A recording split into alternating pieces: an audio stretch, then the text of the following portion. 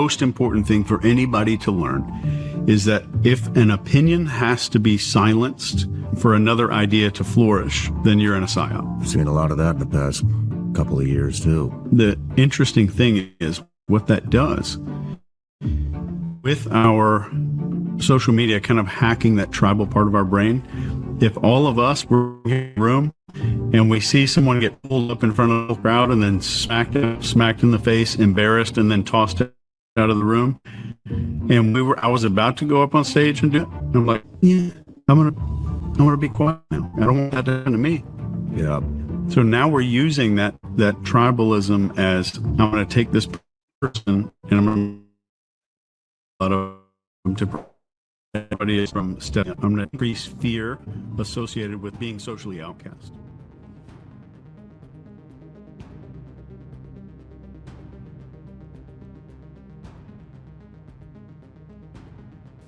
Like all good investigative journalists, if you're going to topic, you have to research. I was covering the Turtleboy criminal case, and therefore I want to go back to the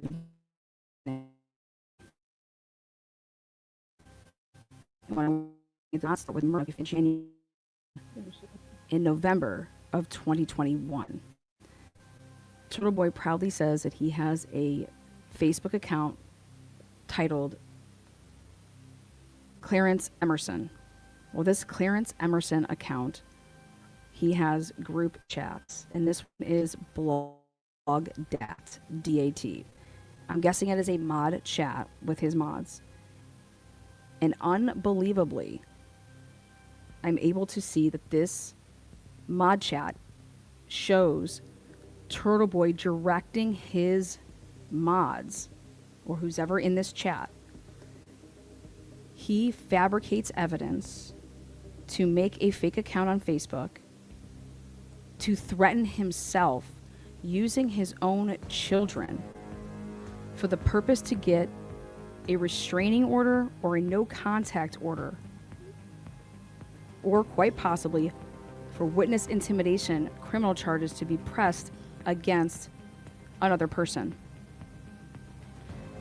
This is obviously moving at a very fast pace here, but then the video slows down where I walk it through all of. What is up, guys? Welcome to Truth and Transparency Friday night, all night. Let's see. That's 9:15.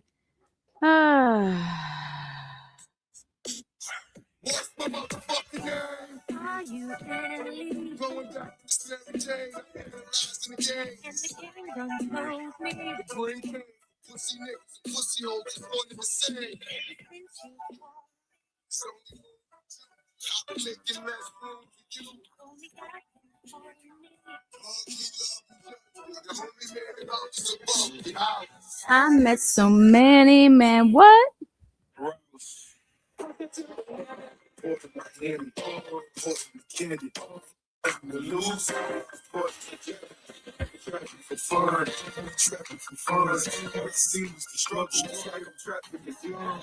Oh.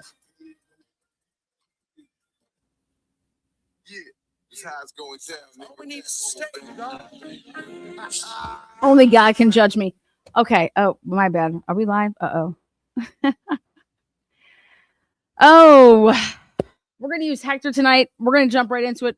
Turtleboy was back in the courtroom. And why was Turtleboy back in the courtroom? Well, at the 59-minute mark of this video, and I do want to give it up for Broken Baker. He streamed it live. He is not streaming from the United States. And that was good because he got to stream it live. But at the 59-minute mark of the video is when this gets to start, kind of kick off. So we're going to talk about what happened at this hearing. In case you guys don't know, Turtleboy is facing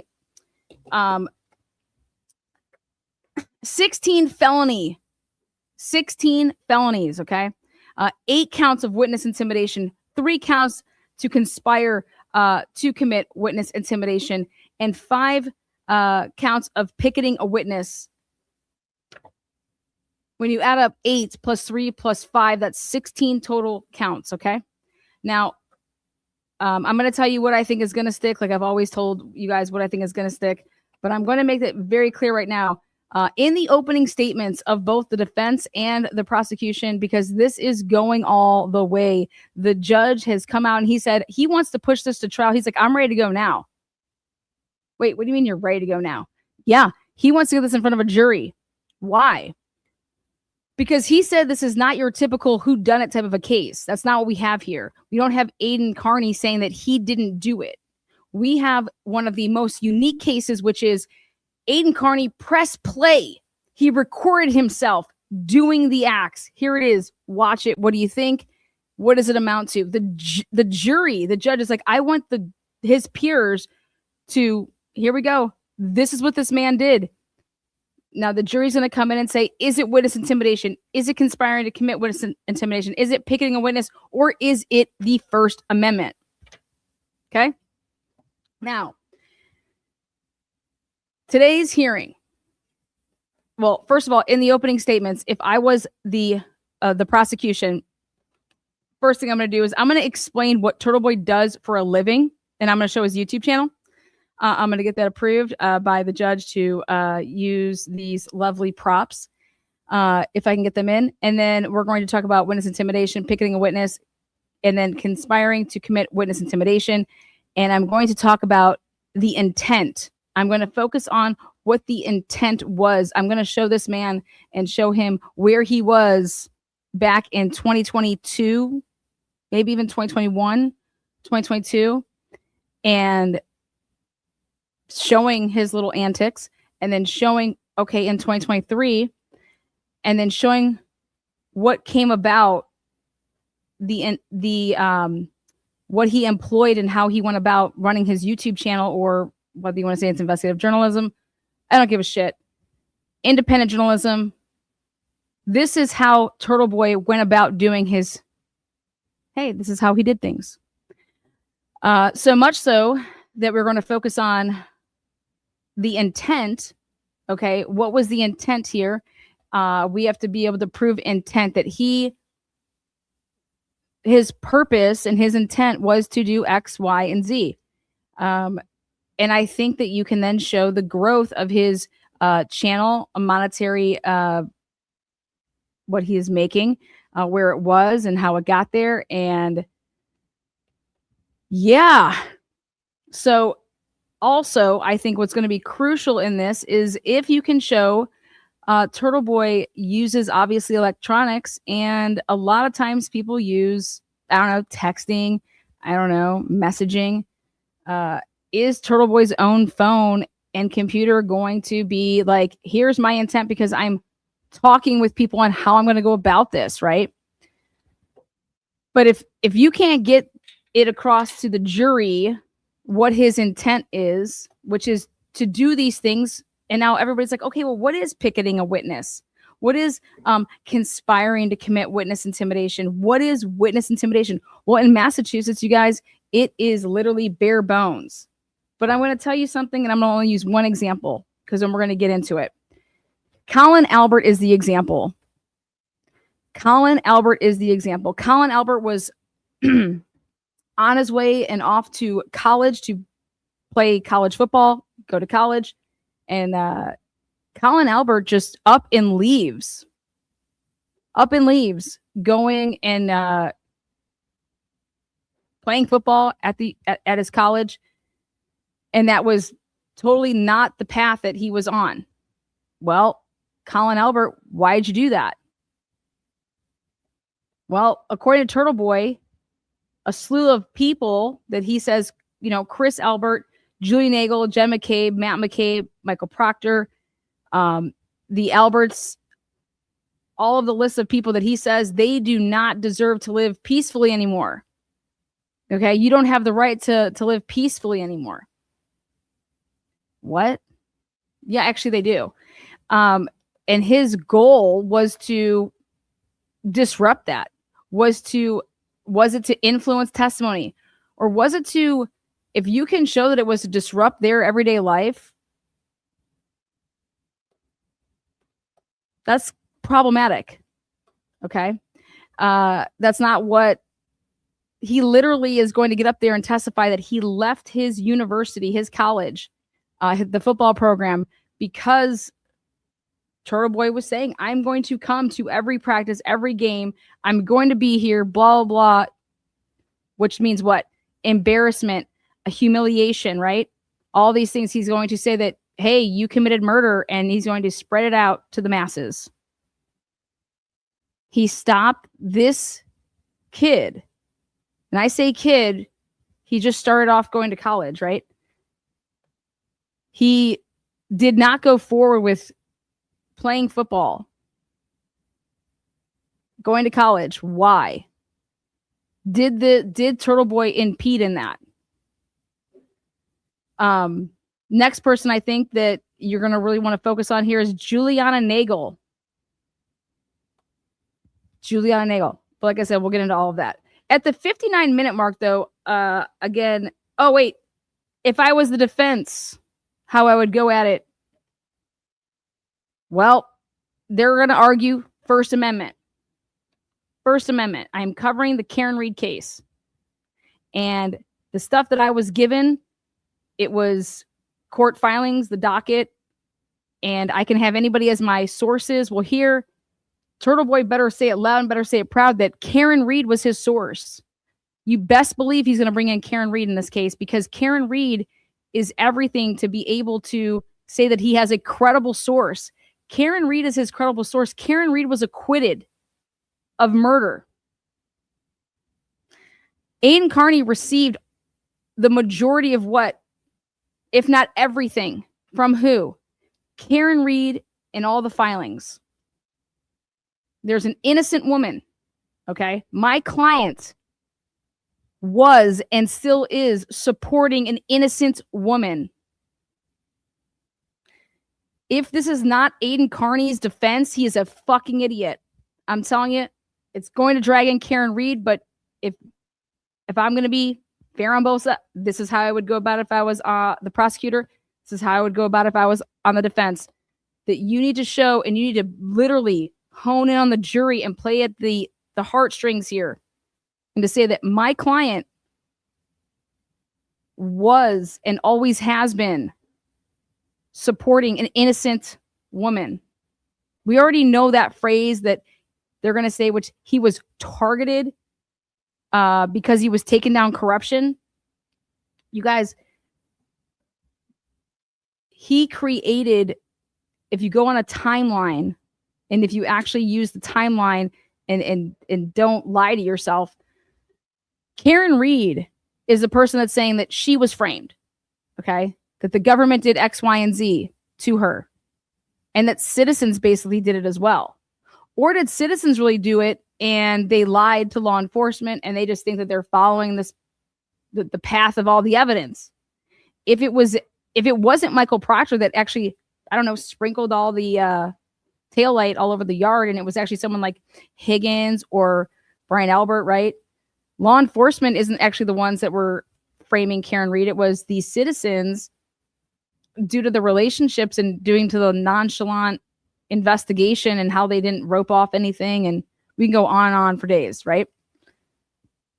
But at the end of the day, you got to sell it to the jury that they cannot come back with even finding him guilty on one charge, because it's so serious. This man is facing X amount of years. So if they're going to sprinkle in, oh, well, we'll acquit him of this and this and this, but we're going to go ahead and give, the Commonwealth the win on, let's say, oh, we'll do, conspiring to commit witness intimidation. Well, who is he actually saying that he was conspiring with? Well, one of the people is the Avon dispatcher. I think she was the Avon dispatcher. She ran all the plates. So she was running plates for Aidan. Okay. She was using government resources to literally run license plates that he would call into her. Then the government is saying that the 3 counts is her, then his followers, and then there's some John Does. And I think some John Does that are going to come out of this would potentially be the person was the 3-way between Karen Read and Aidan in the beginning. But I think that we're going to hear a bombshell that's going to be announced. I think somebody has flipped in the Aidan Kearney party, and I think that's going to come out. Next. Okay. So you need to get the jury to understand that there is no compromising here. If you find him guilty on stuff, those have serious consequences. Aiden's never been in trouble with the law. He was simply doing his, First Amendment. Hey, I'm trying to fight for this woman's freedom, and out of the deal, the government then targets me. Right? Okay. Well, we're back at it. We're in the courtroom, and I just have to laugh about this. The judge takes 10 minutes to tell Bederow how to file. Further, if you want to put an affidavit, the affidavit has to reference the motion that you filed. If you want to put in a supplemental motion or a supplemental memorandum, it has to list the paper number that you're talking about. Going through this over the last several days and trying to figure out what I'm dealing with took an amount of time, which is kind of absurd, because I'm trying to trace back what you're talking about, and I can't find the motion. It doesn't exist. So I understand you're not local to Massachusetts. So here it is, Bredel. This looks so bad on Bredel. Bredel let his license be used for pro hoc vice for Mark Bederow to come on and be part of Turtleboy's defense, right? And Mark Bederow has been writing love letters to the prosecution, aka on the docket, for the purpose of media consumption, so that Melanie Little can read these love letters out and literally rile up people, because we need to win by media here. Do you guys know? You guys are going to lose your minds when you actually see what comes out that was on the phones of Turtleboy. His messaging, none of you guys have seen it, right? Why didn't, when he put out Lindsey Gaetani's, Cellibrite dump, when he gave it out to the person that put it out on the internet, where was any of, Lindsey and his messages? He wants to talk about where were Lindsey's messages with any of these other people. Where was the messages with him? Turtleboy's phone syncs Turtleboy by itself. Turtleboy's a talker. Okay. Now, let's get into the reason that we actually have this. So Bredel looks like a fool because he lets Bederow do whatever. They don't even file a motion. The judge is over here like, dude, you've wasted so much of my time, the court's time, reading through this fucking nonsense. Okay. And is literally berating this man for like a good 10 minutes. And nobody wants to talk about that. Nobody wants to talk about the fact that the judge is saying, I don't even know, but I'm considering it all still because the Commonwealth made a mistake and they actually responded to your gibberish. Had they not responded, and actually Cosgrove wasn't doing it. He didn't respond. And then all of a sudden he responds. He didn't have to respond because there was no motion in, because Attorney Bederow is filing things that are, they're not attached to any motion. It's like, what's going on here? So the reason that we are here today is there is a conflict of issue. There's a conflict. Okay. Turtleboy's team is saying, listen, Cosgrove cannot be the prosecutor. Why? Because there's a conflict. There's a conflict of interest here. What's the conflict? Well, first of all, Lindsey Gaetani, who was a prosecution witness, but she was a prosecution witness after the fact. Everybody is forgetting the timeline here. Turtleboy was arrested in October of 2023 for everything that he did before 2023. Okay, I feel like I'm talking to the divorce attorneys in a case from 5 years ago to explain that, hey, guess what? You do realize that you put a motion in and that you're claiming that this happened during XYZ days. Do you understand that? Your client was arrested because of what he did prior to October of 2023, before he ever put his dick in a leg-spreading girl of Lindsey Gaetani. Lindsey Gaetani has nothing to do with why Turtleboy was arrested in October of 2023. She is irrelevant. And the judge basically like stamped that today. And for anybody out there to see it any other way, then you are being dumb, deaf, and blind. Like you're choosing that road. And that's fine. You can take that path. That is your prerogative. Guess what? It's a free country, right? So Bederow literally is still on this path of I'm going to confabulate. I'm going to try to sell this judge that the Lindsey Gaetani issues that we have something to do with the reason of the 2023 case, and it just fucking doesn't. But Bederow is throwing the sink because I gotta throw all this stuff because we know that if we can't get this fucker tossed, we are toast. You understand that? They know it. They know it. So right here, after the judge goes ahead and tells Bederow that I get it, you're not a local lawyer here. Mr. Bradle is extremely experienced. But Mr. Bradle's extremely experienced. So like, and that's where I'm just like, Bradle, you just got your dick handed to you up and in your own ass. It's called a Key West boomerang. Look it up. Because he's like, Bradle, how are you letting this man do and file all this shit? You know, you're very well versed, but Bradle's like, I'm accepting all the money that I'm making because Turtleboy still wants to just pay me. So I'm just take my dick and put it in my own ass and let fucking Bederow do whatever he wants, right? Yeah, it's called a Key West boomerang. Look it up. They must love it over there.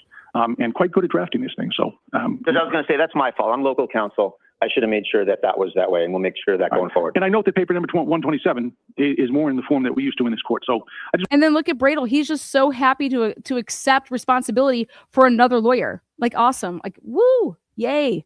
He's like, it's totally my fault. He doesn't give a fuck. Say it's his fault. You know how much he's getting paid? Aiden just keeps on paying, and he's going to keep on paying. I want to remind everybody where we're at. And again, not familiar with the area. That's okay. Just going forward, I don't want to have to sort of parse through what we're dealing with, nor do I want to have to hear from Mr. Cosgrove saying there's no motion filed, because it's a pretty good point on his part. It's a pretty good point on his part. There was no motion filed. So with that, let's take up the matters that are before the court. You're the moving party. I don't know who wants to argue, Mr. Bradle or Mr. Bederow. Mr. Bederow, Your Honor. And then Bradle hurry up and says, Mr. Bederow, because I am not part of this shit. Okay, here it is. So basically what's going to happen here is that Bederow, because they're the moving party, means we're here because of the defense. The defense is saying, listen, this is how crazy this is. They're like, Cosgrove, who had nothing to do with this case. Okay. Cosgrove has a conflict because Lindsey Gaetani sued him. What the fuck? Okay. Here. Hear from you. Thank you. Understand, I've looked at all your motions as well as all of the exhibits. Okay, so he just lets know, I've read all of your shit. I've looked at your exhibits, just letting you know that. So what do you got? Like, what's up? What are we here for? May I, Your Honor? You may. Somebody needs to put the podium, like, whoa. Counsel states that a recent conflict of interest has developed, which ethically precludes him from continuing to prosecute matters in which Lindsey Gaetani is an alleged victim or party. Those are the words of Mr. Cosgrove on September 24th, 2025, regarding his request to be removed from another indictment in which Lindsey Gaetani... Okay. Lindsey Gaetani is not a party to this case. This is the 2023 case, okay?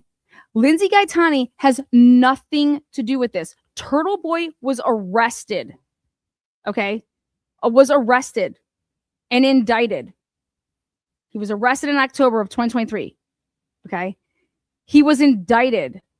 And then Lindsey Gaetani, because Lindsey Gaetani wants to run her mouth.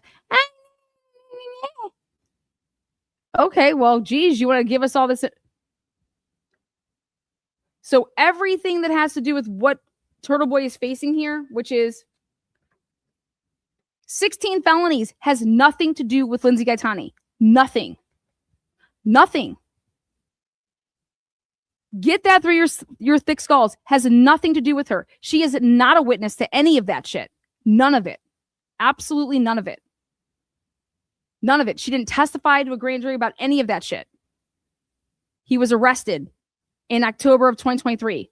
He met Lindsey Gaetani in September of 2023. She began spreading her legs for him where he could deposit his cum. Yeah, it's called the cum dumpster. That's what started happening on September 15th. He was arrested on October, I don't know, 9th, 10th, 11th, 12th. Fuck shit. I mean, seriously? Nothing to do with this case. And yet people want to fucking confabulate this shit. Connie was a witness, and we'll get to in this argument why she may very well be a witness in this case. Why she may very well be a witness in this case? No. Actually, Cosgrove nails it, and he says, listen. There's a couple things in the rule books that you can't do, and that is this. Just like the police cannot create situations that give them exigent circumstances, this motherfucking citizen cannot do and create his own fucking diabolical illusions. Okay? Meaning this. Cosgrove, I know it took him a long time to get the words out. Okay? That's why I'm just going to cut to the bullshit here. There is no conflict. Aiden Kearney created the harm that was suffered upon Lindsey Gaetani when Aiden Kearney gave somebody, here, put this out on the internet. Put Lindsey Gaetani's whole Cellibrite on the internet, on Twitter, on X, whatever the fuck you call it. The harm that Lindsey Gaetani suffered was at the hands of the actions of Turtleboy. Cosgrove has a duty, and he has to supply Rule 14 material. Has to do with discovery. He was providing the defense team of Aiden Kearney with Rule 14 material. So Cosgrove is doing that. Here you go. The only person that disseminated the shit was here, Turtleboy. Who'd you give the shit to? Right? You know what you did? Because of those actions, right? Lindsey Gaetani then's like, oh my God, you guys told me that this would never go out on the internet, or this was never going to get to him, blah, fucking blah, blah, blah, blah. And then decides to sue all these people. Well, guess what? If every witness in America or every defendant in America knew that all you have to do is get one of your witnesses to go and sue the prosecutor, and that you wouldn't be prosecuted for a fucking crime because now there's a conflict, and that we're just going to keep on doing this so that you cannot possibly prosecute me. I mean, do you want it be purged? The United States of America, purge. Because nothing, hey, if you want to get out of something, you just go and get one of your witnesses to literally civilly sue the prosecutor. It's diabolical. And the judge basically said today, these are the words. The fuck is my shit? The judge said, this diabolical shit right here I got to deal with. Cosgrove raises that Kearney caused LG to be harmed because Cosgrove was following his Rule 14, hey, I got to provide you with this. If Cosgrove says, if you remove Kearney's actions, which is AKA giving Lindsey Gaetani's phone Cellibrite to the internet, if you remove that action, then Lindsey Gaetani is never harmed. So Aiden is attempting to benefit from harming Lindsey Gaetani for the purpose to disqualify Cosgrove. Fucking A. That's it. And Melanie Little and the rest of anybody that wants to cover this case any other way, you are literally discrediting the years and the sweat, blood, and tears and your money that you put into being a lawyer for what? What are you doing? And I'm going to give you guys a great case to go look it up because I'm going to get into some real nasty shit right here, which is, let's just let Mark Bederow squirm for here for a second. Different from Vic. Because he gets the award today.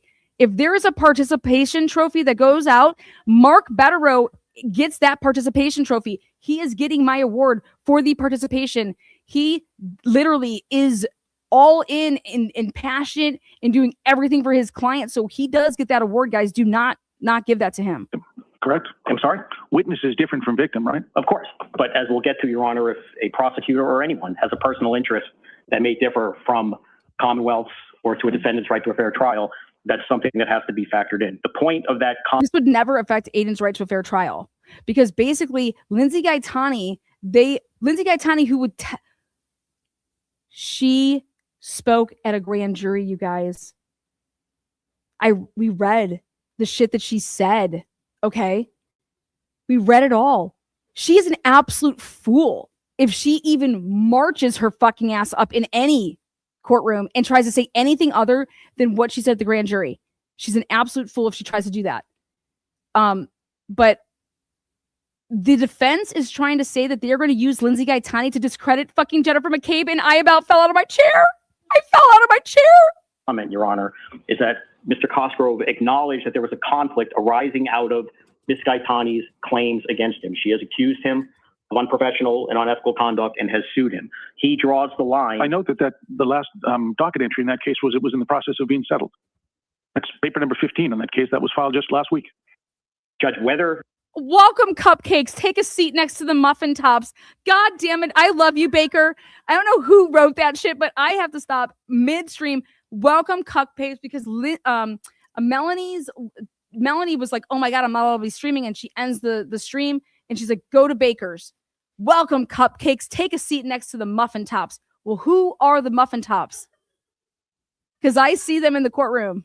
The civil case continues or not isn't even necessarily the issue. Explain why that would not be a problem. Because she has accused him, a lawyer, a former judge, of unethical behavior, and he has a personal interest, understandably so, in defending himself against that. And in any matter in which her credibility becomes an issue as she testifies in a trial, he has an interest in discrediting her, which may be very different from the Commonwealth's interest, which I'll get into as to why that may be. But the point is, calling her an alleged... The Commonwealth, okay, first of all, you have to have relevant witnesses to be able to testify in this proceeding. And so this is what I think it was amazing for the judge to do. He's over here, blah, blah, blah, blah, blah. Cosgrove already said, like, we're not calling her. Like, she was our witness, okay? The defense is lying when they say, well, we may call her. The fuck you are. They're not calling her. Trust me, they're not calling her. That's a no-brainer, like Brennan saying, I'm going to call Turtleboy. So remember when Turtleboy raised the big bitch fit? So I'm going to reverse the roles there and say, Turtleboy, man up. Take the titties out. Okay? Come on. You said you want to take the stand in this case. You said, I am going to take the stand. I'm not taking no fucking plea deals. I did nothing wrong. Let's do it. Man up. Now you're going to run and pull a Brennan? And you're going to say, oh, we're going to say that we're going to call Lindsey Gaetani so that you think this is a way for you to, what, not have Cosgrove be able to prosecute you? Today, the writing was on the wall. That's not happening. The best that you're going to do is that Cosgrove has to have somebody else question Lindsey Gaetani. That is the best that you will get. And let me tell you why you don't want it. I'm going to tell you that at the end, because I am such a fair motherfucker. I am here to tell you where the wins are and where the losses are. And Turtleboy, I'm telling you, you do not want, you want Cosgrove to just leave it alone. Let the egg die. Let it die. Alleged victim, and that there is a conflict because of her allegations against me merely being a witness in a case in which she may testify, as the difference which somehow makes his personal interest, acting both as a criminal prosecutor while serving as a civil defendant and potentially cross-examining your civil accuser and your lead detective, is a civil co-defendant who has also been accused of misconduct, undermines the public confidence in the proceeding. And okay, so this is where we're going to have a little fun activity now. This is my time to have activity time with you guys, because I'm not going to let Mark Bederow continue to gaslight you guys. So this is called activity number 1 for tonight. And I'm going to see how many smart motherfuckers we have in here. Okay. Now, I already this is a very, very schedule regimented live for us. Ready? So take a look here. I'm going to show you something. Okay. This is called Hector the Projector. Ready? And this is how this works. So what you guys are looking at is this is activity number 1 tonight. This is who do you think is on the witness list? Okay, so where do you guys think this is headed? So I'm going to let you guys in chat. So there's the Commonwealth side, okay? And here's Turtleboy side, okay? So who do you think are witnesses that the Commonwealth are going to call to the table here? Okay, activity number 1 tonight. All right, I have it all the way down here. I bet you Jess Machado is losing her shit. Like, why didn't I think of this? So give it to me. How about I'll start us off tonight, okay? So just so I'm going to help us. I mean, I shouldn't even be cheating like this for you guys, but in a murder case, somebody's dead. Do you understand that? Dead, okay? They are dead. They don't have a voice, okay? So you need witnesses that aren't the people that were ever harmed to talk and explain what happened, okay? Well, just for the record, in this case, there are no witnesses that are dead. Turtleboy has not caused any deaths, okay?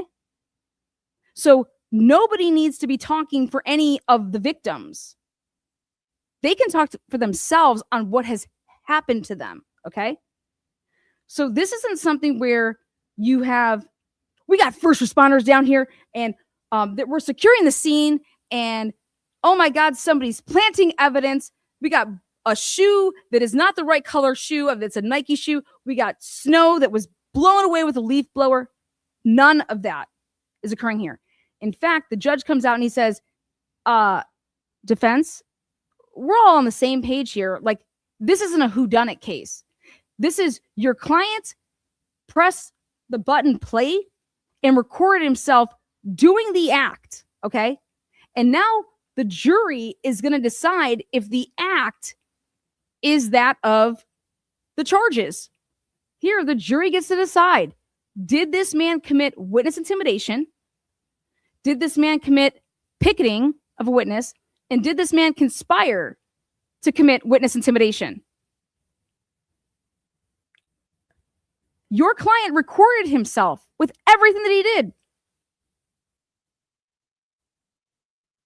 This is not a whodunit case. This is not a, oh my God, that is not Aiden Kearney. That is not me on that screen. Oh my God, that's an impersonator. No. All right.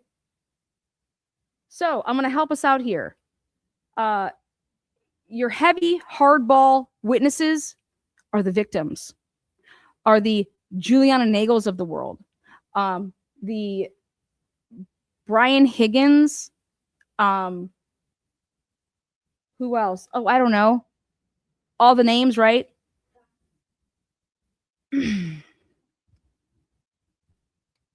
So Mark Bederow thinks that Lieutenant Tully has some big role in this, okay?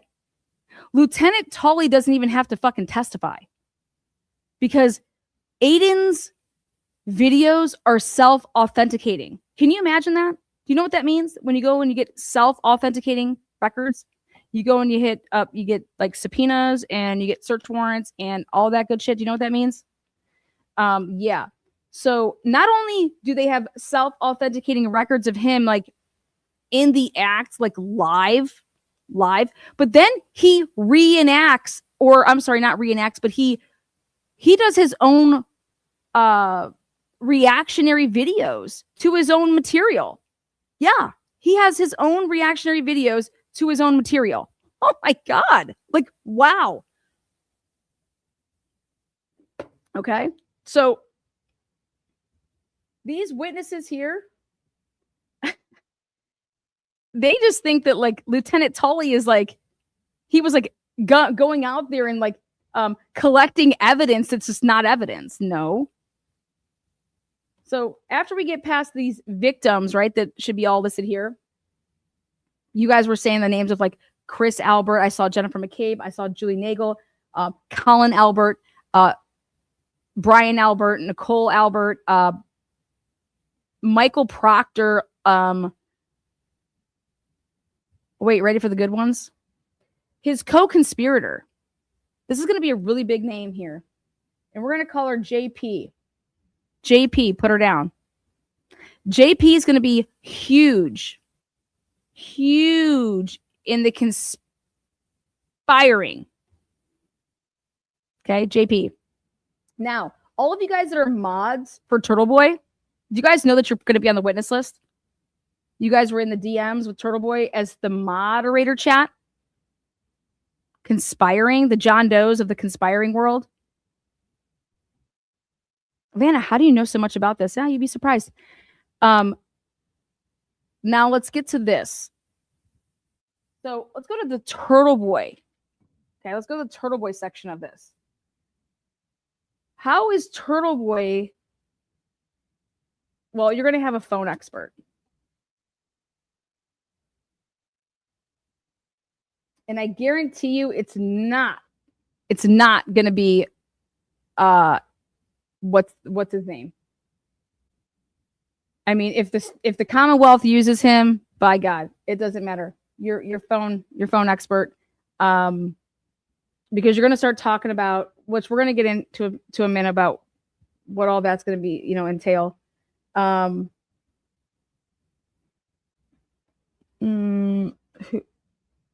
What else do you guys want to put down? Maybe I missed some. Yeah, JP is the Avon dispatch, whatever the hell she did. Now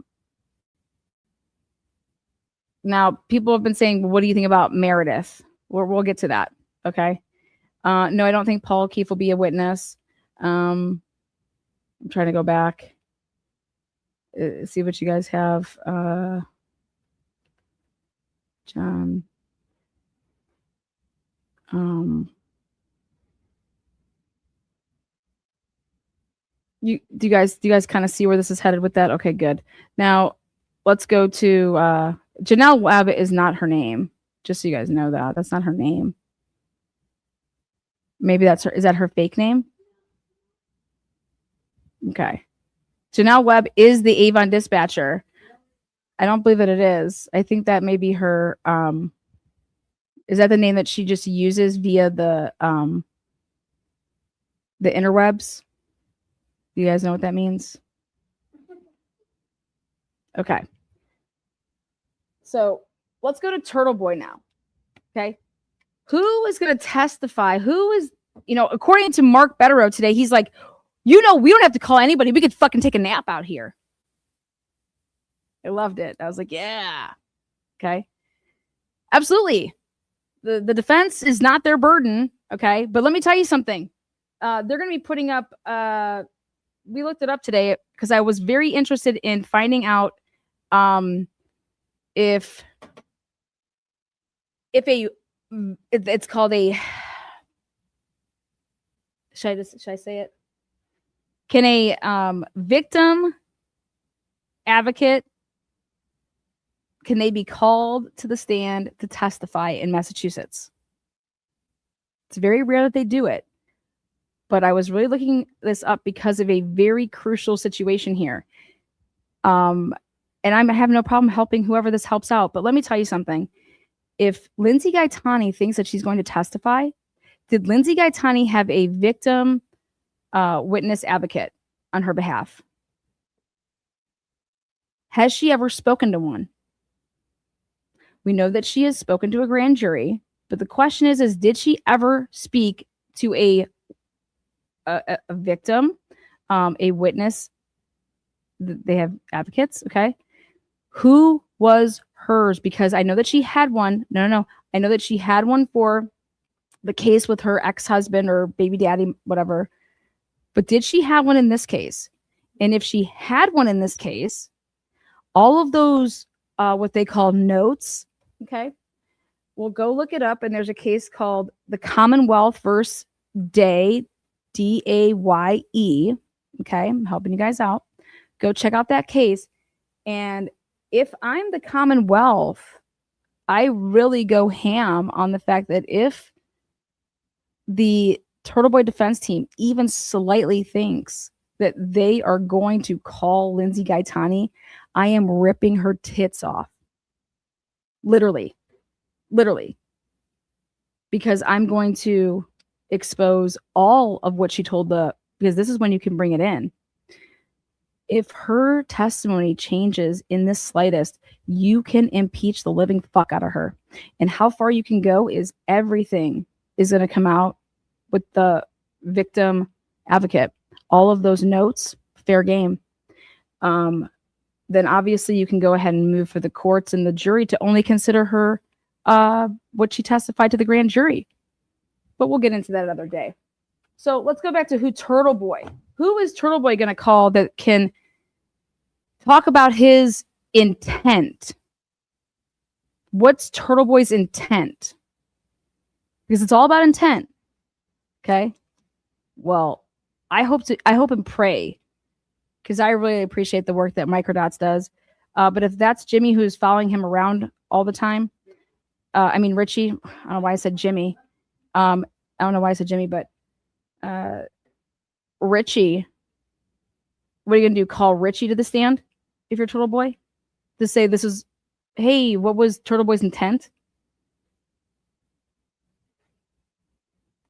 How are we going to, what are we going to do here? How do we combat your best? Come on, I'm looking over here. Who we calling?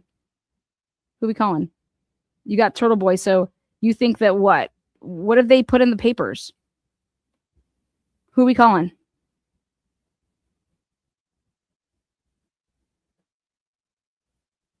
Do you guys hear this? Silence. Come on.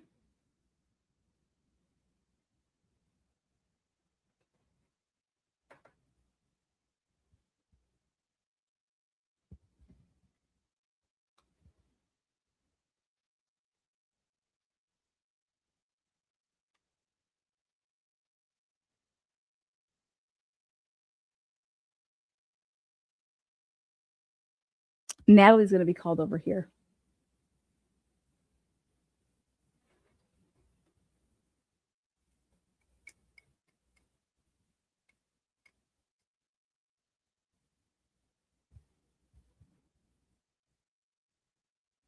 What?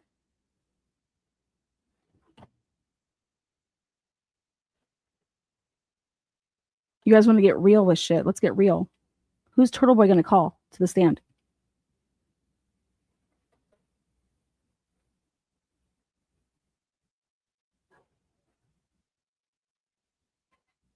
I don't know. His lawyer's been filing a lot of just what's going on?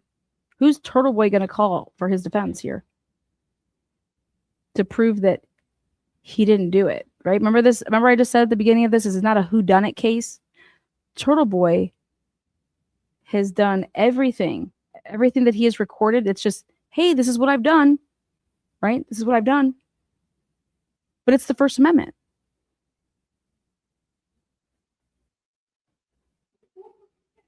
It's the First Amendment. My defense is the First Amendment. Okay. So do you know how important cross-examination is?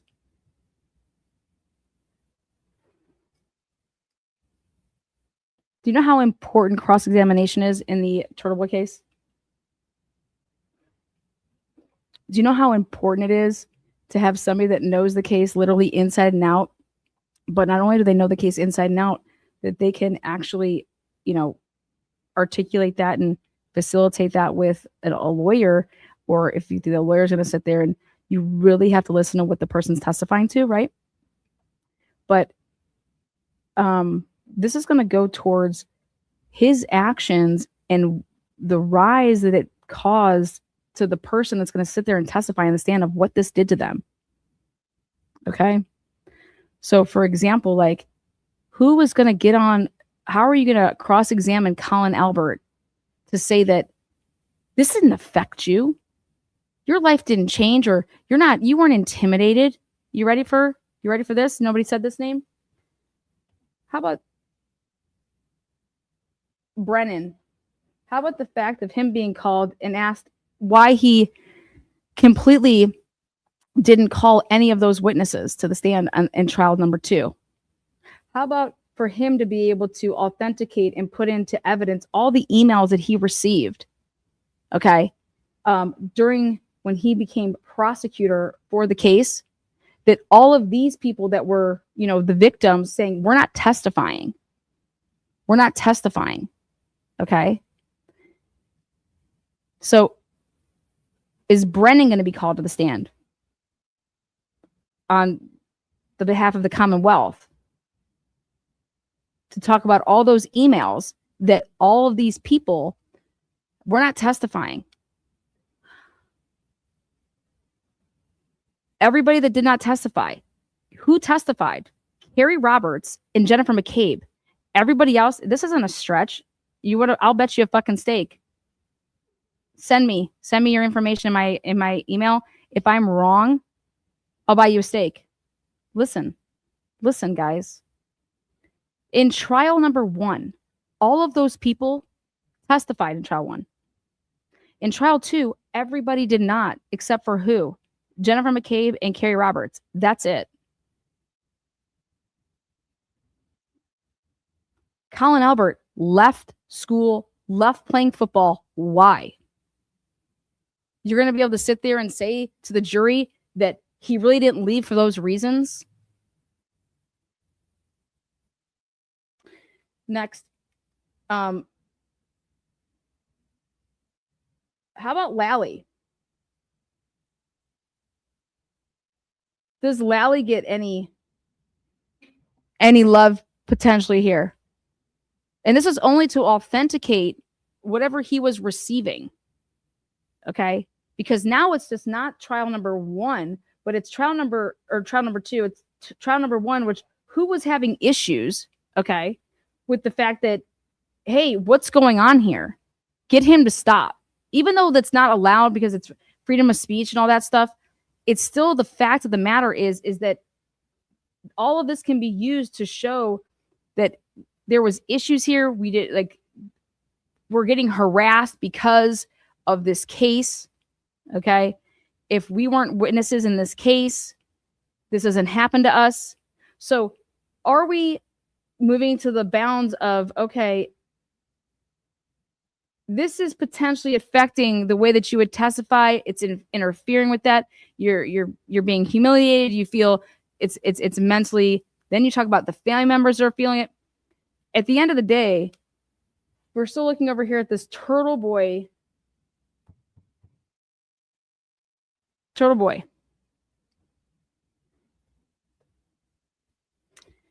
Who is going to testify to this conspiracy against Turtleboy? Oh, wait, hold on 1 second. Chris Albert. Let's talk about Chris Albert.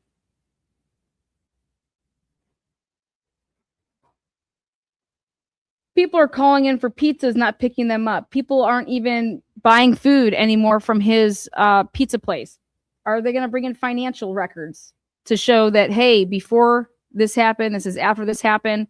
Are they going to, how far is Cosgrove? Does he need to go? Okay. How far does Cosgrove need to go to be able to authenticate in terms of, I shouldn't say authenticate, give as much credibility to somebody saying how much this truly affected them? Okay. And that it changed, that it altered and impeded their life. Okay. Turtleboy saying it himself that they don't have the right to live peacefully anymore. Those words are going to fuck you so fucking hard. You have no idea what that even means. You don't have the right to live peacefully anymore. No, actually, everybody in this fucking country has the right to live peacefully. You don't get to play judge, fucking, and jury. Do you understand me? Nobody does. Nobody does. If I'm the prosecutor here, what would it have taken for one of these people to take their lives for you to see how fucking real this is? What would it take for you to see how real this is? For someone that knows that they took it to a level, here's the line, and you completely fucking crossed it. What would it take? No, we want to prevent this shit. You want to have First Amendment all fucking day? You don't think that I'm an advocate of First Amendment? I back Turtleboy. I don't condone or back what the fuck he has done recklessly. And his only defense is to try to say that what Karen Reed was facilitating to me was true and I believed every single word of it. Great. Awesome. But it's not going to prevent you from going, here's your line, and you totally fucking crossed it. And then he wants to cry and say, look at me, I'm the only one. Well, guess what? You don't get to do that because it's irrelevant. You are on trial. Nobody else is. You are. To sit here and say, well, why didn't that person get arrested? Why didn't that person get arrested? Why? Because nobody was fucking complaining about them. If I'm the prosecutor, I'm going to show that we weren't getting complaints. People weren't calling about these other motherfuckers. People weren't calling about Tom CPU. Even though Tom CPU, I'm so fucking pissed at you right now. And I'm going to tell the world about it. You want me to tell you why I'm pissed? Tom CPU, you knew that Turtleboy was Clarence Woods back then and that he was fucking Jen, whatever her name is, Jen Duso. And you literally puckered to a motherfucker. You knew that he was banging that girl. And he wrote an article about you. Turtleboy wrote a fucking article about you, Tom. I had no idea about this. He's a bully, isn't he, Tom?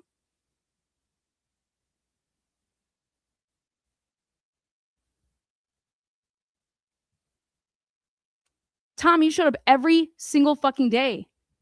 I didn't even know that you knew fucking Aiden Kearney. Didn't even know it. I thought you were there every day for Karen motherfucking Reed. I had no idea that you were a diehard turtle rider out the womb. Out the womb. Then I find out, I'm like reading this article that Turtleboy wrote, and I'm like, wait a second, Tom, you called him out. You had his number. You figured him out. You figured out that he was fucking that woman while he was married to his wife. He's the ratchet that he fucking talks about. All of this shit. You knew it. Then he writes about you because you say, go ahead, write about me. I'm not going to cough up my source like a fucking strong man that you are. Then he writes about you. Who cares, right? Go ahead, write about me. You think you're so big and so bad, right? Write about me. Tom, you were right. You knew who he was all along.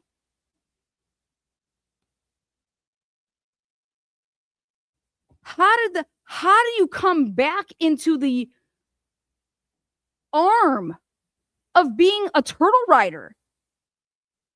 He gaslit you. He lied to you. He told you that you were crazy and that you were trying to fuck with his life so much so that when he lied to you, then he wrote an article. Do you want to know what type of world that is? He's a fucking liar. And he will lie at every fucking chance he gets. And the best that Aiden Kearney, and we should all hope that he gets, is 5 to 10 years of probation, meaning if you make a fucking mistake, motherfucker, then all the years of the prison sentence that gets suspended for you to be good behavior, you're on probation and you fuck up, then you're going to go serve your time. That is the best that everybody should hope for this man. He should be nowhere near a fucking computer, nowhere near the internet. You want to go and ride hard for somebody that's innocent? You don't become the people that you fucking fight against. But guess what I realized is Turtleboy is the people that Karen Reed was up against the whole entire time. That's who the fuck Turtleboy has been. He has been the cops' mule boy. You are corruption. You are an extension of them. Because your channel that you had that was puny little, your channel literally went at people that were at their worst in lives. And then you didn't care if you were right or wrong, or if somebody's not going to do something, then I'm going to fucking lie. And that's exactly what you did. You did what the Commonwealth did to Karen motherfucking Reed. You lied about people. You wrote fucking article after article after article, and they were lies. And you're like, I'm the reason you're going to prison. You're big and bad, and I'm going to be there when that person gets sentenced. Well, here I am, motherfucker, because I'm letting you know this right now, that I know that my work could have totally helped Karen Reed in trial number 1, and she would have never had to go through trial number 2 if you and your fucking people didn't cock block me in my motherfucking work. Karen Reed would have won trial number 1. That's the truth. Fuck you. And then the last thing that you fucking put out on the internet saying that I'm going to remember every motherfucker that has come at me or who hasn't backed me. Motherfucker, I wish you would. That's a threat to me. And I've already reported to the Massachusetts State Police, to my motherfucking cops here. Fuck you. I will own you, boy. Ah!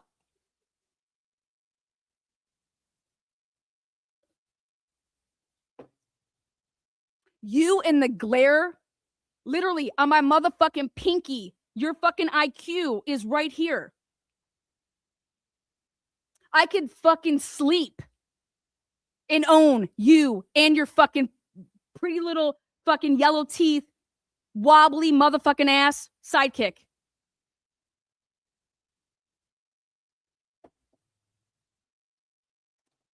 The Commonwealth is going to eat your fucking ass. And I fucking can't wait. You want to know why? Because I know the truth. I know what you've done to every single motherfucker that you fucking have gone against. You think you're going to call Karen Reed to the stand? You're going to record Karen motherfucking Reed? Man, fuck you. You little fucking whiny little fucking, oh, you weren't fucking the intimidator. Look it, here is your motherfucking witness list. Nobody can get you out of the shit that you got yourself into, and Karen didn't get you into the shit that you got yourself into. You, my fucking man, my independent journalist, you. Now let me tell you something. The judge said the trial date is not moving back. We are going to trial November 26th, 2026. And I think it's actually even before that. You know the only person that is fucking stalling this shit? One person. Turtleboy. Turtleboy and his team. Go look at the body language on fucking Bradley. Bradle. We call him Bradley. Turtleboy wasn't framed. Turtleboy was literally handed a silver motherfucking platter. Karen,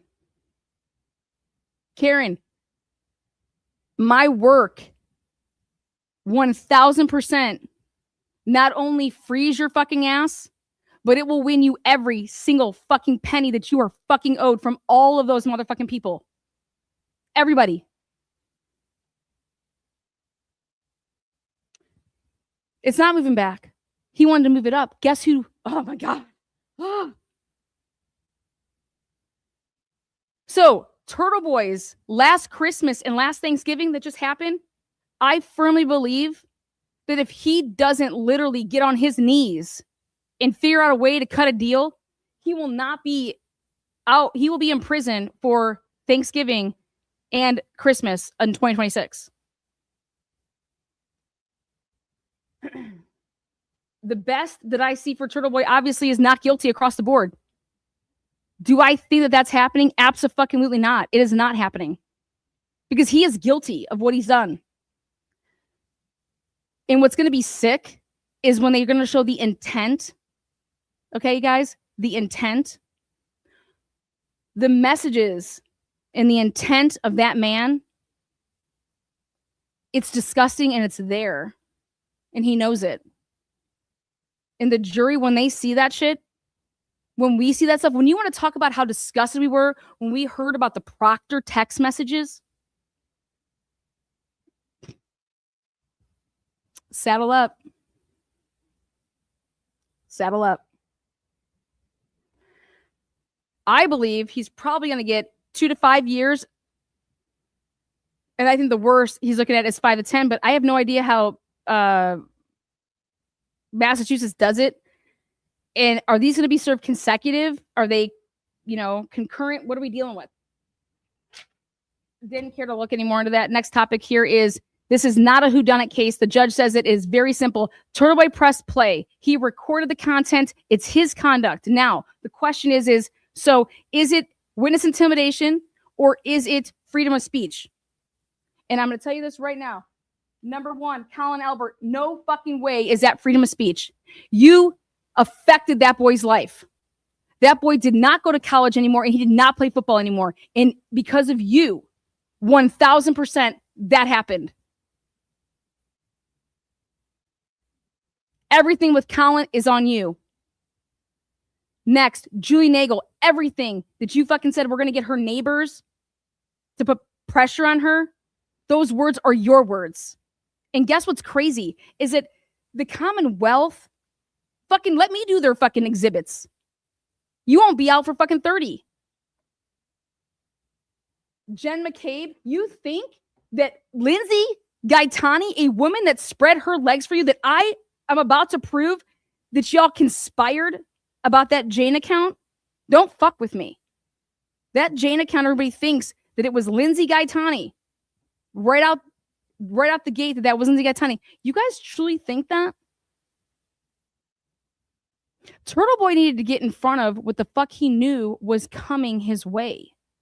What better way to do it than to act like somebody betrayed him, go to the other side, muddy up all these waters because they're fucking coming. I'm this close to being able to prove it. I need one more piece. And the reason that I don't have it is because you guys haven't dropped. Put out the rest of the Cellibrites. Give me the Cellibrites. Give me Turtleboy's Cellibrite and I will fucking bury him.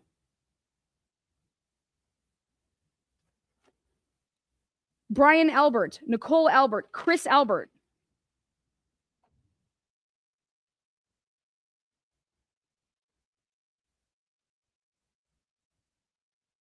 The way that the Commonwealth is going to come at this is that Karen Reed is a guilty woman who is free because of the witness intimidation in this case. Do y'all understand that? That's what's coming. Y'all understand that, right? Anybody who's telling you anything different, you are fucking drinking the water because, oh my God, Melanie Little has a fucking law degree. I don't give a fuck. Melanie Little is a complete fucking idiot. Fucking A. And she's, do your own fucking work.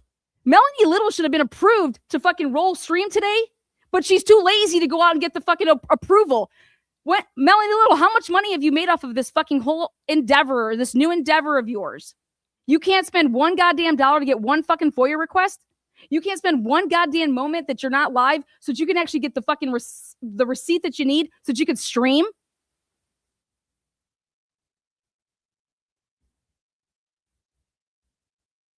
Melanie Little has literally rode the coattails of every single turtle rider that watches Turtleboy at night, you know? Here, this is who you're going to watch during the day. Melanie Little. Melanie Little never spoke of Turtleboy's name. Then she started having to endorse him because if she didn't, she was going to lose all her viewership. All of it. You want to hear some good lawyering? You're going to go see Andrea fucking Burkhart. And you're going to go fucking see Lawyer Lee, okay? I love the passion of Bob and Ali Mata, but I don't even think they're covering this anymore because they're like, get the fuck away from that. But I will say this. The glare trying to fuck with any, and I can prove it, so you best back the fuck up. Trying to impede in my contracts with other people, you do know that I can sue the fuck out of you, right? That's what I thought. Go keep having your petty streams behind fucking closed curtains, you fucking absolute fucking gimp motherfucker who, goddamn, you are pathetic. You have no brain. You're over here, oh, the suit of the match. The shoe. No. How about this? Back it all up. Canton Police Department took a same photograph on the same angle. The shoe wasn't there, you idiot. That's what you would show. You would show the comparison of the picture that was taken on the same angle with the same little berm that's cleared. You put that next to the photo of when the CERT team was there, and you show, wait a second, this wasn't here earlier. That's what the fuck you show. You don't cry about some goddamn shoe that you think is not the matching shoe. Fuck out of here.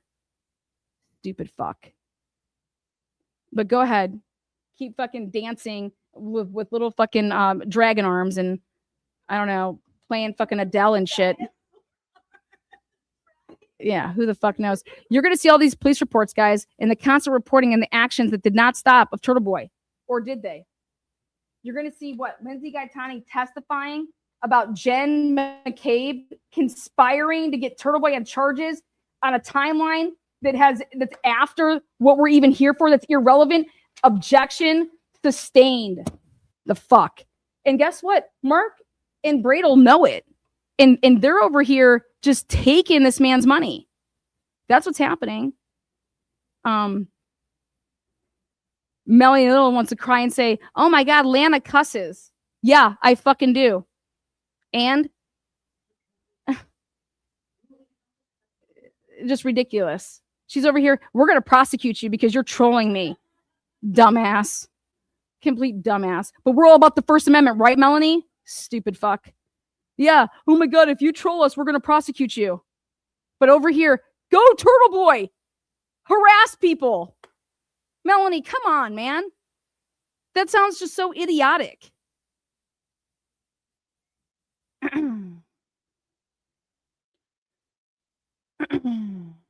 Come at me.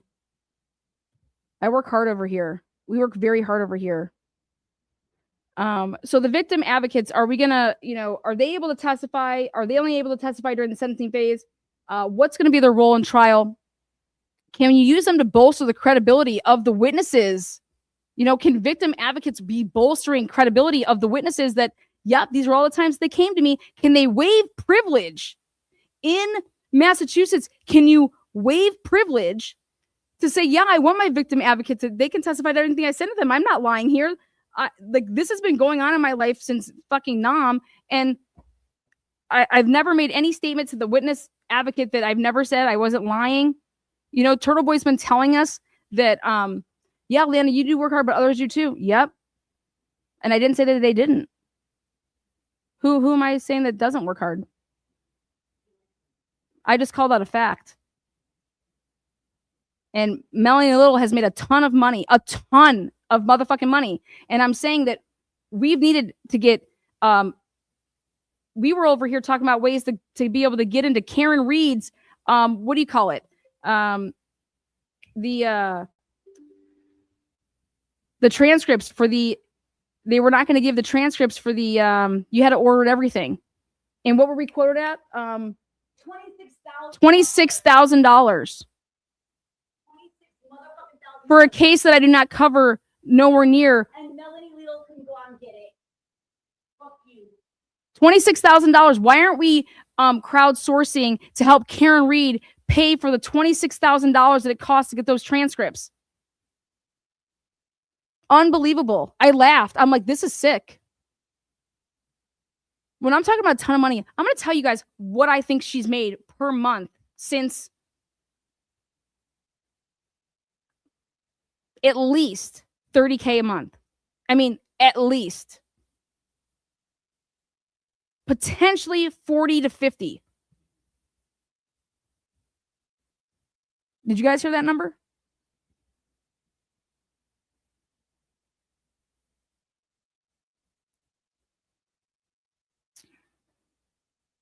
All right. Victim advocate. Okay, so who's Lindsey's? Here we go. Lindsey did what you call a 180. Okay. If Lindsey has made any written statements, whatever Lindsey has told her victim advocate, this is total impeachment area off of prior statements. The grand jury testimony is going to stand. The advocate would then be backing that, because now you have Lindsey in the day rule. And I'm sorry, but what is she thinking? Now, Turtleboy's intentions. How is anybody going to be able to prove what Turtleboy's intentions was other than Turtleboy? I think he's said it enough. Okay. I think he has said it enough. So I think it's good for anybody that makes. Absolutely. I'm all for it. Hell yes. I'm all about it. Absolutely good for anyone who makes money. I'm not throwing shade on it. I'm saying if people want things in cases, you can fundraise for ways to make that happen. Okay. If you want to turn this around, you go right ahead. Now, have a nice day. Not even going to focus on that. You want to be a fighter for whatever it is that you're here to do, that's fine.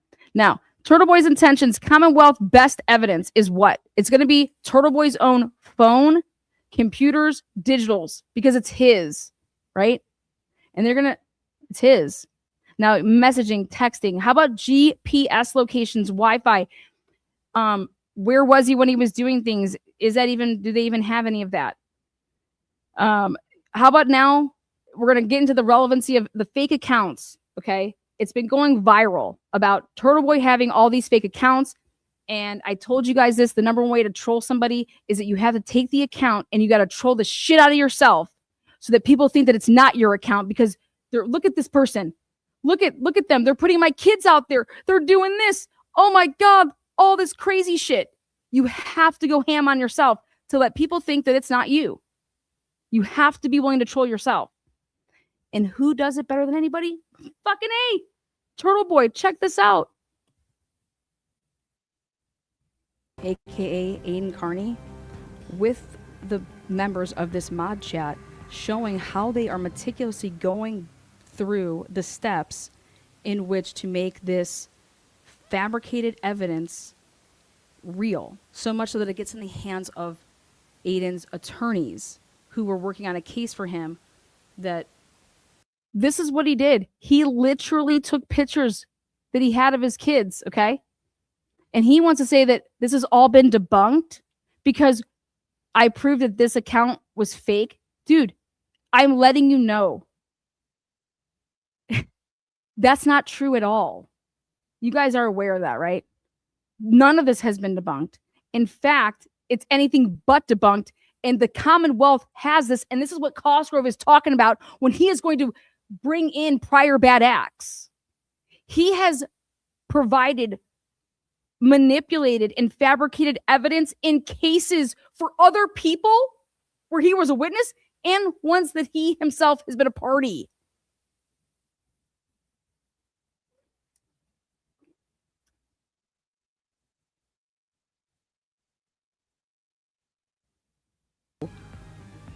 All of the back and forth with that's crazy. 2021. Look at this. Yeah, you guys take care of that for me. Did you see what Ryan, that's how, posted and then deleted? Hell, you could post it only to OnlyFans. Like, look at these fucking people. Turtleboy proudly says that he made this fake account and he named it Ryan Waters. This is the guy that he was in a lawsuit against, okay? Makes this up the night before he had to go to court and he wasn't even prepared. Is this your house at 111 Mason Road in Holden? Are these your kids? I bet you like them a lot. They're really cute. Do they like candy? Maybe it's about time they meet their uncle Ryan and I can take them out for some fun and games. Don't worry, I'll return them in one piece after we have a little fun and I show them what a piece of shit their father is. He wrote this himself, put this out on the internet and then told his mods to go screenshot it and act like you guys found it, sent it to me so that I can then use it in court to say that this man is harassing me, he's used my kids, and so I can get a protective order.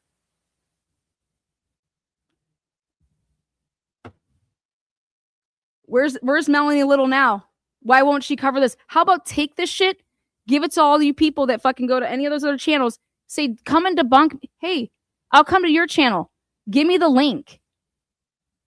I will oral argue the fuck with exhibits out of you.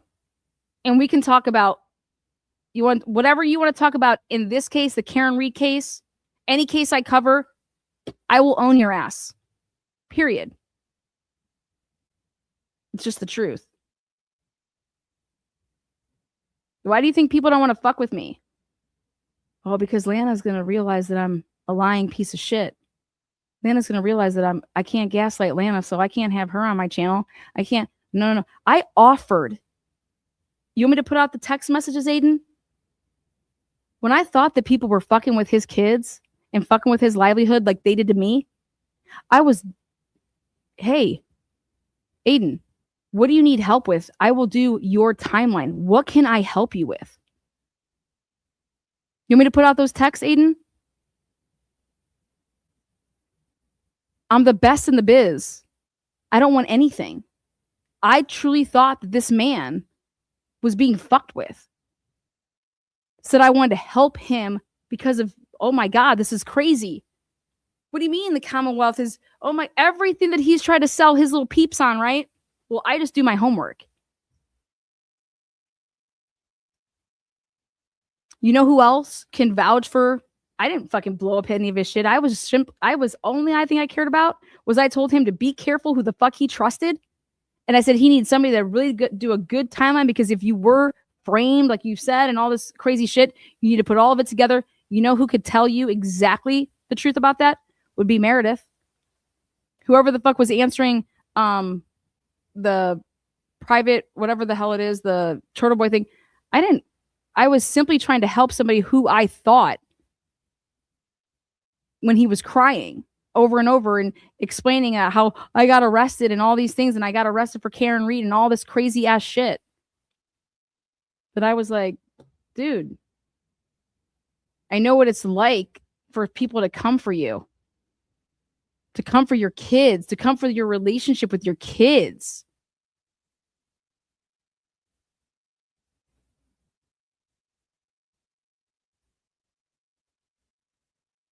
None of it's true.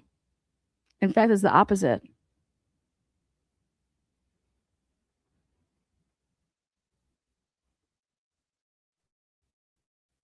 He's come for people. He's come for a lot of people. He's wrote so many stories about people. It's like he's like the FBI with the cast. The story just can't be the story. He has to then make up shit to take it to the next level, because he's got to make money. So not only was the story not true, but then he compounded on it, and then he went as so far as to literally have a hand in fucking people's lives up for, like, it's 2026. You guys, he's been doing this for over 10 years.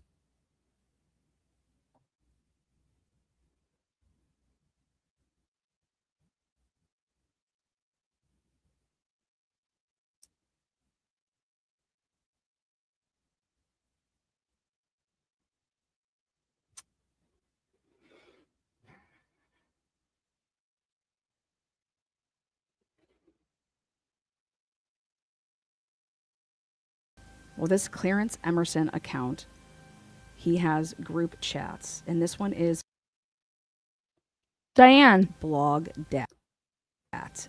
And here, I'm no boomer. I didn't fall for that shitty blah, blah, blah. Here's Clarence. What is? I'm going to bed. I can't handle Brett's channel. I'm too tired. I'm just there to annoy them at this point. Do you see that? That's the intent. Diane, I'm just there to annoy them at this point. I don't believe in trolling. I don't believe in, if you have something to say, use your fucking name and say it. If you are all about the First Amendment, then why does Aiden have any fucking alt accounts? He's all about the First Amendment. Here's my name, motherfuckers. Here's my channel. That's why I tell everybody, hey, if you want to ever know any, my mods don't talk for me. Nobody speaks for me. Never in my life, nobody speaks for me. You want to know who I am and what I stand for? Come to my channel. This is what I stand for. You want to bully people? You want to act out of pocket? Well, just hope and pray that I don't fucking see it. You want to fuck with people's lives? Hope and pray that I don't see it. Turtleboy is everything that he tried to claim to the world in a movement that he was against. Do you know that Turtleboy was actually going to write articles on Karen Reed being a ratchet? That Karen was this ratchet. That was the original storyline. You guys do know that, right?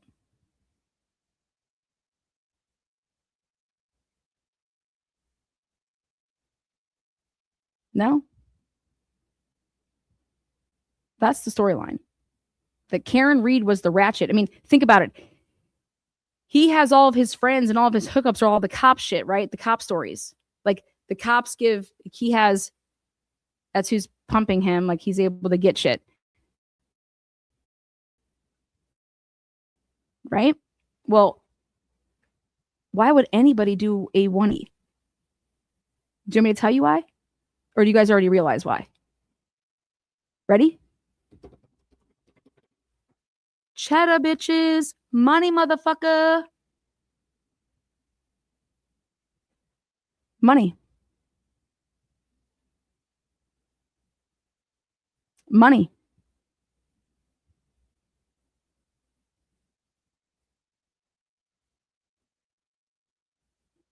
He'll tell you, oh, yeah, I went into it that I thought Karen Reed, that I started reading it. Then you started reading what? He doesn't understand shit. So you started reading what? He didn't put anything together. You guys do understand this. He didn't do any investigative journalist work. He literally took Karen Reed, her team, all of their work and gave it to him, and he put out their narrative. He didn't uncover anything. He didn't say, call up Karen and say, oh my God, me and my team, we went out and we got this and we did all that. That's not what happened. That's investigative journalism. Your source is Karen Reed, the defendant. Her team, this is the work that they're filing, that they did. He took credit for saying that he found Lucky Loughran.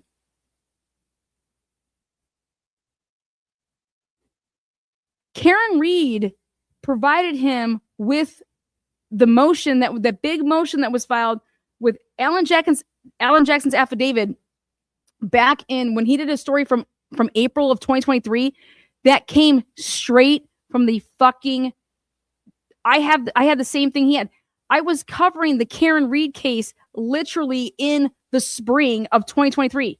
His article that he didn't even know who the fuck he was. He put it out in April of 2023, right? Go check my channel, speaks for itself. I was covering the Karen Reed case literally just at the same time that he was. Literally was provided and have the same material that he has. He didn't want to team up and try to work with other people. He brings nothing to the table except for the fact that he's going to what? If I would have had Karen Reed as my source, I'd have 20,000 people live listening to me while I'm pumping you guys with the information. If a freeze frame pan out, if Karen Reed was, you'd have all those people there. The material was always Karen Reed's. The material was always Alan Jackson's, Yannetti. Period. Turtleboy literally had the opportunity of a lifetime and he shat down his fucking leg. He had the opportunity to be a leader, the leader that he's always wanted to be, the leader that he's always claimed that he is. Teachers usually think that they're leaders.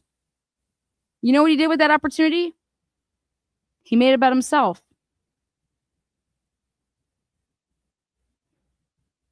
Well, it's all about you, buddy. I'm here covering your case. You want everybody to cover your case.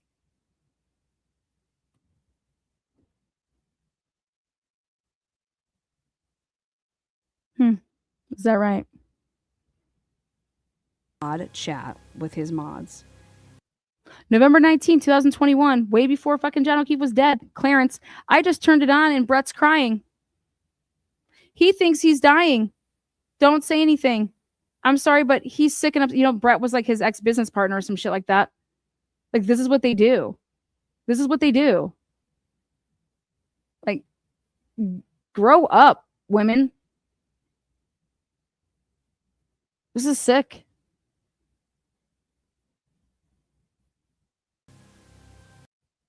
And unbelievably, I'm able to see that this mod chat shows Turtleboy directing his mods or who's ever in this. Look at this, Laura acting like, who's Ryan?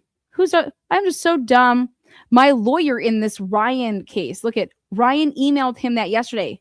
Look at this. He was pretending to be the Ryan guy that he's going up against, Ryan Waters. I told you guys all about that.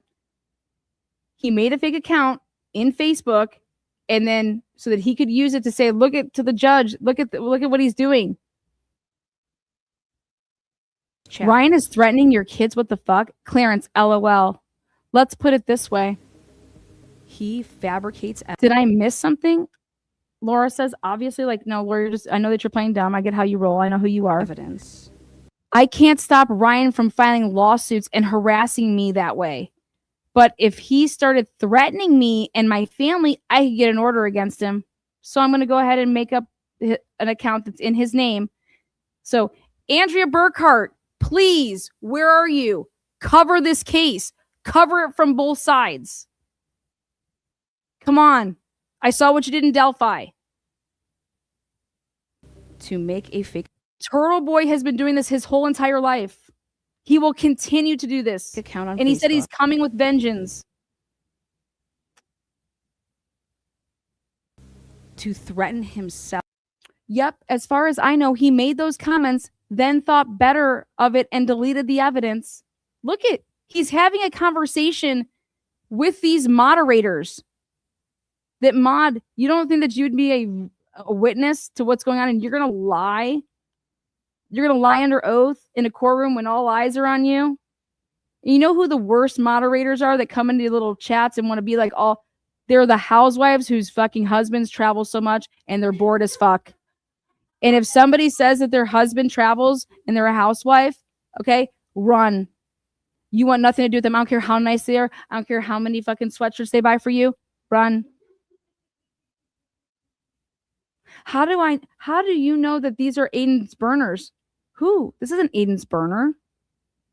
This is evidence in a case that was filed. It's all going to come out.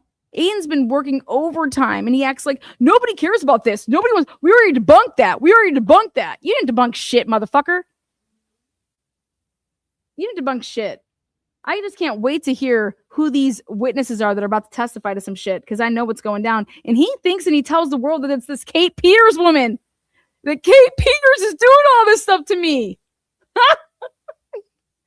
What are you talking about, bro? You pick and choose the articles that you want to write about and who you want to write about. Then you choose to fabricate and make shit up about them to embellish like the story more.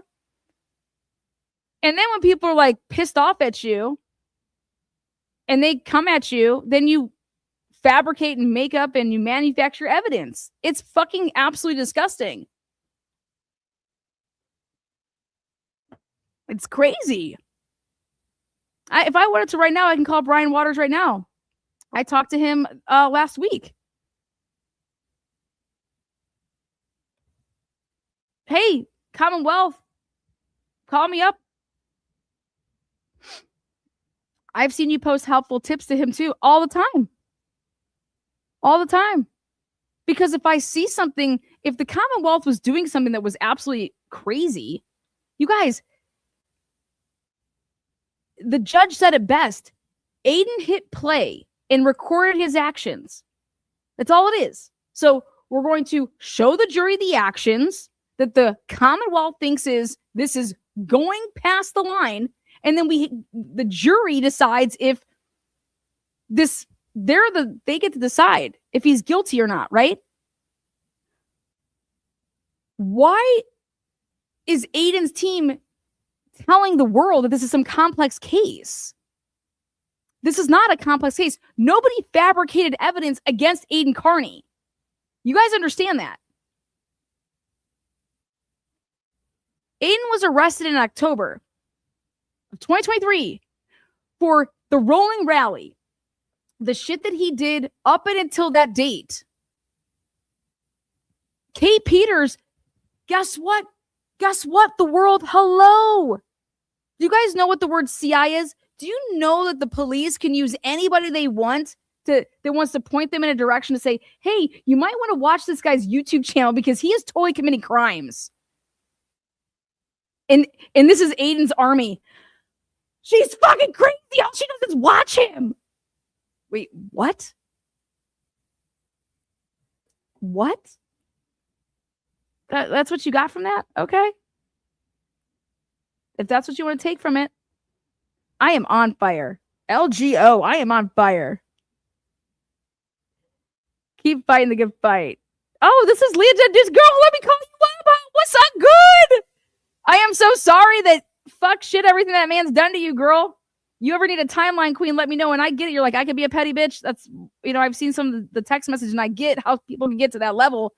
But listen, that young man, whatever you want to call him, young man, old man, I just call him needy. I've never seen a man more needy in my life.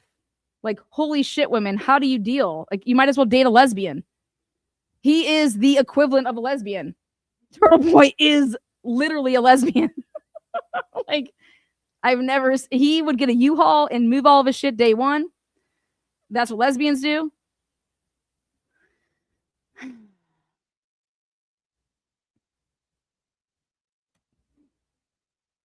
Come on, Jimmy.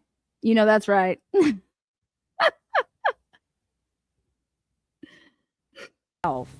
Using his own children for the purpose to get a restraining order or a no contact order, or quite possibly for witness intimidation, criminal. And all the women that support him, you guys are wild as fuck. Okay, he doesn't give a fuck about you. Wild as shit, but that's fine. You guys were in it, I thought, for the whole Karen Reed movement. I don't even think that you are. Who even knows? But anybody that I would ever support who was a victim and who was literally railroaded by the government, by the man, and I would ever call that person a cunt or God knows whatever, all this shit that he's ever said. Talk about the level of disrespect. He's disrespecting his own work. He's disrespecting his own, like, what? But he wasn't raised right, y'all. Like, he doesn't get it. Like, he is trash. He is what he says he is. He's a ratchet. He covers ratchet shit. As soon as I beat this case, I'm going to go back to being a ratchet. Okay, sounds good. He made such a big deal about the Google search on Jennifer McCabe's phone. How about his Google searches? Are they going to look up, like, what's the statute in Massachusetts? That's what I would start looking up. You want to talk about intent? If you can prove that Turtleboy was looking up the statute when he was considering what he was about to go do, well, that's going to show that he knew what he was doing. So I would look at his Google searches and to see if he's looking up the Massachusetts statutes. Again, as the Commonwealth has this burden, you need to fully show that his intentions were to do what? They were to fuck with people's lives, or you need to come out here and tell the truth, insinuating that they're not, right? And we're going to get you to do that. So, don't go for family. That's not okay. Who goes for families? I love the fact, you want to hear something great? Are you an Iowa fan? Are you a football fan? So get ready for this. You're going to appreciate this. You know Ricky Stanzi? That's fam. You know all those winning seasons you had? Yeah, that's fam. We just produce athletes over here. So go Hawkeyes. There you go. LGO. TB dragged me for years. I saw that. TB dragged me for years. Had a Twitter OnlyFans account of me. He made one of you. He's not a good person. Karma will prevail, and Cosgrove is going to do good. Yeah, it's coming. I noticed that who was in the courtroom from his family that was there to support him. He's been on this cloud. Like, why isn't Karen Reed there to support me? Well, Karen Reed is not your cheerleader. Let's go over that. Okay. Let's talk about that. You got paid money to be Karen Reed's cheerleader, basically. Like, you made money off of it. Karen Reed would be committing career suicide to support you publicly. You don't get it. All right. So let me just point something out here, because we're going to use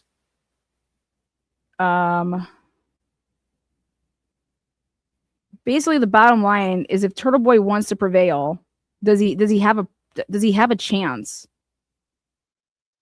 And I don't think that he does. That a prosecutor could have a personal interest. The bottom line, Your Honor, the difference between witness and alleged victim is a distinction without a difference if the prosecutor has a personal interest which could significantly impact his representation of a party in the case. That's the Rule 1.7 issue. Now, Mr. Cosgrove has replied that, well, we're not going to call Ms. Gaetani as a witness, and that certainly is right for the time being anyway, as the prosecutor for the Commonwealth. But the defense may... Why would it be his right for the time being? Like, that would ever change? Mark just cracks me up with that. Like, that's ever going to change, Mark. Like, that's his right for the time being. No, that's his right always if he does not want to call Lindsey Gaetani to stand. Okay? Lindsey Gaetani is... Everybody has to understand this. Lindsey Gaetani has zero relevancy in this case. Why Turtleboy was arrested for his 16 felonies that he has right now. Lindsey has nothing to do with that. Okay? Like, nothing. And that's why I'm over here saying that I think I can prove that Lindsey, and when this... Basically, when Lindsey started talking to Turtleboy, she took a phone that she hadn't used in a really long time. Okay? Well, and it just starts miraculously beginning to work again, and being used at this time that she wants to use it for the purposes of communicating with and being involved in this whole like Turtleboy world, or this online world. But what I'm able to realize and able to, I think, articulate to an expert is to say, listen, guys, there's clearly another phone in play here. This isn't the only phone that Lindsey has. And Turtleboy's arguments are things like, where are these other messages that Lindsey has? She's communicating with other people, and we don't have that on a Cellibrite, and blah, blah, blah. Well, it's interesting that Turtleboy brings that up. It's like Turtleboy knows that Lindsey Gaetani has another phone. I personally believe that there is literally a small, like when I'm saying a small chance here, that's why the only people that can answer this is anybody that would ever talk to this Jane account back in the day. And did anybody ever physically, where they were on the phone? Because what I noticed is that if you tried to call Lindsey on that phone that we all see, she wouldn't answer it. And she always was the one that had to call you. Okay? And so I want you to just think about something. There's two reasons for this. If you call me and I answer your phone, like right when you call, like, hey, like it's just like so natural.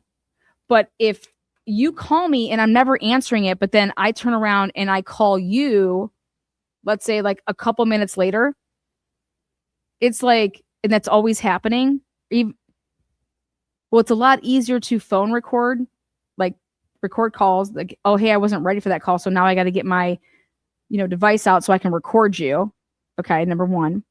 Number two, if I want to make a three-way call. So if I want to make a three-way call and you're trying to call me, and then here I got to make a three-way call though, because I can't answer it because I can't then like merge you in. So I'm going to not answer the call, and then I'm going to call you back. But before I call you, I call a different number. And then here we are on a three-way call that now I'm going to call you back. And now the person can hear everything that's going on. Okay. When I was looking at the phone records and really dissecting, here, I have it right here, Lindsey Gaetani's phone records, what I was seeing is a pattern. And I think that it would behoove a expert. I mean, if the Commonwealth wants to go this route, that, what you really need to consider is Lindsey Gaetani.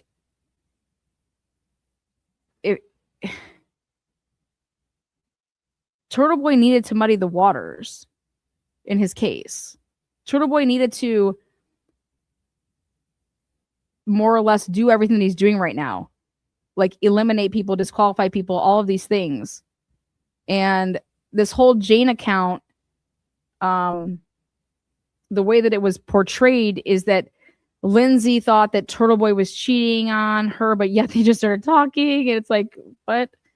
And so she became this Jane account so that she could, because she wanted to get the word out that I'm actually really the one that he's talking to. And nobody knows that. And God damn it, like, I want people to know that because I'm important. What it looks like to me is that it was a setup. It's always been a setup for Kate. Kate, in my opinion, they came for Kate. They came for Kate. And the only way that you could go for Kate is that, hey, I need you to infiltrate this. I need you to, like, we're going to act like we got into this big breakup fight and, you know, like, you understand? This is a very calculated and methodical thing. And one should ask themselves, well, so then what about Meredith, though? How does Meredith come into the play? Because some things go out of people's control. Okay? So meaning this, hey, this was only ever designed to, like, it was never designed to maybe go too far. It was never designed to, certain things are just, it's out of your control, right? Wasn't it Lindsey that, what, Lindsey's over here like, I didn't even know that it was assault and battery, and I didn't know this, and that, fuck you, Lindsey, lie. I've never met a girl that can just, you got pregnant back to back to back. Like, whoa, chill. Okay. But I think that Turtleboy he knew it was coming. He knew he was prepared to get arrested, right? Well, look at the phone records. How come Lindsey's phone and Turtleboy's phone, why would you ever use those phones again? If Turtleboy's like, who can I trust? How did I get arrested?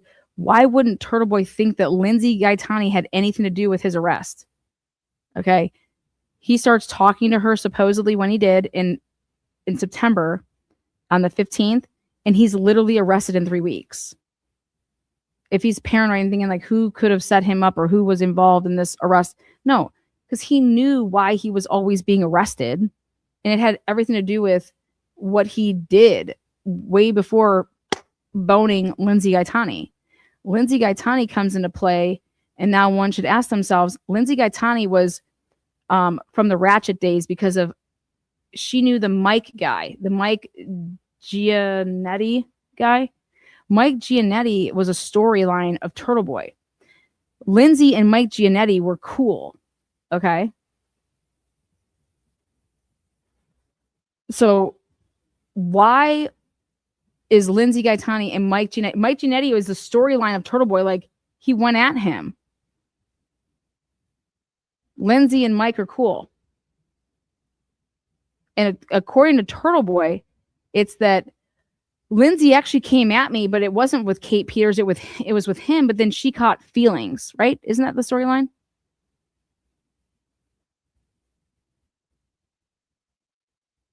I said, yeah, that's his storyline. Just like his storyline with this back in 2021. I debunked that. That's not what happened.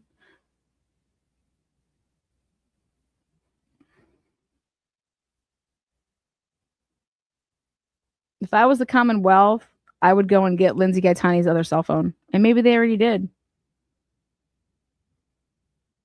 What does Cosgrove have anything to do with anything? Think about it. Lindsey Gaetani never spoke to that man. Lindsey Gaetani reached out to Leah Genduso. Why would she do that? Why would she reach out to Kate in the DMs, Leah in the DMs, Jill in the DMs? Why would she reach out to all of these people immediately that are Turtleboy's nemesis? Come on, you guys. It was always that was the plan. That was the plan. This whole Jane account, let me pull up something about this Jane account that I want to talk about. It's always been bothering me. And it's the resetting the password. Resetting the password is different than like starting up the account. And so I said, the date, why are you resetting the password on this date? Very interesting, huh? I felt bad for her because I know the wrath. Well, guess what? Do you believe that there's any way, shape, form that she pretended to feel some type of way?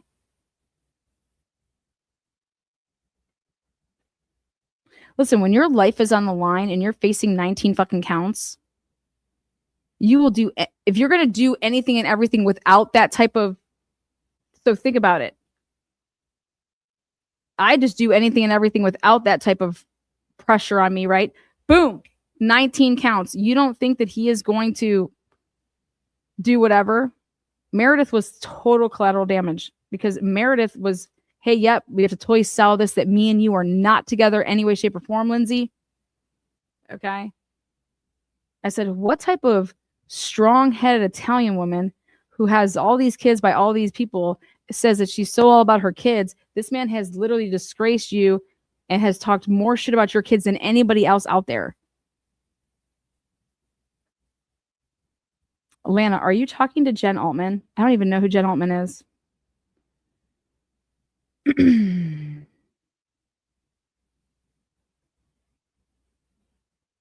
Turtleboy says he discovered Lindsey Gaetani was behind the Jane account talking shit about him behind his back. So is this not true? Well, this is what it looks like from my end, is when you look at the messages. When you look at the messages, I have it right here. The dates that stick out, you have to look at the why and when certain things are happening.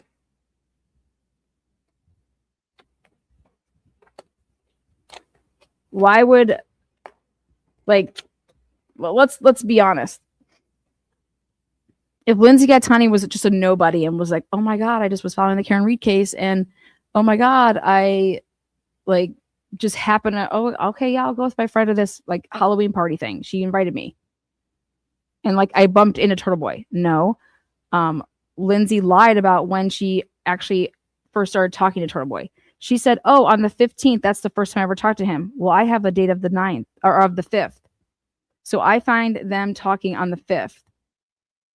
And then she says that, oh, the first time I saw him, that was the 15th. I'm like, okay, so you first started talking to him on the 5th and then you fucked him on the 15th. No wonder you have four fucking kids, man. But yeah. So on 9/5/2023, I have proof of them, like the two accounts talking. But understand this. It could be way before this because this is the emerging of this new cell phone. So think about this. Let me use a pad of paper. I'll explain it better if I write it. So if Suge Tits here, this is what anybody would try to show. Is if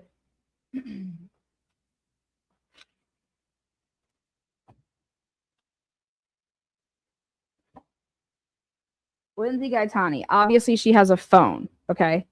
So she has a phone that a normal person their whole life is like, okay, let's just say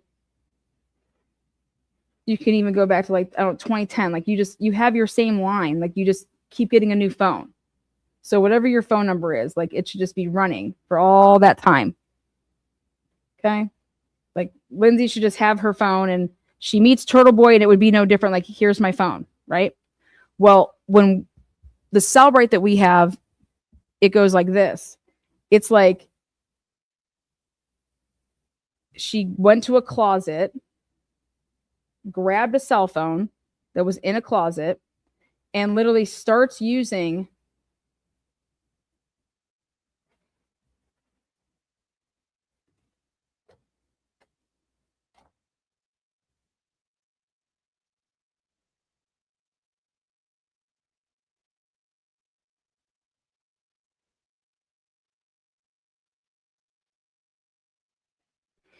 if you're going to Cellibrite download someone's phone, and if it was like their own phone that they've been using, it would never start. Like there was a ton of shit before this, but some of it was wiped and it just showed like random ass shit. And it was a phone that was from like a while ago. But here, everything kind of just starts at this time, and it's all just a couple different numbers, and that's it. The phone is only literally used for the purposes of all like to do about Turtleboy's life. I'm like, listen, this woman has kids. She cannot not be on the phone. Like, how does she do any of her dealings of like real life shit? Like her life, there was a life before she just plopped down on a map and met fucking Turtleboy, right? So I'm like, this isn't how anybody's Cellibrite would be. This is indicative of this phone was straight up used for everything doing with Turtleboy. But I think if you look at it, it's like it was almost instructed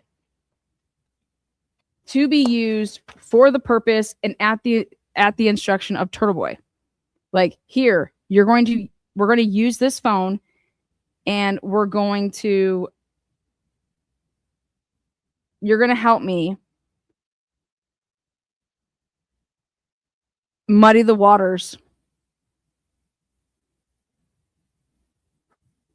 She has kids.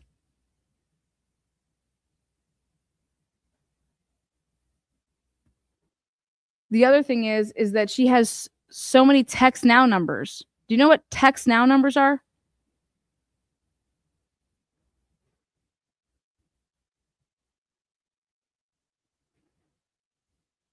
Yeah, the judge mentioned your name, Leah, because of the love letters that Bederow has wrote. Here, let me show you something. I'm trying to do it in a way that it doesn't. This fucker.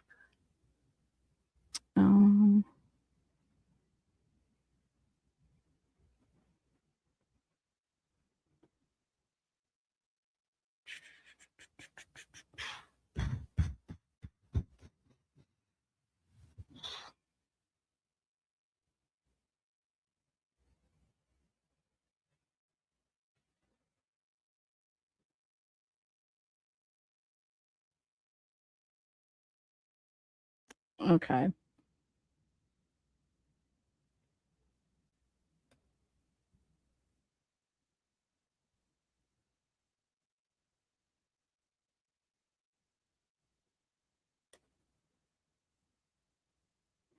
All right. When I open up the Cellibrite for Lindsey for this phone, I'll show you a little glance at it just so you could see. There is no way that this should only be 166 pages. And this is the call log. This is LG's call log. So you got to scroll all the way down to the very end. Okay, then you come up and look at. Oh, let's get the date there. No date, no date. So then I have to scroll up so I can get a date. And then, because it's all fucked up, right?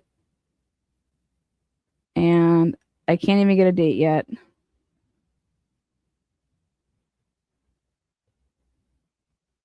And so that's what tells you that there's something wrong. See these? No dates.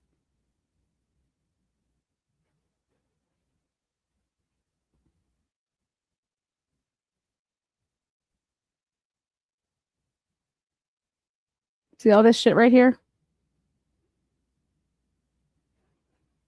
That means there's something wrong. This is not the Commonwealth's doing.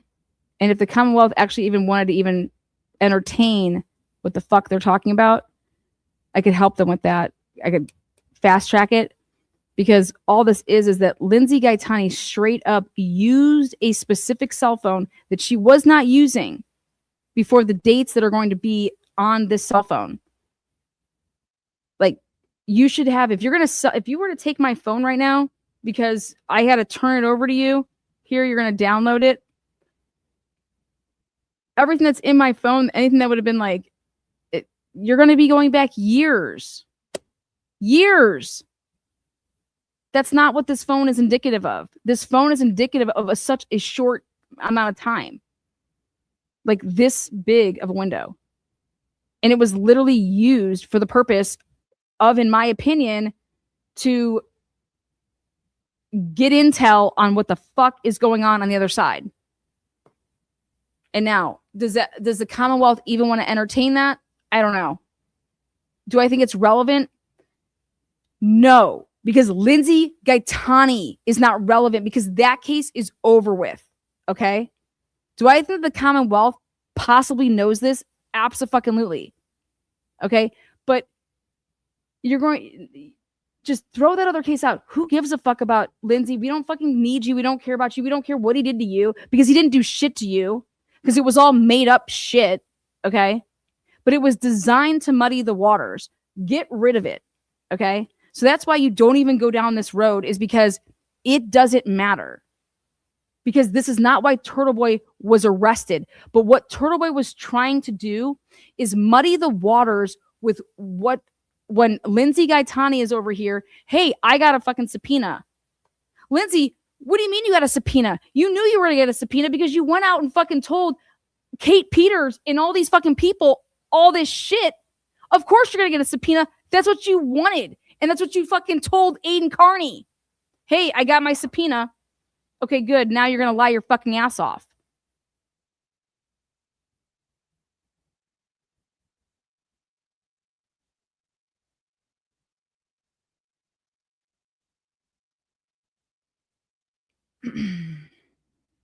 Where is Lindsey right now? Where's Kate right now? Where's Leah Genduso? The shit that Aiden says that he did to Lindsey and, talked all this shit about her. Really, did he? If you think about it? What did he do? What did he do to Lindsey?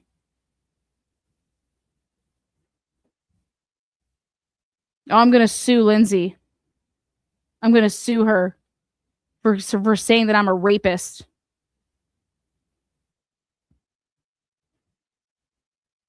Yep, sounds like a part.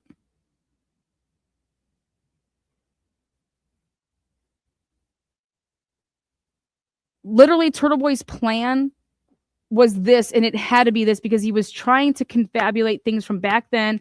And hey, I'm going to prove that Kate Peters was working with them from the jump, right?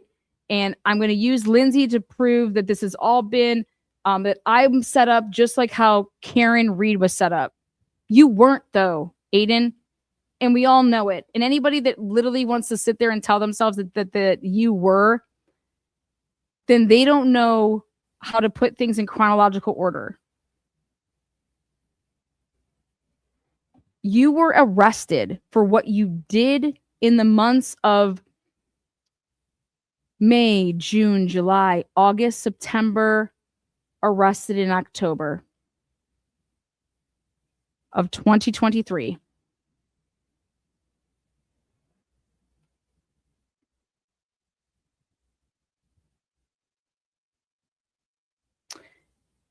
Aiden wasn't framed by anybody.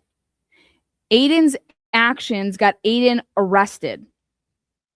Karen Reed woke up in the morning on that fateful day, was already in an argument with her boyfriend because of how their past had been going, okay? And then literally leaves. She's off at her own house, and John gets her to come back to the house. Hey, and you're basically going to be my taxi.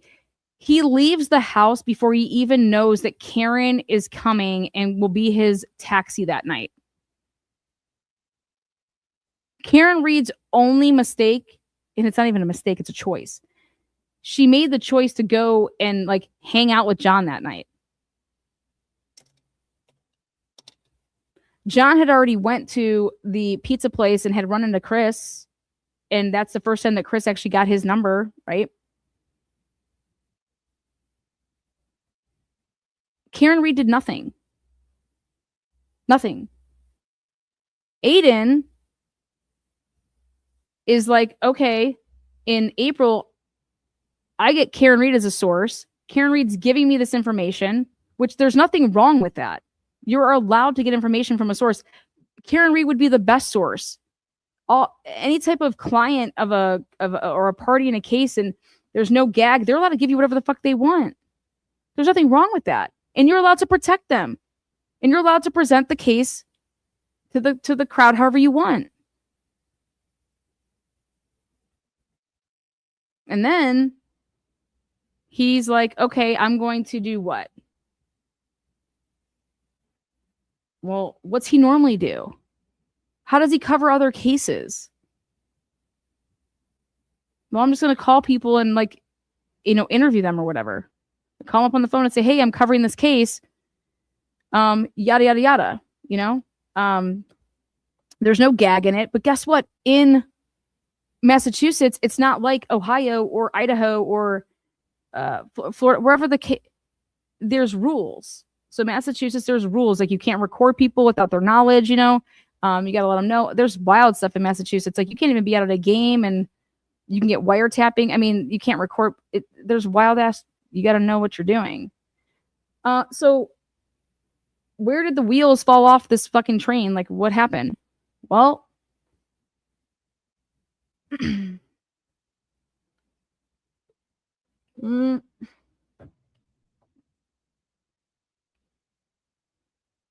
Turtleboy wanted to advocate for Karen Reed in a different capacity. He was like, well, I'm going to go do what? I'm going to go picket witnesses. Like, I'm going to go do a rolling rally. And I was at the first time I was like, okay, who cares? So they drove around town and they're like parading around like, free Karen Reed, right? Like, who gives a fuck? Well, that's kind of not what they were doing. Because he decides to tell the world that his intentions were to get, I don't know, Julie Nagel's neighbors. Let's put pressure on the neighbors here to get Julie Nagel to do the right thing. And he uses that language. And I'm like, oh my God, what a fucking idiot. But this is like in June, July. He goes to a lacrosse game of where Jennifer McCabe's kid was playing. You guys, if people say that kids are off the table, right? Not the Turtleboy. He says, no, I'm going to fucking show up at your kid's shit. Don't you guys think that's a line? Is it a line? Why don't you go where they go out to a fucking bar? I'm going to go to a high school lacrosse game. And I'm going to ask Jen McCabe, did you really think that you were smarter than Karen Reed? Or I'm going to ask Jen McCabe, a house long to die in the cold. I'm going to ask her about the Google search. Well, guess what? Newsflash, motherfuckers. Jen McCabe did not make the Google search. You guys do know that, right? That Google search happened on the first floor when that phone was on the first floor of that house. Jen McCabe has an iWatch on and she goes up a flight of stairs. Then the Google search happens and that telephone does not go up a flight of stairs. Same thing on the day of when they find John on the road. Jen McCabe does not have her phone when she goes up the stairs to her sister's bedroom. Her iWatch that she's wearing goes up a flight of stairs to her sister's bedroom at 6:30. Her phone doesn't. And if you actually walk back the phone of Jen McCabe, and it's just like, well, an investigative journalist like myself, who you try to portray that you are,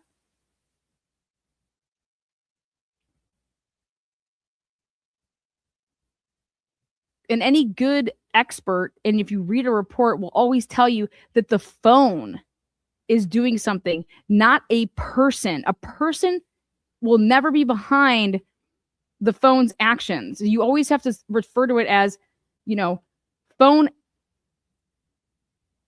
Y did XYZ. John's phone did that. Karen Reed's phone did this. I personally believe that Matt McCabe did the Google searches.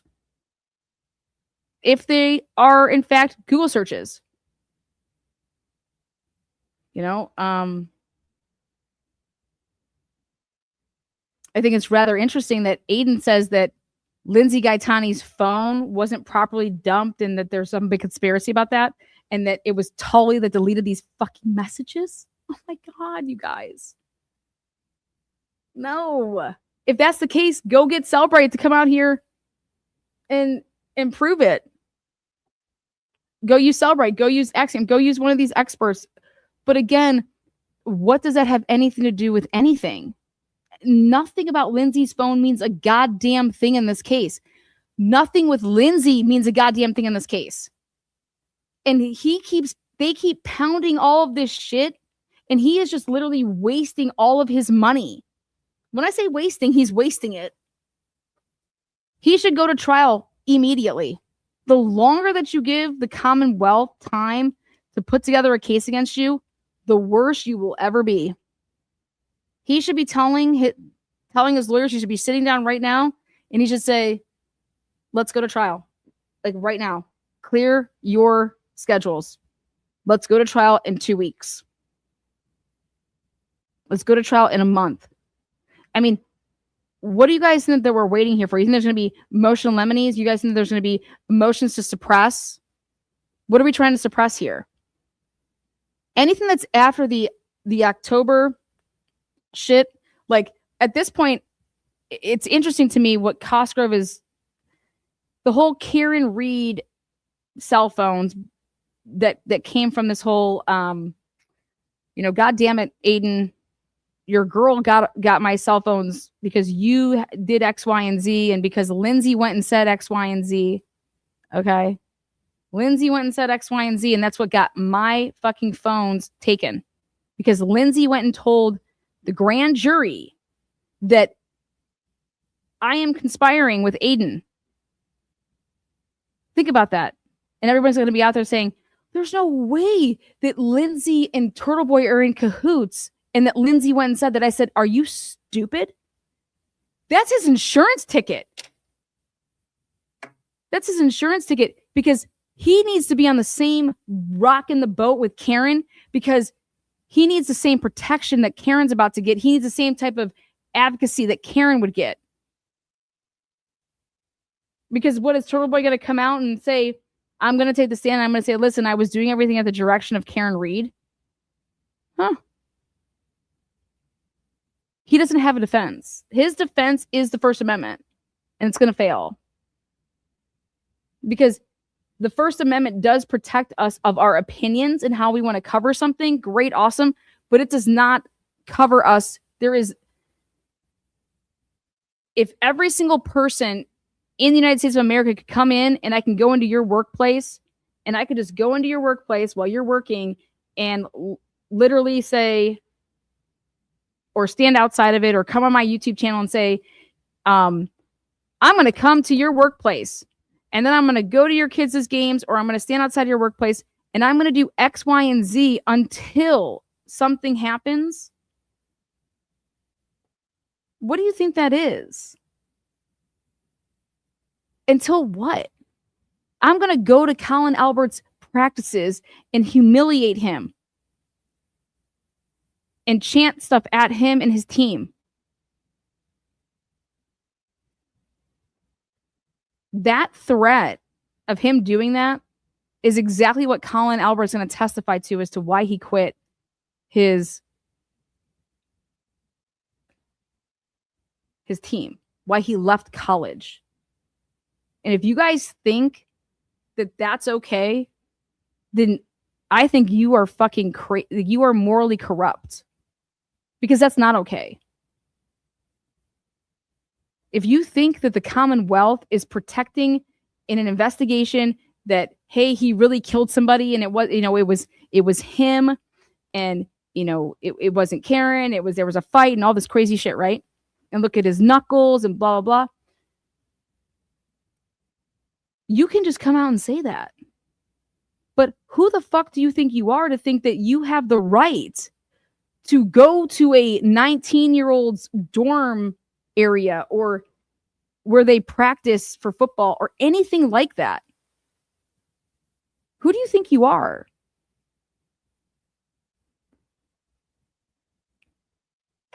You think that that's okay?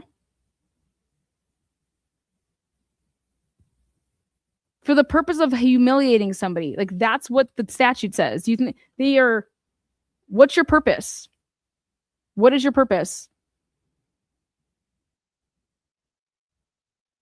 A potential witness in a murder investigation, in a murder trial. Who gives a fuck if he says he never fights? It doesn't matter. That's like saying, I hate this type of shit. Well, but he does this, so I get to do that, right, Mom? The fuck? You're answering my question for me. So, hey, the Commonwealth acts like pigs, so it's okay for Turtleboy to act like a pig and be who the fuck we're fighting against. Are you lost your goddamn minds? No, that's not okay. It doesn't matter what the fuck the Commonwealth. That's what you're supposed to be standing up against, is that type of behavior, the type of bullying mentality, the type of mentality that this isn't a thin line. This is a very thick wall that's huge, and that you all stick together and you will bend every rule to protect those in power with the badge, right? Karen Reed was framed. Turtleboy was not fucking framed. Isn't what a felony? Is what a felony? Witness intimidation is a felony. Picketing a witness is a felony. Conspiring for the purpose to do what? Commit witness intimidation. What was the intent? You have to ask yourselves, what was the intent? Was the intent to interfere in a criminal proceeding? What was the purpose that he was doing his things for? Turtleboy was not framed. You understand that? That'd be like trying to tell the jury, hey, there's no video evidence of a rolling rally. Okay? But Turtleboy went to so-and-so's house and he did X, Y, and Z. All they're going to show is everything that Turtleboy recorded himself doing. Okay? And then these people are going to say, this is what happened because of what he did. Okay? I didn't do this. I left this. I didn't do this anymore. I didn't do this anymore. I refused to testify. I was like, no, I'm not being a witness. So fuck off. I will plead the fifth. I want nothing to do with this case. I'm not testifying. Don't call me. Why? Because I'm getting harassed and you guys are doing nothing about it. I did your fucking first trial. I'm not doing it again. Fuck off.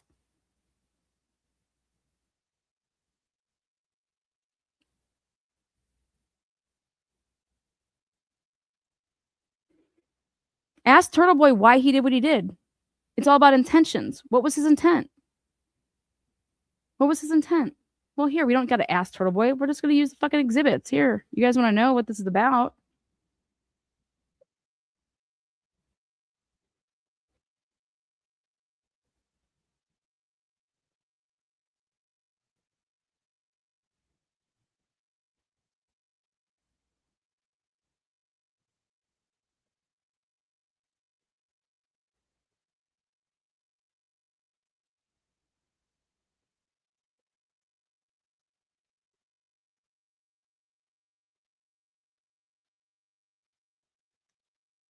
Exactly. He's over here saying, I couldn't even bring up anything to do with this case in her stupid civil trial if I wanted to, because it would be irrelevant and it would be banned from being able to be brought in.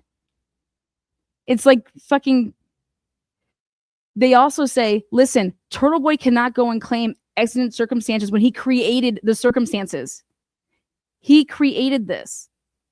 He got the material from the Rule 14. He provided it so that it could be put out on the internet. And then after it's on the internet and Lindsey is suffering this harm, Lindsey then sues Cosgrove. Why would Lindsey sue Cosgrove? Because Cosgrove provided Turtleboy with discovery material. That's his job. Yep. And then Turtleboy, because Turtleboy then gave it to somebody and then they literally disseminated it to the internet.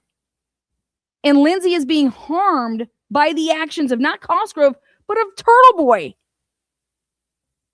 And there's statutes that say, or there's case law that prevents this. There's case law that says, no, motherfucker, you do not get to go and create a conflict in your own case so that you can keep dropping prosecutors so that you can't be prosecuted for felonies. Have we lost our minds? That's what Turtleboy's literally trying to throw at the wall. And here the judge catches it and says it. If you don't think that we see what's going on here, and he says it, and I loved it.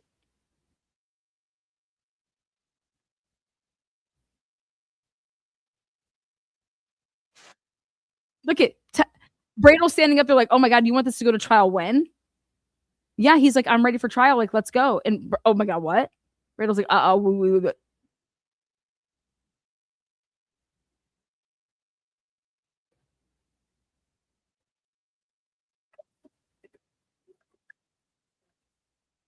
he gets it. I fucking love it. This judge he's like, I get, like, what do you, because it's like literally black and white. It's a chronological, like, just he gets it. He's like, Cosgrove isn't, we're not going to sit here and let you confabulate.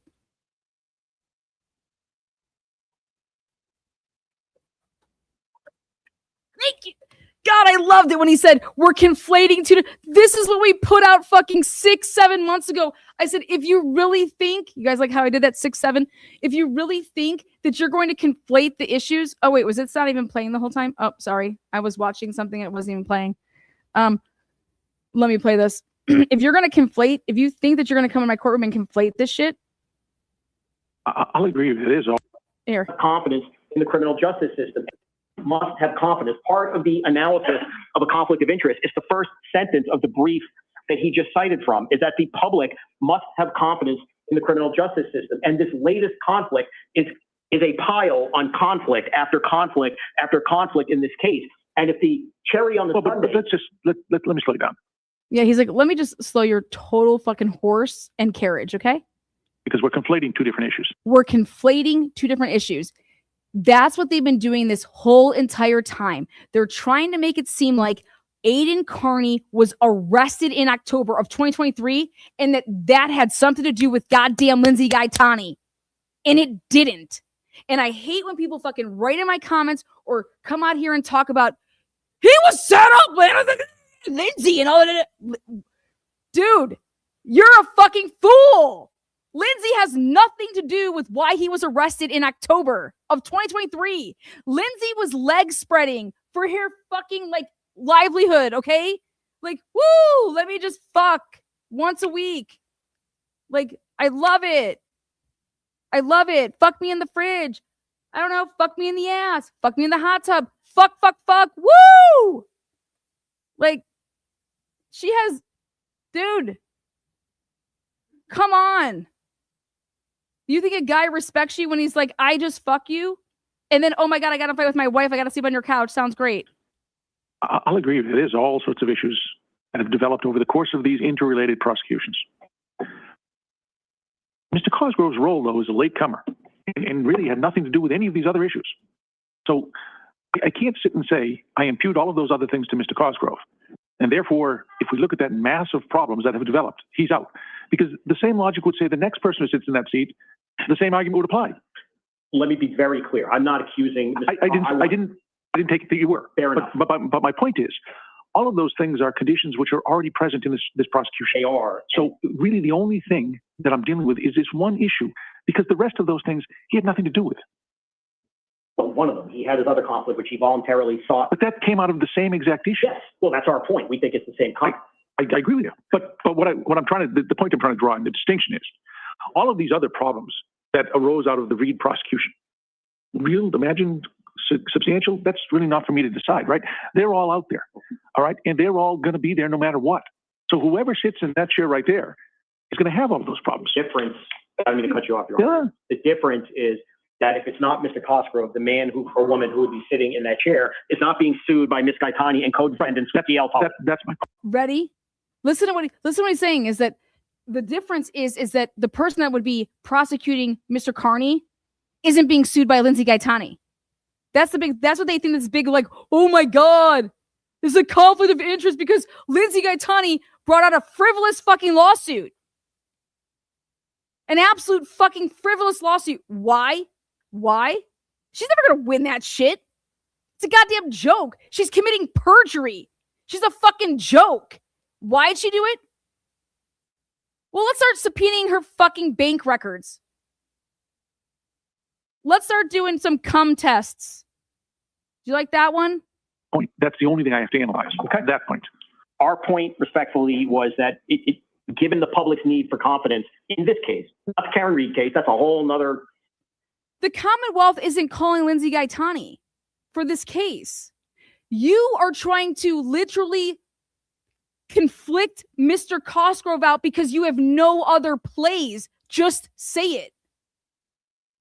Because you're literally going to try to lie to this courtroom and tell me and the rest of the people that are watching that you, Mark Bederow, is going to call Lindsey Gaetani to the stand. For what? What relevance does she have in this case?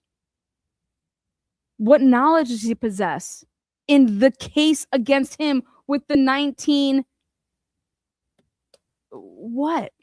16 felony? Tell me what Lindsey Gaetani possesses.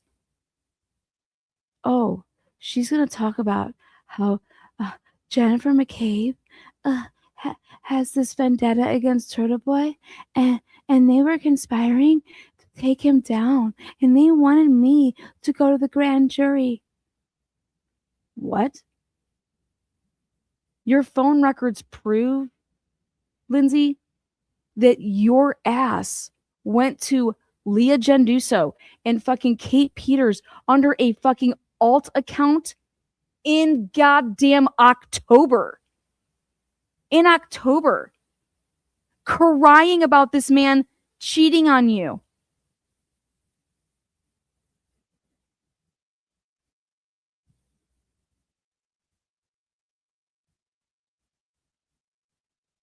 Conversation for someone else on another day. But this case is filled with conflicts, and I don't think we can all just avert our eyes to and say, but none of that matters, but we're going to have a prosecutor now cross-examine his accuser and then say she's not credible. You hear what he just said there? We are going to have a prosecutor cross-examine his accuser, meaning Mark Bederow is literally arguing in bad faith here, in my opinion. Because he's basically saying that we're going to call Lindsey Gaetani as our witness, so that's going to be direct examination. So remember that little fucking activity I had us do about, 30 an hour ago? I said, hey, let's do our first activity today, which is who's going to be on the Turtleboy witness list. Hey, we're going to call Lindsey Gaetani.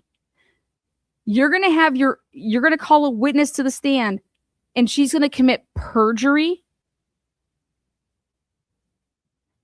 You're knowingly going to ask her questions that is in direct conflict of her grand jury testimony that she provided in February of 2024. For what purpose? Because she's going to say that I take back everything that I said. I was coerced into saying all those things. Well, you do realize that the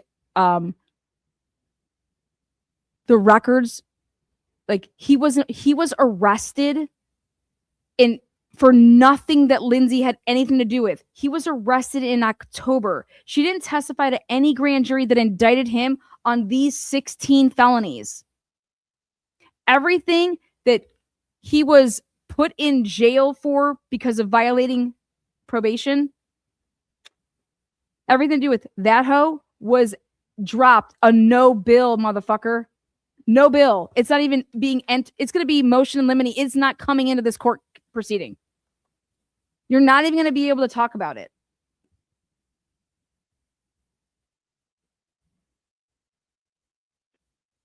He also indicated, Your Honor, they're not even calling Ms. Gaetani. I can't fathom how that might happen. How is he saying this? How are they saying I can't fathom how we are not going to call Gaetani? What? They indicted him on these felonies? Had nothing. Gaetani was not part of that. He was indicted prior to Gaetani getting her subpoena for something else. Because that's how smart the Commonwealth was about this. But Aiden didn't catch on to that. Aiden didn't check the dates. And Cosgrove isn't going to play his hand right now and explain that. He doesn't need to. So they use careful language, calling Ms. Gaetani. We're going to have a prosecutor now cross-examine his accuser and then say she's not credible. He also indicated, Your Honor, they're not even calling Miss Gaetani. I can't fathom how that might happen. You know, they use careful language. They may call her. We're the defense. We don't have to do anything. We can take a nap throughout this trial. Understood. And there may be... We could take a nap throughout this trial, and your client will do 90 if y'all nap. You need to sell it so hard in your opening statement and in your closing, and you need to pray on the mercy of those jurors to see that your client has never been in any type of trouble, and that by finding him guilty on just one of these will literally ruin his life.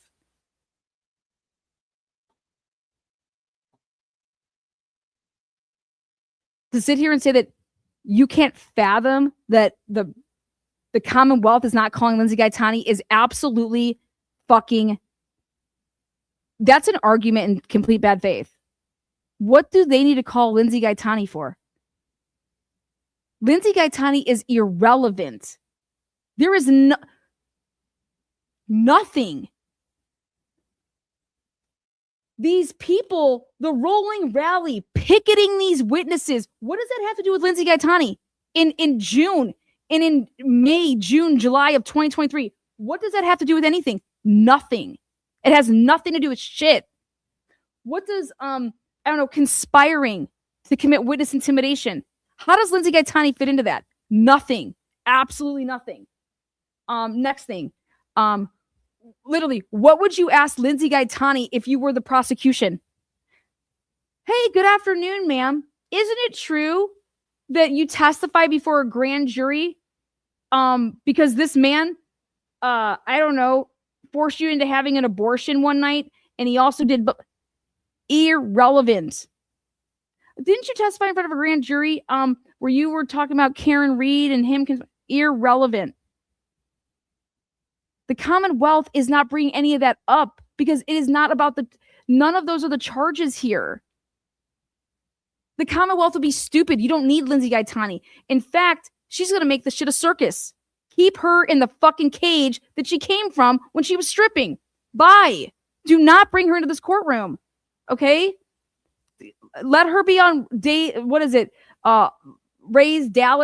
Rays. I don't fucking know. Terrible joke of a case they present that we stand up and rest. So, of course. Listen to what he just said there. This is the joke. We're the defense. We don't have to do anything. We can take a nap throughout this trial. Understood. And there may be such a terrible joke of a case they present that we stand up and rest. So, of course. There might just be a terrible joke of a case that we just stand up and we say, well, we rest because they didn't prove their burden. Go to trial. Why would any credible, serious lawyer commit a year in advance? I'm calling this witness. We're alerting Mr. Cosgrove to what we think is his conflict in the court. And Mr. Cosgrove said that he's not going to call her. You guys are the ones that are saying that you're going to call Lindsey. And I know that you can't because that is literally career suicide for his case. And anybody that thinks differently, does Mark Bederow want to keep his license? You cannot possibly ask Lindsey Gaetani a question that you knowingly know that she's going to lie about. That is the definition of professional misconduct. So who's gonna call Lindsey? Bradle, are you gonna risk your license for that? Bederow, do you not care because it's not fucking New York? This is dirty as fuck. This is no different. You guys, we just literally watched Brennan, okay? When Turtleboy cried, you're trying to keep me out of the courtroom by making me a witness. It's my livelihood, man.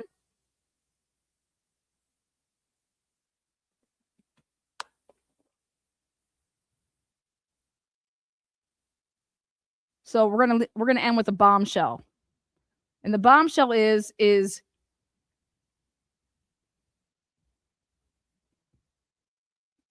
the Commonwealth is going to present their case, and are they going to call Karen Reed as their witness? Lana, what? Is the Commonwealth going to call Karen Reed as their witness? And let me tell you why. If I was prosecuting this case, I would call Karen Reed as my witness.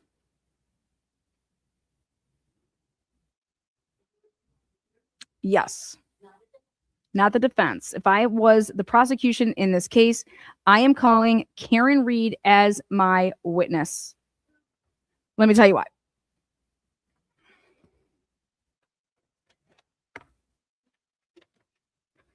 Prepared my reasonings here. All right, Miss Reed. Good afternoon. How are you? Can you state your name for the record? Can you go ahead and spell it? Is that R-E-E or R-E-I-D? R-E-A-D? Okay, there you go. R-E-A-D. Okay, thank you for the record. Miss Reed, how do you know the defendant here, Mr. Kearney?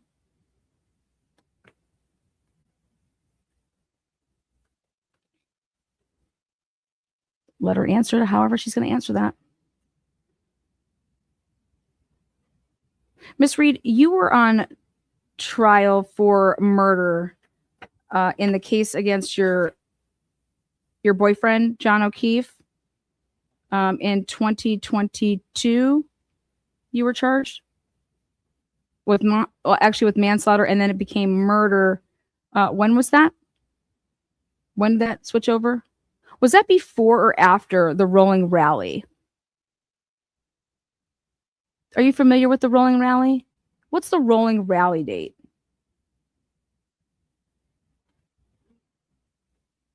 Who can help me there in chat? Oh, he forced his way into my life, which I never asked him to.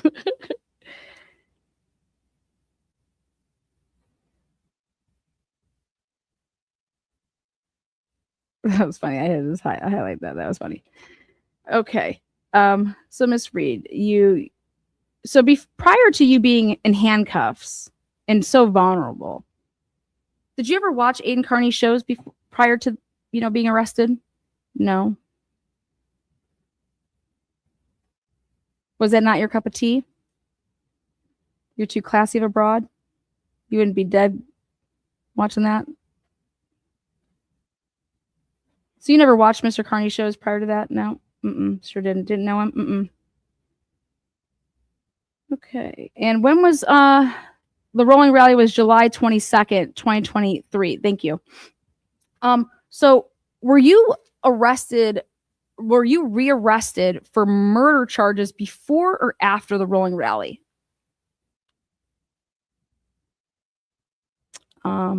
Before. Oh, before. Okay. So when you were rearrested and charged with murder, did that upset you?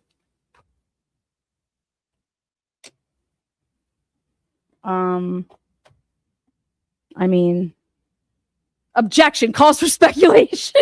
I'm just kidding. Are you indifferent to that? Yeah. So I was arrested in June. I mean, rearrested. Yeah. They upped my charges. Okay. And that was because there was a grand jury, right? Was there a grand jury that indicted? How did that work? Yes. And okay, so then it was manslaughter, but then it became murder, right?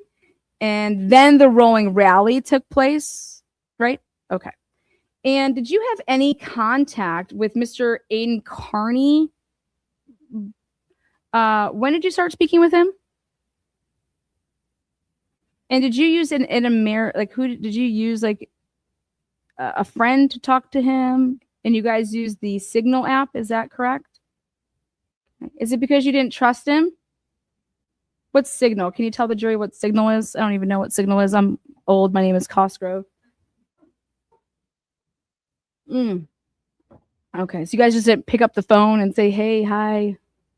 And you just were what? You provided him with material from your case and he could just cover it however he wanted? Okay. So were you aware of the rolling rally that was going to take place?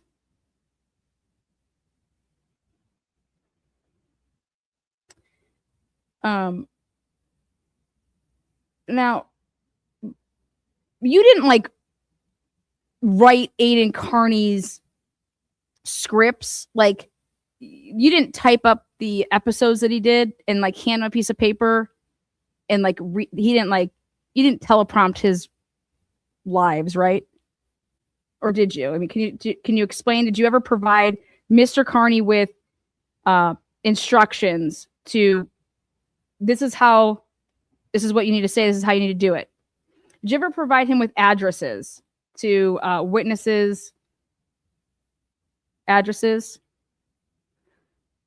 houses? How did you get the addresses to the witnesses' houses? Who were the witnesses' houses? Who were the witnesses? Did you ever provide Mr. Kearney with any grand jury material that was obviously not allowed to be given, right?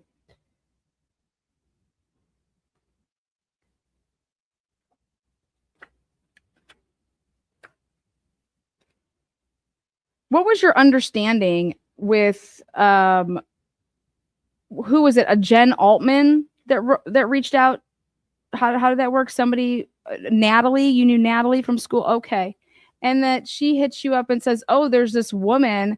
Her name is Jen Altman, and she goes hard for you. She really supports you in these Facebook groups, right?" Mm-hmm. Isn't that Can you describe? Natalie, I knew from this. Did you ever talk to Jen Altman? Nope. Okay. Did you ever meet with Mr. Kearney in person? Did you ever provide cash to Mr. Kearney for, writing stories? Did any of your family? And prior to you being arrested, you had no knowledge of who. You said you didn't know who he was? Okay.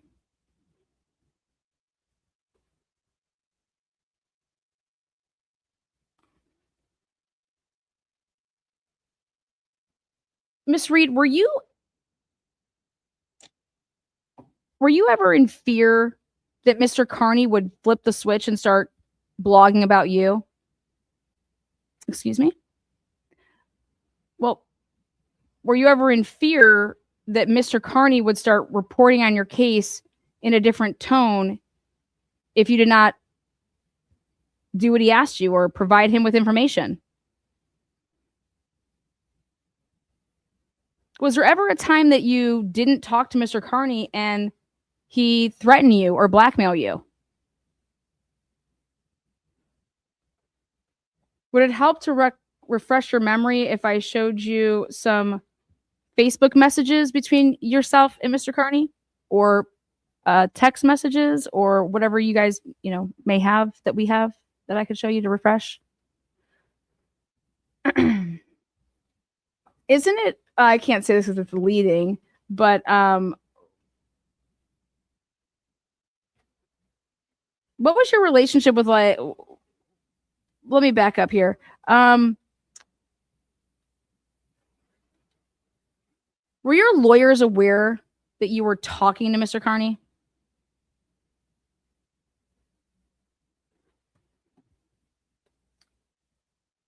And when he was arrested in October of 2023,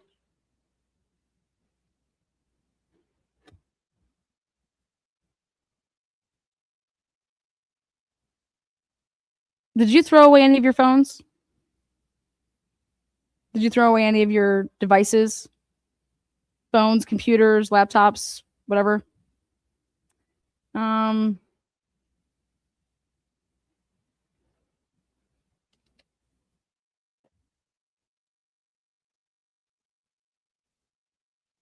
Did you ever ask Mr. Kearney to harass anybody on your behalf?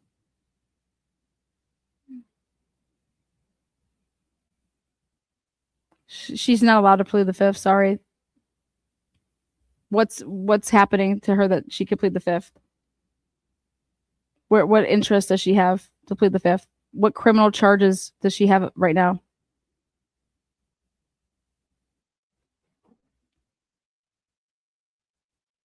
You have to have an interest in pleading the fifth. She would have to have, if she's going to plead the fifth, she has to state, just like Aiden Kearney stated why he could plead the fifth in her case, is because he had and already had been charged with 19 felonies. Karen Reed has no charges. Karen Reed would have to sell it. Okay. Karen Reed is going to be a cooperating witness for the prosecution.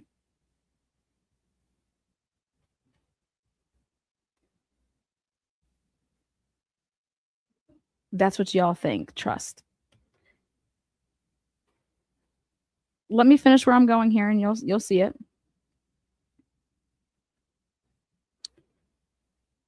Miss Reed, what type of adjectives does Mr. Kearney use to describe you?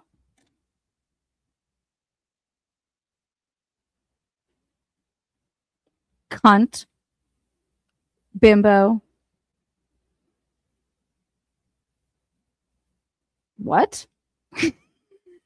Cupcake, muffin top, skinny bitch. No, those are my martinis that I like.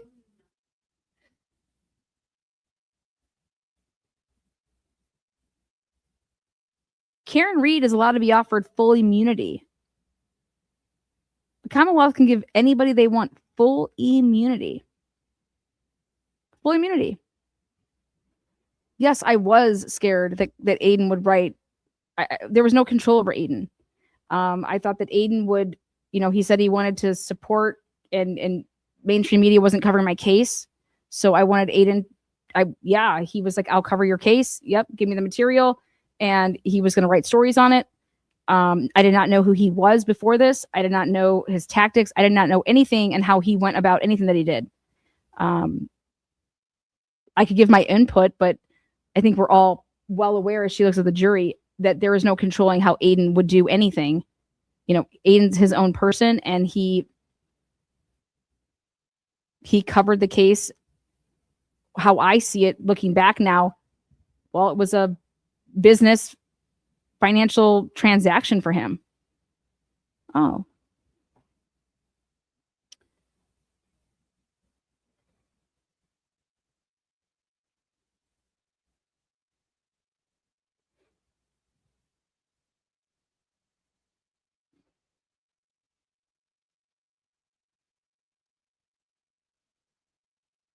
Did you ever give Aiden Kearney material for the purpose to harass witnesses?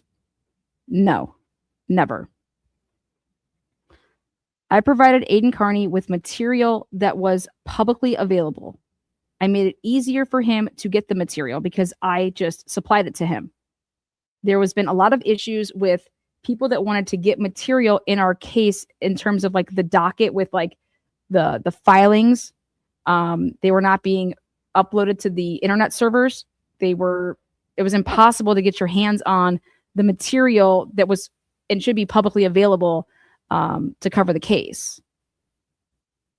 Was Aiden Kearney the only person that reached out to you? I don't know if you want to say me, but you'd have to ask my defense team who reached out. But I know that we sent stuff out, I believe, to a lot of outlets, hoping that they would cover my case. And why did you want Aiden Kearney to cover, or anybody to cover your case?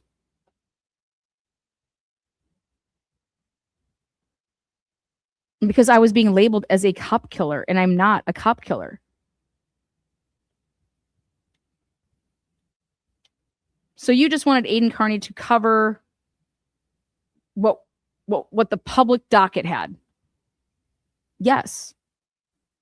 And I wanted him to keep my name out of it. Like, he's allowed to have anonymous sources, and I didn't have to be part of that. He could, if he wants to cover a case. And I mean, he was just using the public docket that I was providing to him sooner.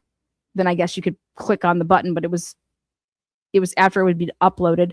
There was no gags in the case. We were not gagged. I could talk to whoever. Me talking to him is no different than I would have talked to like a Ted Daniels. It's the only case that Aiden was pretty much working and covering was my case, where you have like the Ted Daniels or the mainstream media folks, they're covering like hundreds of cases. He strictly, it was my case, so he was pumping out the information.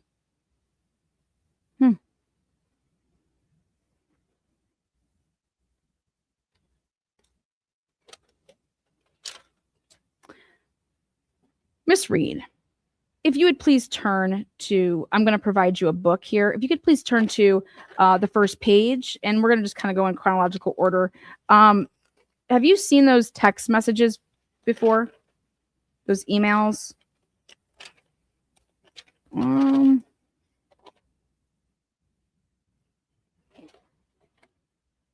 Is that communication that you had with Mr. Kearney?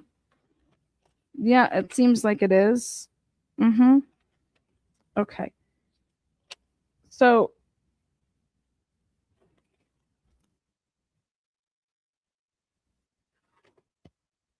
can you please tell the jury, Mr. Kearney asked you to be in a Wilbur event. Can you explain to the jury what the Wilbur event is? Oh, yeah.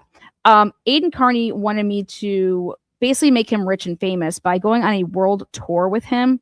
He wanted me to go travel to 8 different cities where I would get paid, I don't know, at the end of the day, $1.5 million. And he would get, I don't know, whatever he got. And I told him that he could literally go fly a kite and piss up a tree. Excuse me? Yeah, I told him to go fuck off. I wanted nothing to do with his little Wilbur event that he was begging me to do. This was after your acquittal? That's correct. Even after you were acquitted, did you go on Aiden Kearney's show? No, I did not. Can you tell the jury why? Because I thought he was an unethical piece of shit who called me a cunt. Excuse me? Yeah. I was advised by my attorneys not to go on his show. Okay. Now, can you go ahead and turn to the page number 3 there? And did you have a conversation where you sent Mr. Kearney, if you could go ahead and authenticate this for the record, that he was, I don't know, you thought he was wiretapping you? You thought he was recording you? He fucking was recording me. Excuse me? Yeah. He recorded a conversation with me against my knowledge. I gave him no permission to do this. And then he had some ratchet send it anonymously to my attorneys. And it was a recorded conversation between us after the night at the Wilbur.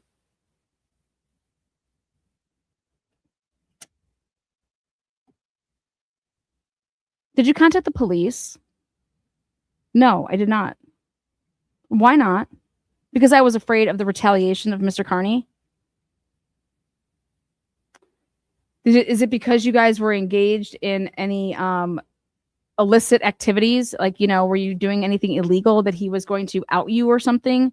Like, why? What were you afraid of, Miss Reed? I just wanted him out of my life. I wanted nothing to do with him. I wish that I never met him. Excuse me? Yes, I wish I've never met him. I wish that I would have never given him any of my case. He inserted himself into my case and it caused so many fucking problems. Literally, I'm over here trying to defend myself against a murder charge. And he's over here dancing around on a fucking podcast while girls are giving him blowjobs underneath the desk. I am fighting for my life. He is spinning around acting like he's fighting for me. He was making thousands of dollars while I was literally having panic attacks.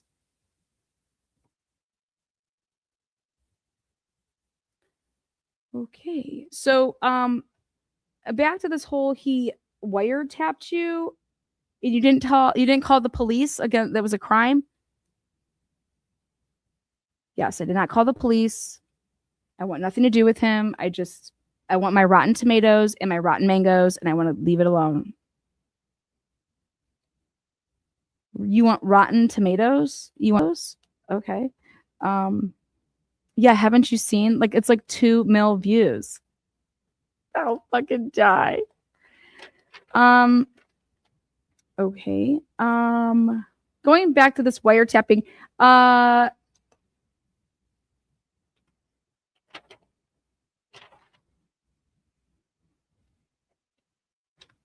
Have you ever shown up for a single hearing to do with Mr. Kearney?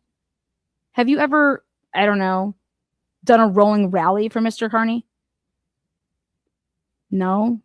And no, I have not been to any of his hearings. I have not been to any of I did not, the rolling, no, I have never stood out for him. I've never been there for him. He was like a newspaper boy who I was giving, hey, you're covering my case, here you go.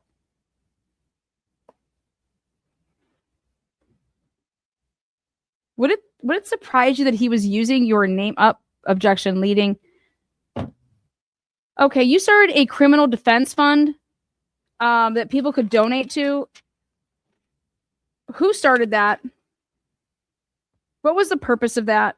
It was to pay for my legal fund. I still owe like millions of dollars on. Okay. And okay.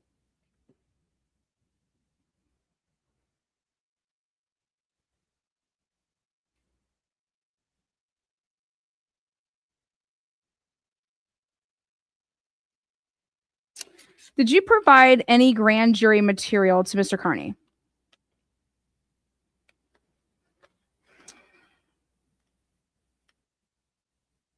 No, I did not provide him any material. Well, let me be more specific. Did you provide him with any names? I don't recall.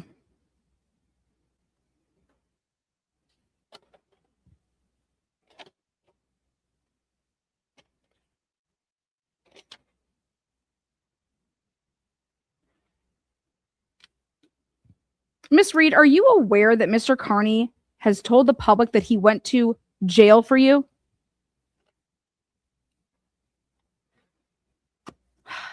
All the time. That man thinks I owe him my life, that he got me out of murder charges, and that I owe him everything. And if it wasn't for him, I would be doing, 30 to 40. Is that true? Abso-fucking-lutely not. That man literally has made a living off of my tits and my ass. He was, and I think, still living at his parents' or his mom's or his wife's, I don't know, couch while he fucks ratchets and during ratchet madness. Literally, he was talking about Warwick queefs, and then he starts covering my case. And then I realized I made the biggest mistake of my life. But thank God I have Alan Jackson. Because Alan Jackson did not let that man blackmail me anymore. Alan Jackson said,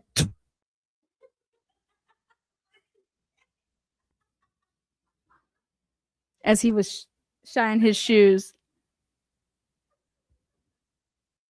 I give 2 fucks about Turtleboy.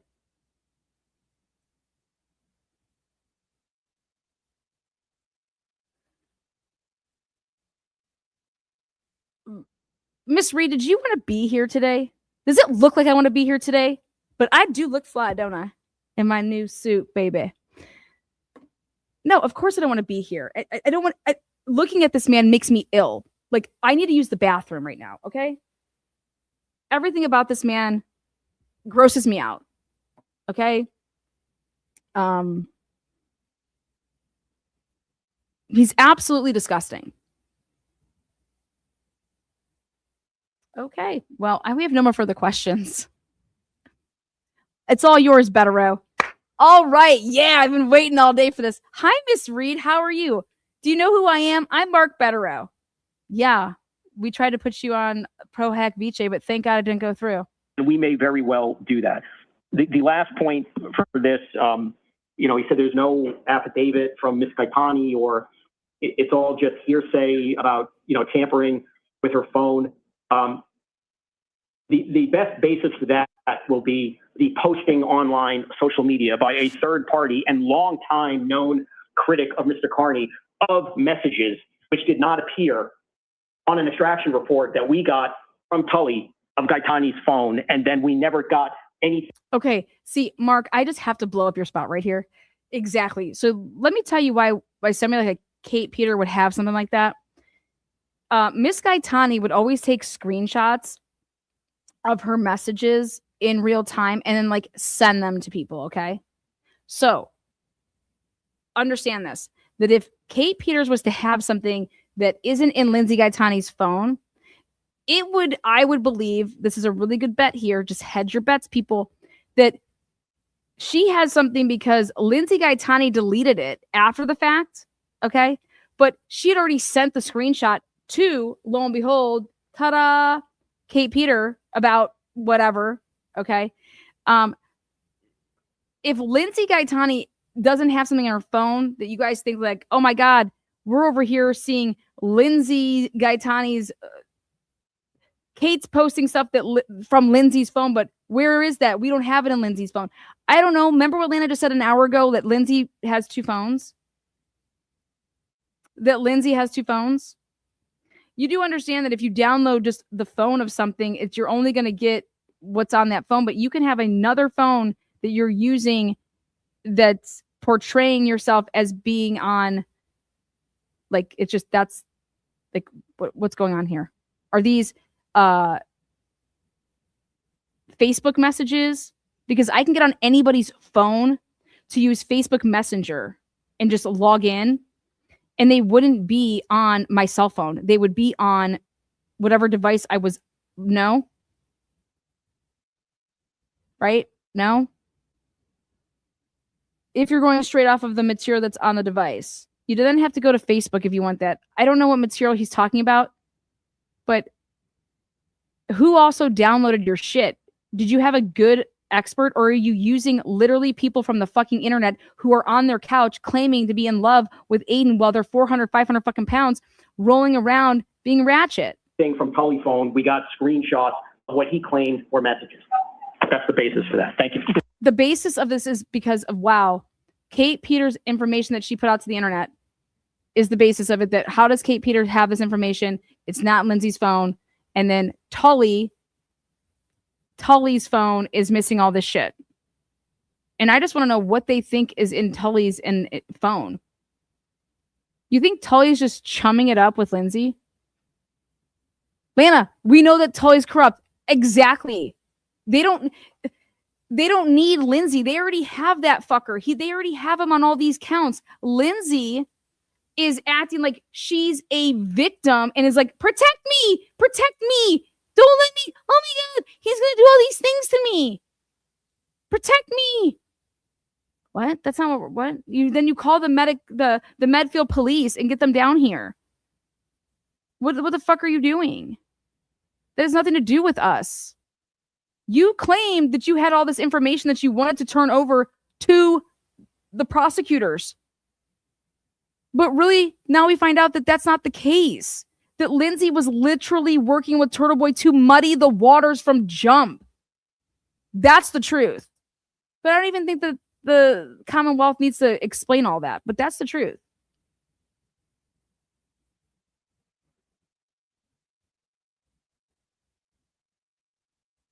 Cornhead. Meanwhile, he's paying for his lawyers for what?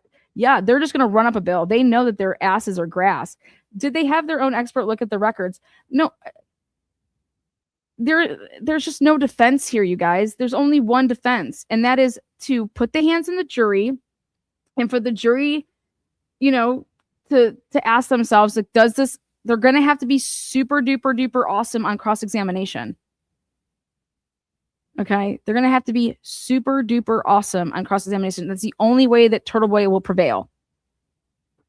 Like, there are no witnesses that can come into this case that, like, if Turtleboy thinks that he's calling Karen Reed to the stand, he's not.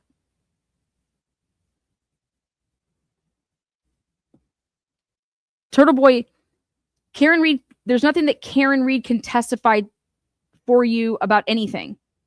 And then people over there, yeah, Karen can say how that I didn't have Turtleboy do anything like this for me. What? That doesn't need to be said. That's not a claim. She's not a co-conspirator. She's not a co-conspirator here. You have the Commonwealth is going to bring in this girl, the Avon woman. She's going to testify. They're going to show all these people. And just, this is what happened. This is what he got arrested for. Does it amount to witness intimidation, or is it First Amendment? And if it's First Amendment, then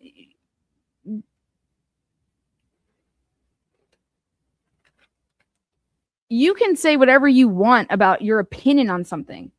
Awesome. But can you impede in a criminal case?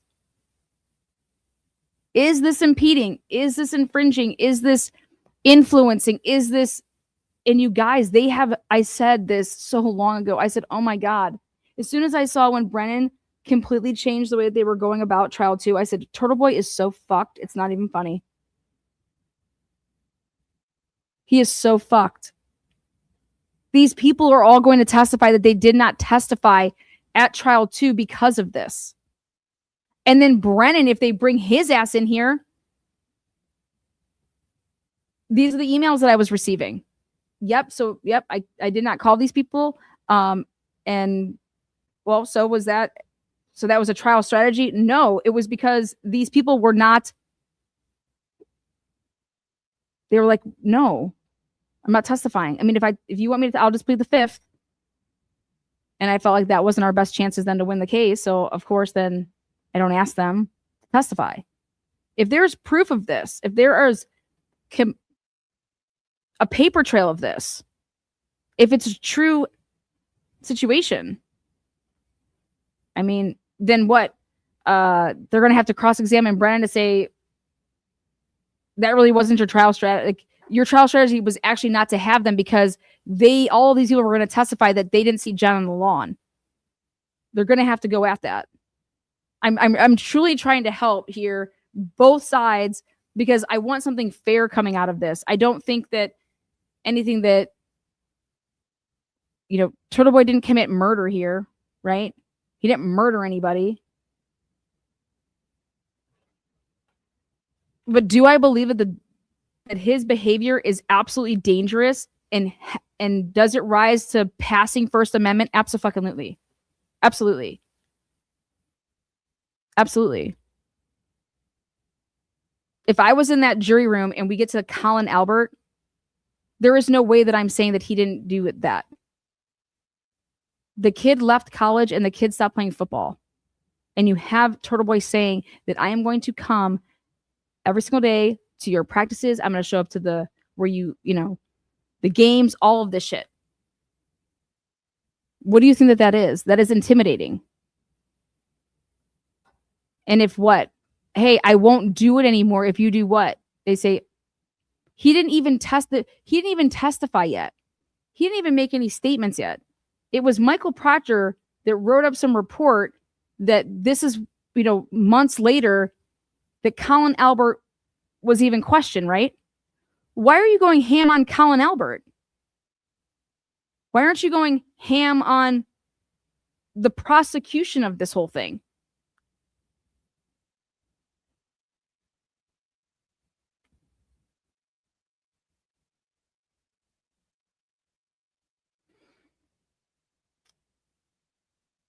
Good question. I'm 1 hour behind, but why would Karen Reed trust T-Boy to build their narrative if he's pro-cop? Because she had no idea who the fuck he was.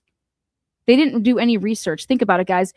If Alan Jackson would have sat down and known and went through and who the fuck Turtleboy was, why doesn't somebody, let me ask Alan Jackson that in an interview question. How many segments of Turtleboy did you watch prior to saying, yeah, Karen, go ahead and let him cover the case? And guess what? Karen doesn't have to, let him cover the case. It was, Turtleboy was going to cover the case regardless, right? So what about this comes into play? Hey, he's going to cover the case regardless. Listen, deal with this dude and keep him at arms, because fuck. We don't need another person running around saying that you're a cop killer. Only Karen knows truly what she was feeling. And I wouldn't be surprised if you ask Karen the right questions and if the Commonwealth calls her, Karen, I don't think is going to lie for him.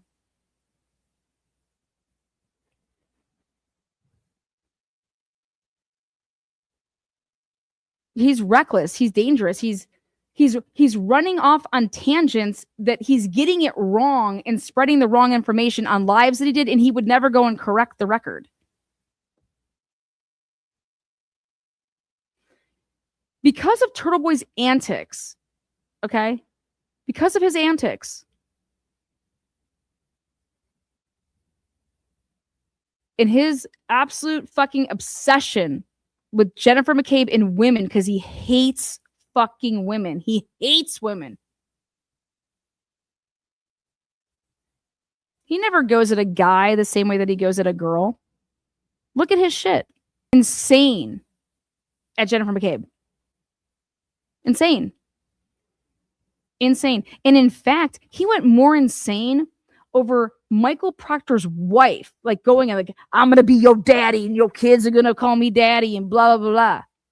Okay? Than he did over Michael Proctor.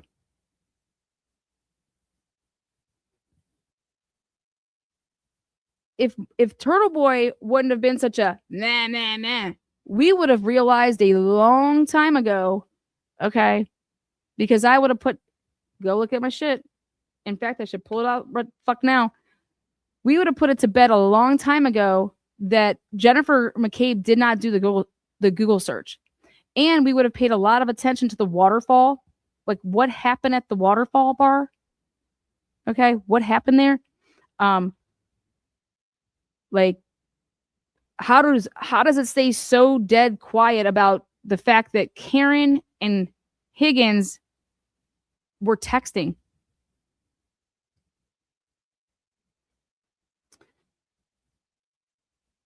His noise fucked Karen. Trust me. The money, yeah, awesome. But please tell me that you would have still donated to Karen Reed, regardless of who would have been showing the material. You know, to see him show up in people's chats and say, well, if you put me on panel, we'll raise $5,000 like this. That's wild. That is the definition of what I'm saying here, that man is.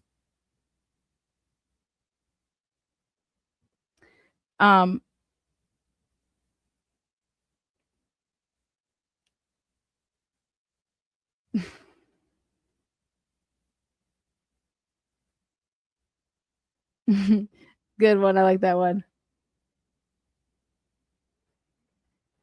Yeah. So, hey, everybody can 100% believe and take in whatever they want from this. All I know is that it's straight bullying. It's straight, like,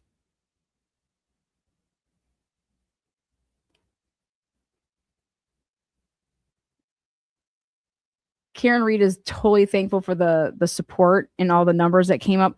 Like, all the people that when I was there, and that we saw like, in like the streets and stuff, like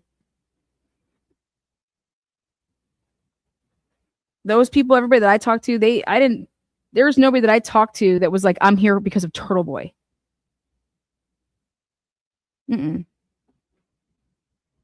Everybody adored Karen Reed. Adored her. Adored her grit, her grind. And who is this man to take any of that away from her?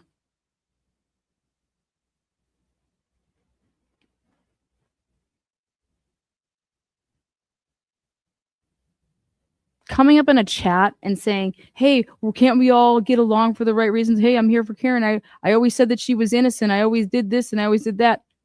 Dude, you're a fucking baby. Like,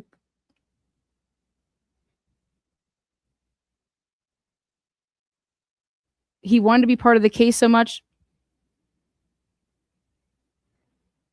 Won't be part of it. You caught your own charges, not because of Karen, because of your actions. And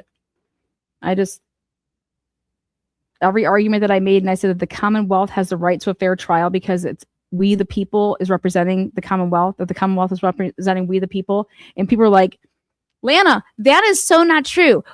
It's not, the Commonwealth doesn't have a right to a fair trial. And then what does Mark Bederow say literally the next day? He uses what I said to go at, and that the people have the right to have a fair trial, just like Turtleboy. And I said, and if you go that angle, that's the only way that you would ever get anybody disqualified. And sure as shit, now what does he start doing? Yeah, we the people, his interest with being a prosecutor.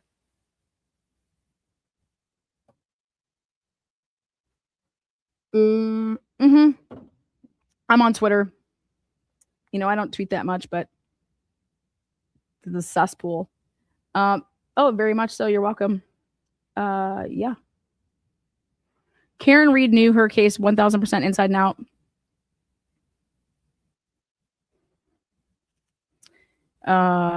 Let's see. I want to show you guys one other clip here. I think it goes a little bit further. Fair enough. All right. So here's what we'll do. I'm going to set another date. Let me talk about this. Mr. Braden, when we selected we penciled in the trial date, I gave you a very long date, longer than I wanted. Your schedule, has it changed? Can we get this thing done earlier? Assuming it's alive? Judge, it's probably gotten worse. All right, well, we're not moving. Defense on the conflict of interest argument. In the first case, Dunlap, about Ms. Reed, there are two things that the upcoming case should not be about, Your Honor, and I'm sorry I'm losing my voice here, excuse me. Here it is. One, it should not be a trial of the case that has been null pros concerning Ms. Gattani. And two, it should not be a retrial of the Karen Reed case. None of this stuff is relevant. And then here's Turtleboy writing something down off of what he said there. He's absolutely correct. This is not the Karen Reed retrial or in any type of way. This is not the Lindsey Gaetani case that they dismissed, you know, hey, like we dropped everything that has to do with her crazy ass. Okay. That wasn't good enough for Turtleboy. Now he's like, no, that was never the plan though. The plan was to have Lindsey Gaetani. I told it to all my people that, hey, Lindsey Gaetani, they actually used her. They used her to set me up and frame me. No, the fuck they didn't. No, the fuck they didn't. Gattani's testimony will undermine the credibility of Detective Lieutenant Tully and Ms. McCabe, which will subject her to cross-examination by Mr. Cosgrove. Now, let's look specifically, if I can. This is the best argument, and it sucks that he's just like slower to get to it and he's losing his voice. But what he says here is he's like, this is what the defense is basically saying. They're saying that Lindsey Gaetani is who is going to be the person for the defense to have any, like even this like a little hair or a little, you know, just a crumb, that she is the reason that Detective Lieutenant Tully and Jennifer McCabe is going to be not credible in the jury's eyes. This woman. And I'm like, oh my God. I'm like, okay. Like that's what the defense is selling down the pipe dreams of the Turtle Riders. And it's absolutely hilarious. Skipped ahead in the memorandum. You heard again today. The first full paragraph. Ms. Gattani will testify that Detective Lieutenant Tully intentionally mishandled her cell phone by tampering with and or deleting its contents. Detective Lieutenant Tully. Miss Gaetani's cell phone has absolutely nothing to do with this case. How is Miss Gaetani's cell phone going to come up in this case? When Gaetani takes the stand for the defense, do you swear to tell the truth, nothing but the truth, so help me? Yep, I do. Okay, Miss Gaetani, how do you know Turtleboy? Dated him, blah, blah, blah. Okay, and did you testify to grand jury? Like, what are they going to say? Oh, so your phone was subjected to a Cellibrite download that you consented to? Yes. Objection. Relevancy. I object to the relevancy of her phone being downloaded for anything. Why don't we move for emotional limiting not to be able to talk about anything that has to do with that case? If you're the prosecution, wouldn't you do that?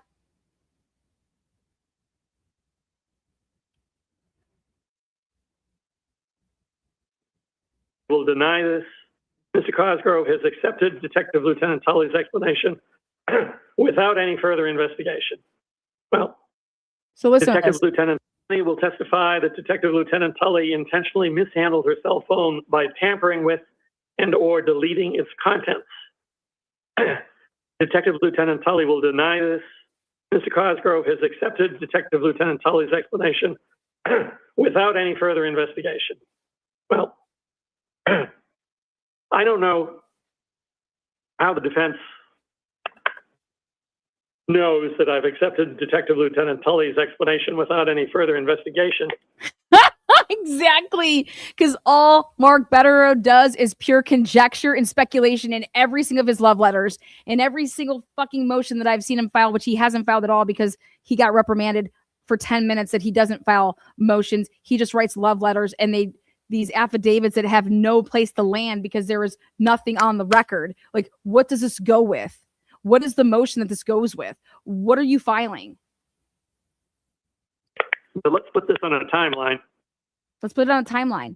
You hear my words right there? Let's put this on a timeline. I'm like, oh my God, Cosgrove, you're speaking my language. My love language is timelines. It has been the contention of the defense from the start of the case that certain items were missing from the download of Ms. Gattani's cell phone. And their explanation is that must be because Detective Lieutenant Tully deleted it. That's all they talk about, but this has nothing to do, like, that case was dismissed. I responded to that.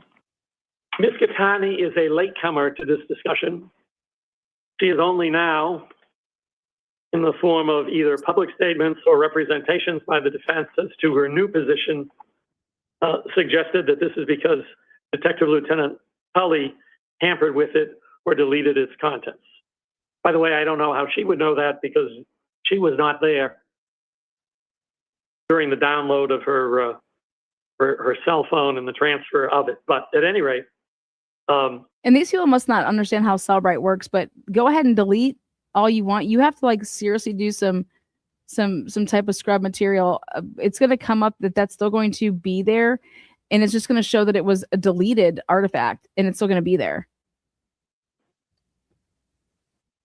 my response as to what happened to the cell phone occurred before Ms. Gattani made any of these statements whatsoever. I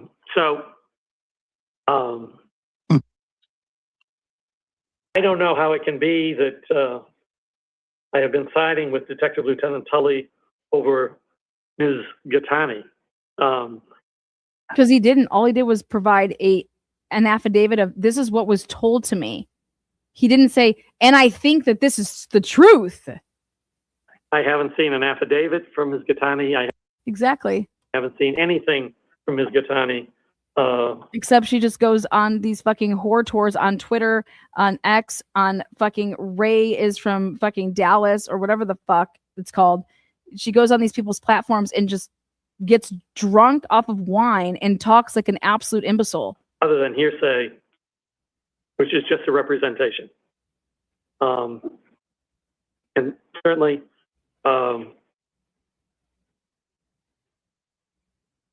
but let's assume that I do, as they put it, side with Detective Lieutenant Tully in cross-examining Ms. Gattani and in the closing argument. What does that have to do with defending my position in the Middlesex case? Good job. And how is it relevant? And how would it even be introduced? Exactly. I have no idea. Let me back up and make a couple of other points. I want to turn to the legal argument, say a little bit about the law. And I suspect Your Honor has probably already looked at the two cases cited by Mr. What does it have to do with beans? Okay. It has nothing to do with shit. None of that does. Let me play that out two ways. What if Judge Krupp says he can have access to the phones? Then we're going to have a much longer issue, correct? Is that going to come into this case? Well, they're telling us that two people are under investigation. I mean, it's hard for us to know, right? I mean, they're attempting allegedly to indict Mr. Kearney and Karen Reed for actions in which they already tried to indict and the grand jury said no. And now 2 years later with phones that have been gathering dust, we need to look in these phones and, God knows what we'll find. But the point is the search warrants in that case are critical and certainly could relate to evidence used against Mr. Kearney. There are two informants in that search warrant. One of them is Lindsey Gaetani. And the 1000%. One of them is Lindsey Gaetani. And this is where I think Karen Reed should walk a fine line, because Lindsey Gaetani basically made it so that Karen Reed's phones would be raided. If Lindsey Gaetani doesn't say the ridiculous bullshit that she says, Karen Reed's phones never get fucking taken. Never. The latest one where she's not coming to the door right away, that's all fucking Lindsey Gaetani's doing. The affiant of that warrant is Detective Tully. And there are about 10 paragraphs, and I'm paraphrasing, I don't know the exact number. I read the warrants. Relying on her, and it is loaded with information which she provided them. And we're back to the personal interest of Mr. No, we're back to the fact that she loaded up information that she provided them. Was she being honest, Mark? Mark, was she being honest? Was she being honest or was she lying? This is your fucking star witness, Lindsey Gaetani. Turtleboy says she's a lying cunt. Cosgrove. So that really was meant with all that. And to just inform the court that this is a living, breathing issue. I will agree with you. It's a living, breathing issue. It's just not a living, breathing issue over which I have authority. Fair enough. Is that? We'll see. But if it comes to me, then we'll deal with that issue. Krupp has the authority on the search warrants, and he'll make a decision in due time. But I find nothing which gives me the authority to sit down, and unless the court has any other questions, I just want to correct Mr. Cosgrove. There's no. Sure it is. I looked at the docket this morning. Not with him. That's with other people to show up. This is just a Mr. Bradley or Mr. Bederow? Mr. Bederow, Your Honor. We'll hear from you. The questioning, it still remains that there's a conflicted counsel on the case, and the jury trial on conflict after conflict. I have been sued by Karen Reed. What's that got to do with the price of beans, as they say? Listen to this. And we hear that Lieutenant Tully is being sued by Ms. Gaetani. So what? Detective Tully has been sued by Karen Reed. What's that got to do with the price of beans, as they say? That there were disciplinary proceedings against Lieutenant Tully. It might be relevant on cross, you'd agree? Oh, yeah, it might have some relevance on cross, but what has it to do with disqualifying me, Your Honor? They weren't disciplinary proceedings Fair point. Against me. We hear that Ms. Reed is suing Sergeant Buchanan. Well, good luck to Ms. Reed, but what has it to do to disqualifying me in this case? We hear that Buchanan was disciplined. That Proctor has been sued by Ms. Reed. That Proctor has had disparaging text about. This is all fodder for cross-examination. If he was to call these people to the stand, okay? If the Commonwealth calls these people to the stand, then guess what you get to do on cross-examination? Bring up whatever the fuck you want, Mark, and you discredit them. But this is not a, oh my God, these people are, it's a conflict. Because think about it, you guys. Anytime anything happens to you criminally, you need to go to the courts and you need to file a civil suit against the cop that arrested you and the prosecutor that's prosecuting your case. Go down to the courthouse and you file a civil case. And you accuse X, Y, and Z. And then guess what gets to happen, guys? They have to, oh my God, I'm being sued. I can't prosecute this case. And then the next prosecutor that comes up, sue him.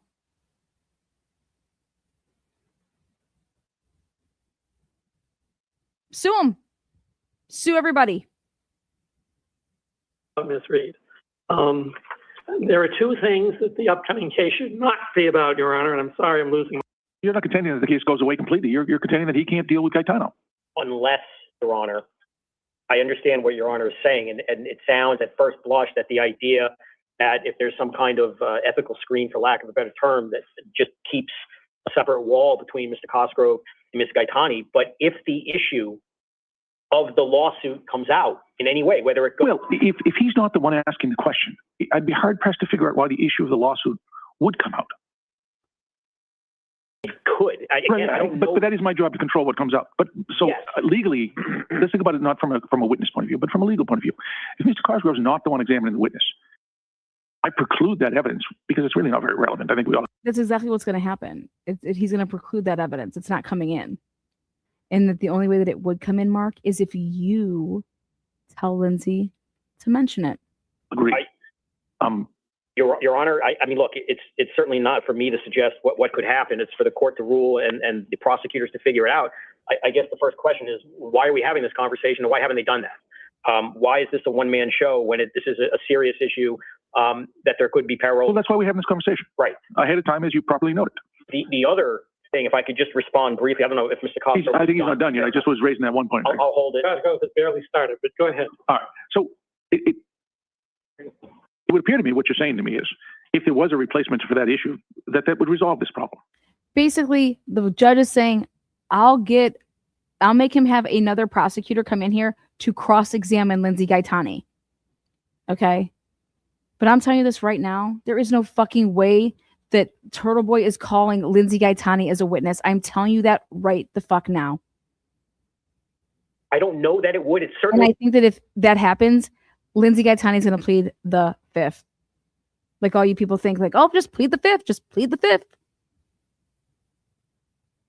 A much more realistic situation where you could avoid, no question, having Mr. Cosgrove comment on the credibility of Ms. Gaetani. You'd agree with me that does happen in trials, not with some frequency, but it's not unheard of for that to happen. No, it's not unheard of at all. I mean, there are times, again, where you have a prosecutor who takes a statement of a defendant. Sure. They have to be a witness. These kinds of things can happen all the time. We find ways around them. But we're also, to be clear, we're dealing with a very rare situation where the witness is a former prosecution witness accusing the prosecutor who she testified for previously of misconduct. Now, if the prosecutor... And that's exactly what the plan was. That's exactly what the plan was. That's exactly what the plan was. Is to, you have somebody that is a prosecution witness, right?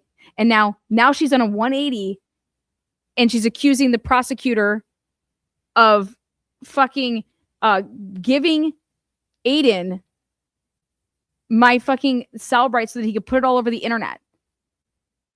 And I'm suing you because of it. Because I was harmed. Yeah, because of Aiden. Okay? Now listen to what the judge says here. And the court approves of that process, wants to have that laid bare, then I suppose it could. But the other problem, just...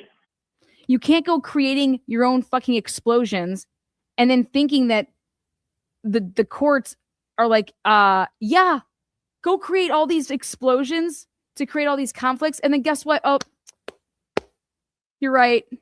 Looks like we can't prosecute you. Have a good day. You're free. You're free to go.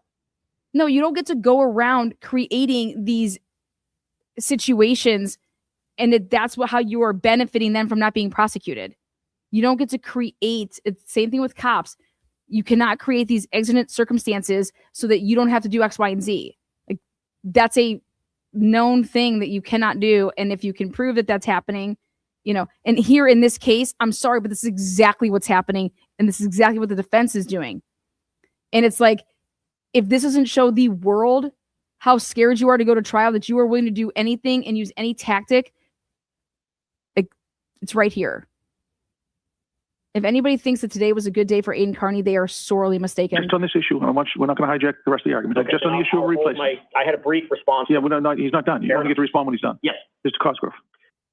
Well, just on that point, I have yet to hear how any comment that I might make on the credibility of Ms. Gaetani's testimony in the case before the court Neither would even come in or be relevant in the Middlesex case or assist me in any way. Am I going to go over to Middlesex Superior Court and... Wait. Look at this person's comment here. Mo-esque says Cosgrove isn't going to call lead investigator or cross-examine am I going to go witnesses. This is such BS. Mo-esque, let me help you here. This is not a murder case. This is a case where there's victims that have voices. And what do you mean a lead investigator? There is no investigating here. There is no investigating here. There is no oh my God, we have to find out who did it. We got to investigate the evidence. Here's all the evidence. We have to see who was doing the witness intimidating. Nope. That's not happening. So these guys are literally arguing and wasting all of this time. There is no, the discovery is literally Aiden's phones, Aiden's devices, and Aiden's live broadcast and his, like, what he's done. There is no whodunit. You don't have to, I don't think that you would have to call any investigator to the stand. No, I don't. I do not. I think that you can call an expert at the end of all of it or at the beginning to go through his devices and validate, like, to go over the intent portion. But this is crazy. This is absolutely crazy that these people that are watching this shit think that this is a murder trial. It's not a murder trial. It's not a rape trial. It's not. The victims are alive. And the victims are going to tell you, the jury, when they're called to the stand, they're going to testify to what has happened here.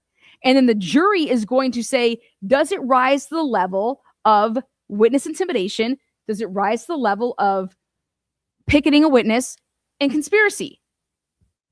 There is no investigating, like, oh my God, they mishandled evidence. What evidence? The evidence is he has produced it himself. And Broken Baker, God, I love him to death, but he's so wrong. He's like, well, Turtleboy's not going to testify, and he's not going to, authenticate this. He's just going to say it's not him. Unbelievable. Over to Middlesex Superior Court, and frankly, I find it hard to believe that I or whoever would be representing me would be brazen enough to say to the judge, well, I want to talk about all the ways in which my client, Mr. Cosgrove. Oh my God, see how that person's from Warwick? He was covering the Warwick Queefs of Boston. That was one of the live titles that he was doing before Karen Reed. The Warwick Queefs. Impeached Miss Gaetani in a case that has nothing whatsoever to do with the case before the court. There's just not going to be. I loved it right there. Cosgrove just like mic dropped it. Let me get this straight. So the person that's going to be representing me in my civil case against Lindsey Gaetani is going to go to the courts and say, Your Honor, we would like to bring in Mr. Cosgrove impeaching this witness in a different case that has nothing to do with shit. Like, he's like, I don't know who would be brazen enough to think that they could ever get something like that in, because there's such a standard that's called relevant and irrelevant. So objection, relevancy, sustained, because there's no relevance to this. Like, this it does not tend to make an argue, like, you're more probable than not. Like, what are we doing? Any bleed through whatsoever, it seems to me. We don't even have, frankly, Ms. Gaetani's.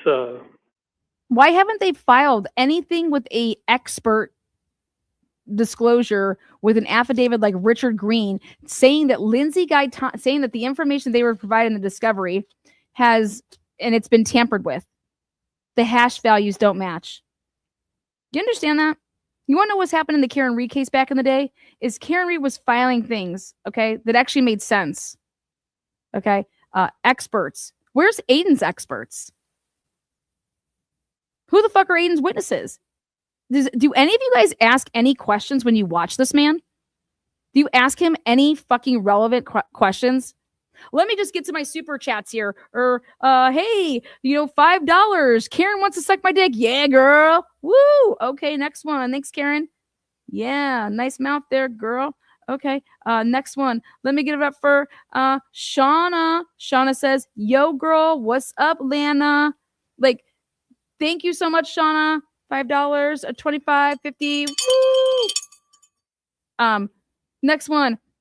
Turtle chat here. It is, it's the glare. He wants to put it in my ass tonight. Woo! Yeah! He sent me $1,000 of Nan's money. Nan Gallagher, thank you so much. The glare. Woo, yeah, next one. Next one. We're just going to make fun of people. Oh, hey, this person. Da-da-da-da. Let's make fun of them. Woo, yeah, another person we're making fun of.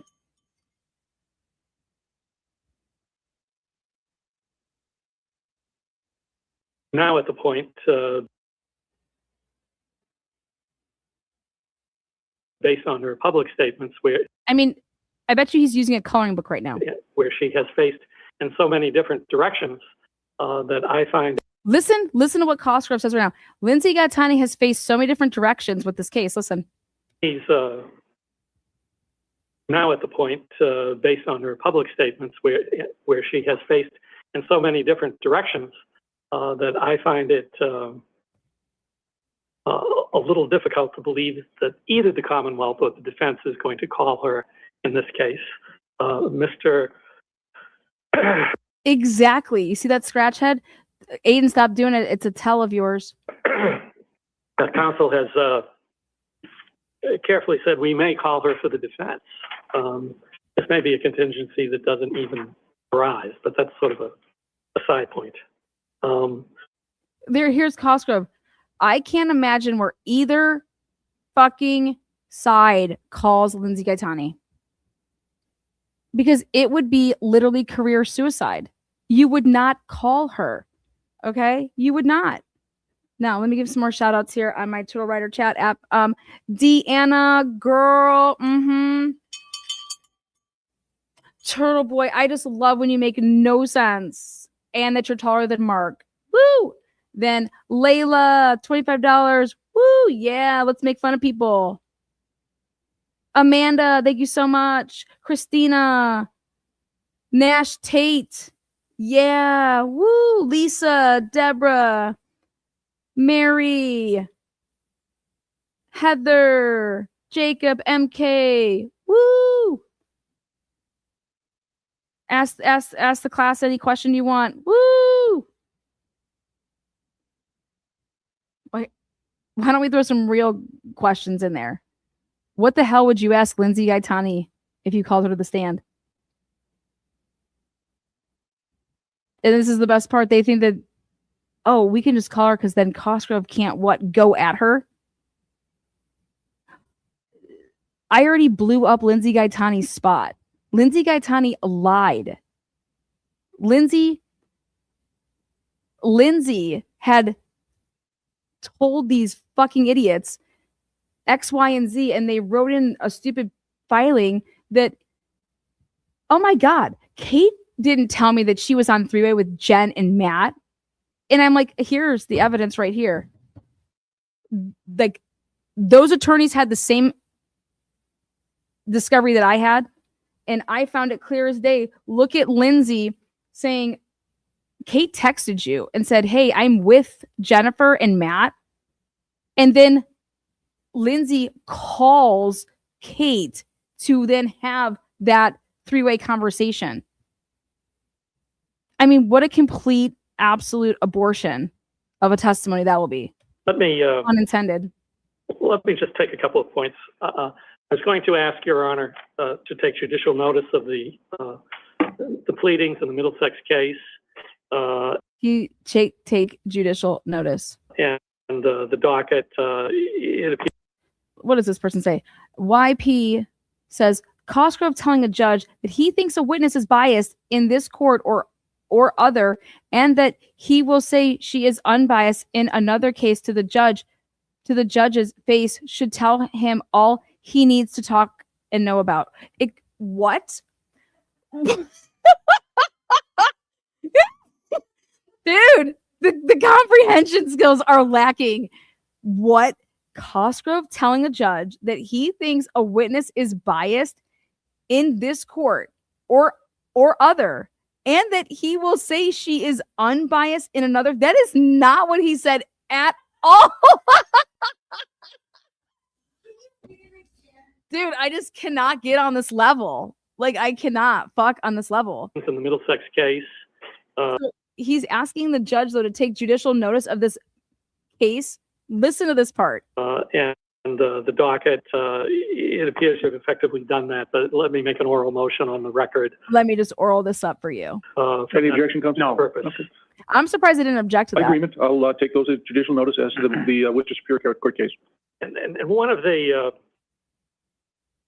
interesting, unique things about this alleged conflict of interest, which is a little different This is the most important part of the whole entire hearing. from the typical conflict of interest case, at least I haven't found anything precisely on point, and I don't think the defense has either, but maybe they'll prove me wrong in a moment, is the whole operation by which this alleged conflict has come about and the Middlesex case has come about. What is it that enables Ms. Catani to make the claim that she's seeking to make against me in the Middlesex case? It's that defendant took the report I gave him as discovery, or I gave his counsel as discovery in the other case, publicized it, and then created the harm that Ms. Gaetani alleges accrued to her from that publication. In other words, if we're applying but-for causation, to sound like a tort lawyer for a minute, if we take Mr. Kearney's actions out of the whole proceeding, there's no harm whatsoever to Ms. Gaetani with my, as I see it, fulfilling my Rule 14 obligation. So Your Honor has the unusual situation here of a defendant who has been but-for cause of the alleged conflict, seeking to profit from that conflict by removing the prosecutor of his case. Basically, in a nutshell, it would be considered like insurance fraud. Okay? That's basically what is being perpetuated on this court, is basically insurance fraud. Is that Aiden Kearney basically, he gets rear-ended, okay? Rear-ended, okay? I'm going to tell my insurance company X, Y, and Z, right? Or Aiden Kearney doesn't get rear-ended, and then he's actually in a parking lot at a grocery store, and he tells some lady that she has beautiful jugs and fucking gets crazy with it.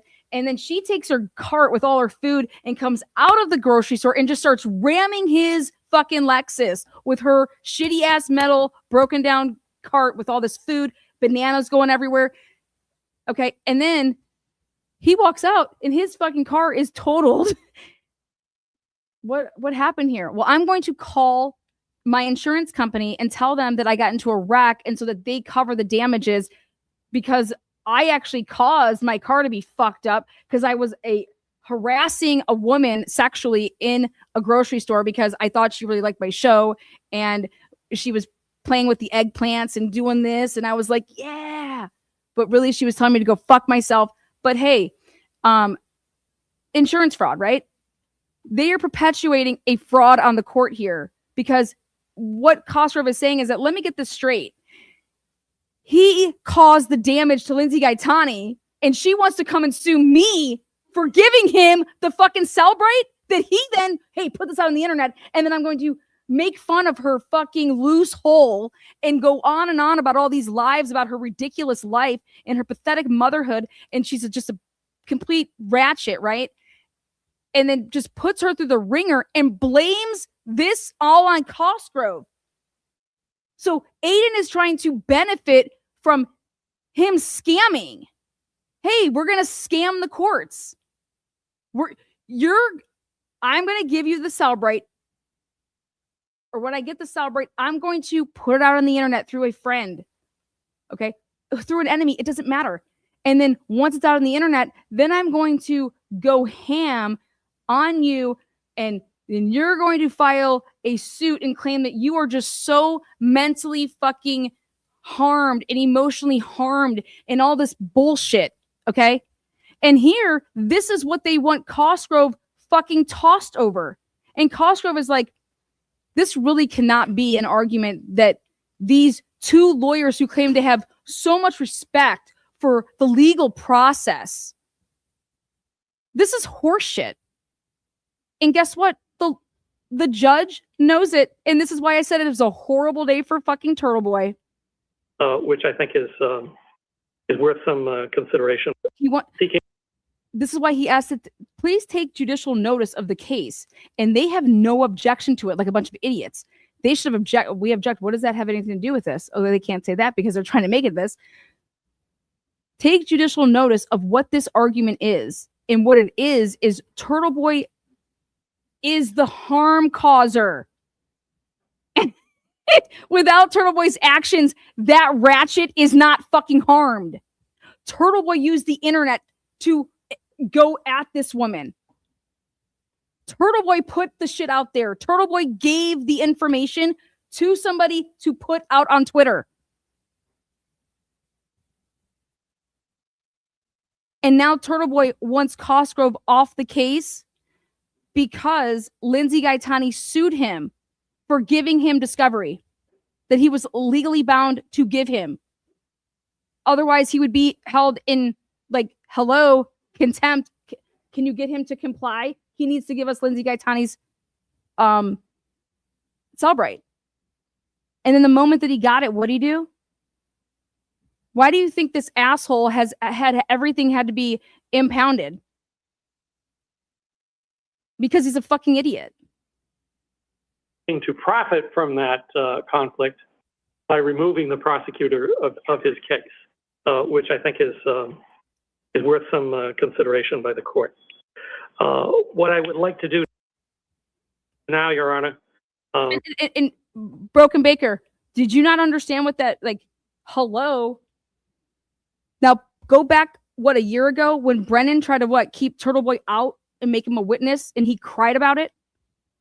When literally he could have been a witness? Like, there was actual substance that he could have been a witness? Since the defendant has had the opportunity for a reply brief, which frankly doesn't particularly go to these motions, particularly, but more to the point, the defendant's reply in support of the motion to disqualify Robert Cosgrove. I'd like to examine that in some detail and take the opportunity to reply to some of his. Well, it really hasn't become an issue here. That involves another party whose case has been dismissed. Yes. The case regarding the defendant and that witness is gone. That's dismissed. So I don't really know if that's all that relevant to any. Mr. Bederow didn't even raise it. For purposes of this, Your Honor, the briefs are what they are. We submitted them. I just raised the issues I thought would be helpful for the court today. Yeah, I didn't find that anything with regard to that particular trooper terribly compelling because I don't understand how he would be part of this case. Fair to say? You're talking about which trooper? The trooper whose case was dismissed, Bouchard. I'm not talking about the. I'm sorry for interrupting, Your Honor. I'm not talking about the motion that they filed with respect to discovery for Mr. Proctor. Oh, I'm not dealing with discovery right now. Yeah. I'm talking about the motion that's captioned "Sir reply in support of motion to disqualify Robert Cosgrove." Paper 127 you're talking about. I don't know the number, to be honest with you, but Love letter. yes, exactly. That's 127. Okay. Okay, go on. I'll hear you. All right. So the defense begins by complaining that my response envisions my conflict in a vacuum and that it ignores about everything else that the defense is unhappy with about the case, except issues that are relevant to whether or not I should be disqualified. There is, on page 1 of that motion, a suggestion that Mr. Morrissey recused his office from prosecuting Mr. Kearney due to a conflict created by an investigating journalist who publicly accused the DA's office. I'm not sure that Mr. Morrissey has made a statement explaining why he appointed a special prosecutor, but I'm ready to stand to be corrected, but certainly this is the explanation that might sound most favorable to the defendant, but what does it have to do with disqualifying me? He then talks about accusations against. So yeah, at the end of the day, he just literally is comparing apples to it, just whatever. And I cannot believe that at the end here, these people are like, yeah, it was a great day for Turtleboy. March 27th? Is that Friday? Fridays are generally best. Like great day for Turtleboy. I'm like, what? This is off. First of all, nobody's getting disqualified. The courts have seen through it and said, yeah, we see that Turtleboy has done exactly that, which is caused the harm against Lindsey Gaetani, and then now is trying to seek, profit from it by kicking Cosgrove off. That's not going to happen. That's like not going to happen. And it's to say that Alan Jackson or Yannetti or Aleshi made any fucking motions that were this idiotic ever in the Karen Read case, I would have never, ever, ever supported Karen Read. I never saw one motion put in by her team that was something like this. The most ridiculous shit that literally, what did Karen cause? What was Karen trying to do to cause anything? If anything, Karen looked like an idiot a couple times because of fucking Turtleboy in these fake ass accounts that went attacking people, and then they were using it to create this Auntie Bev is fucking burying bodies within it. Ridiculous shit. And that's when Karen realized that, oh my God, this trolling stuff is on another level. Like, stay the fuck. Get me away from this shit. You don't need any of it. It's ridiculous. It's a joke. And then so here, Turtleboy interview after court today. These fucking idiots like, woo, yeah, it was a great day. I'm like, oh my God, a great day. Look at this. Mass Live coming at ya.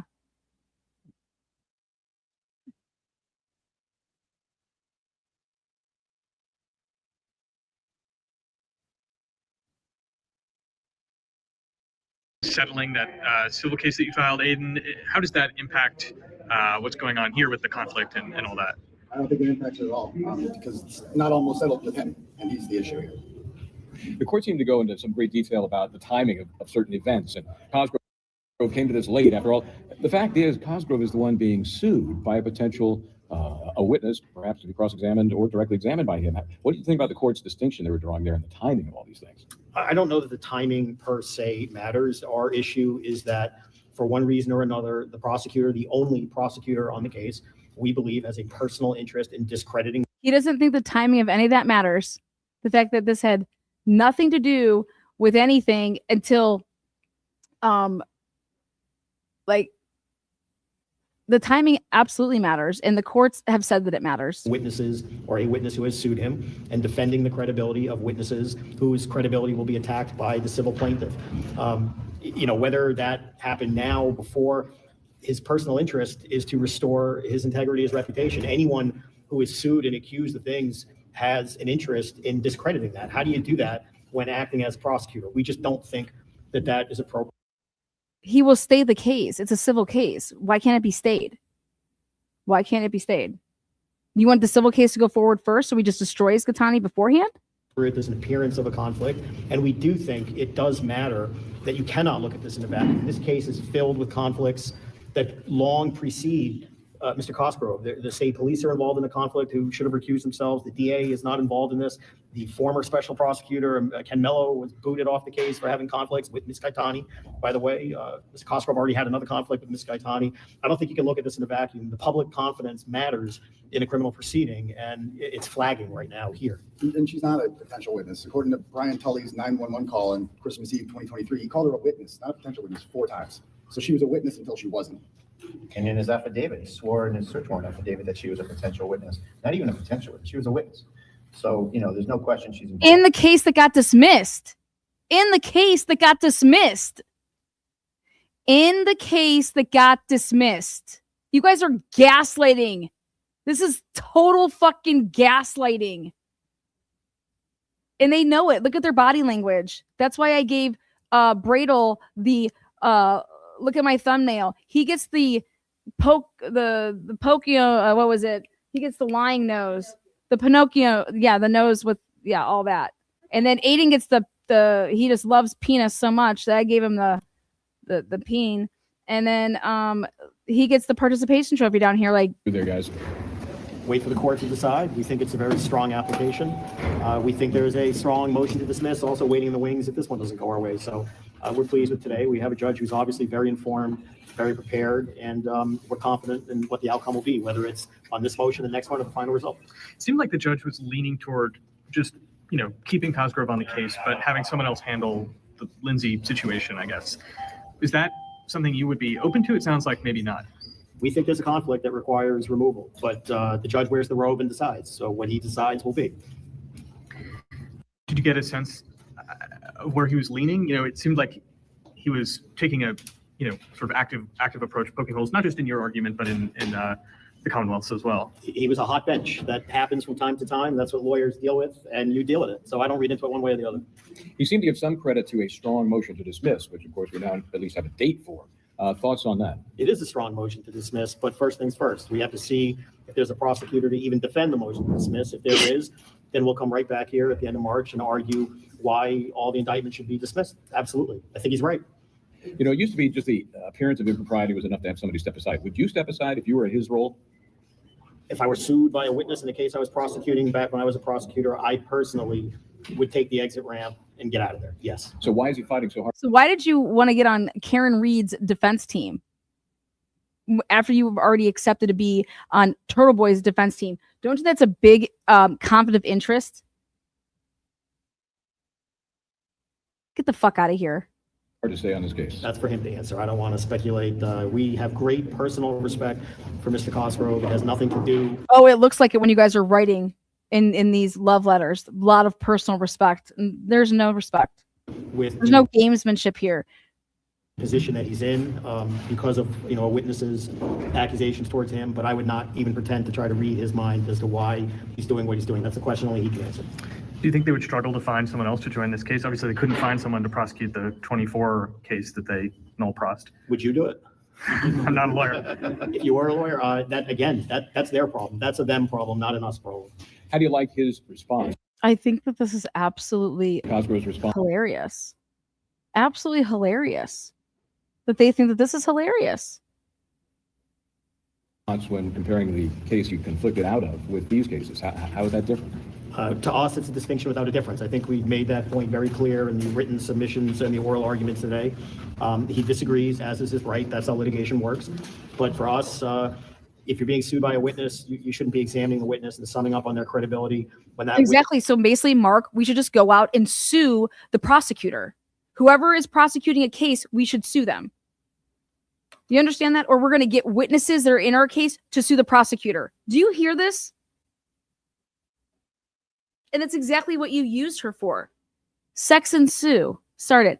I love sex and candy. Testimony that could impeach other important witnesses. That's enough. I mean, this is we don't think it's appropriate, but we don't decide either.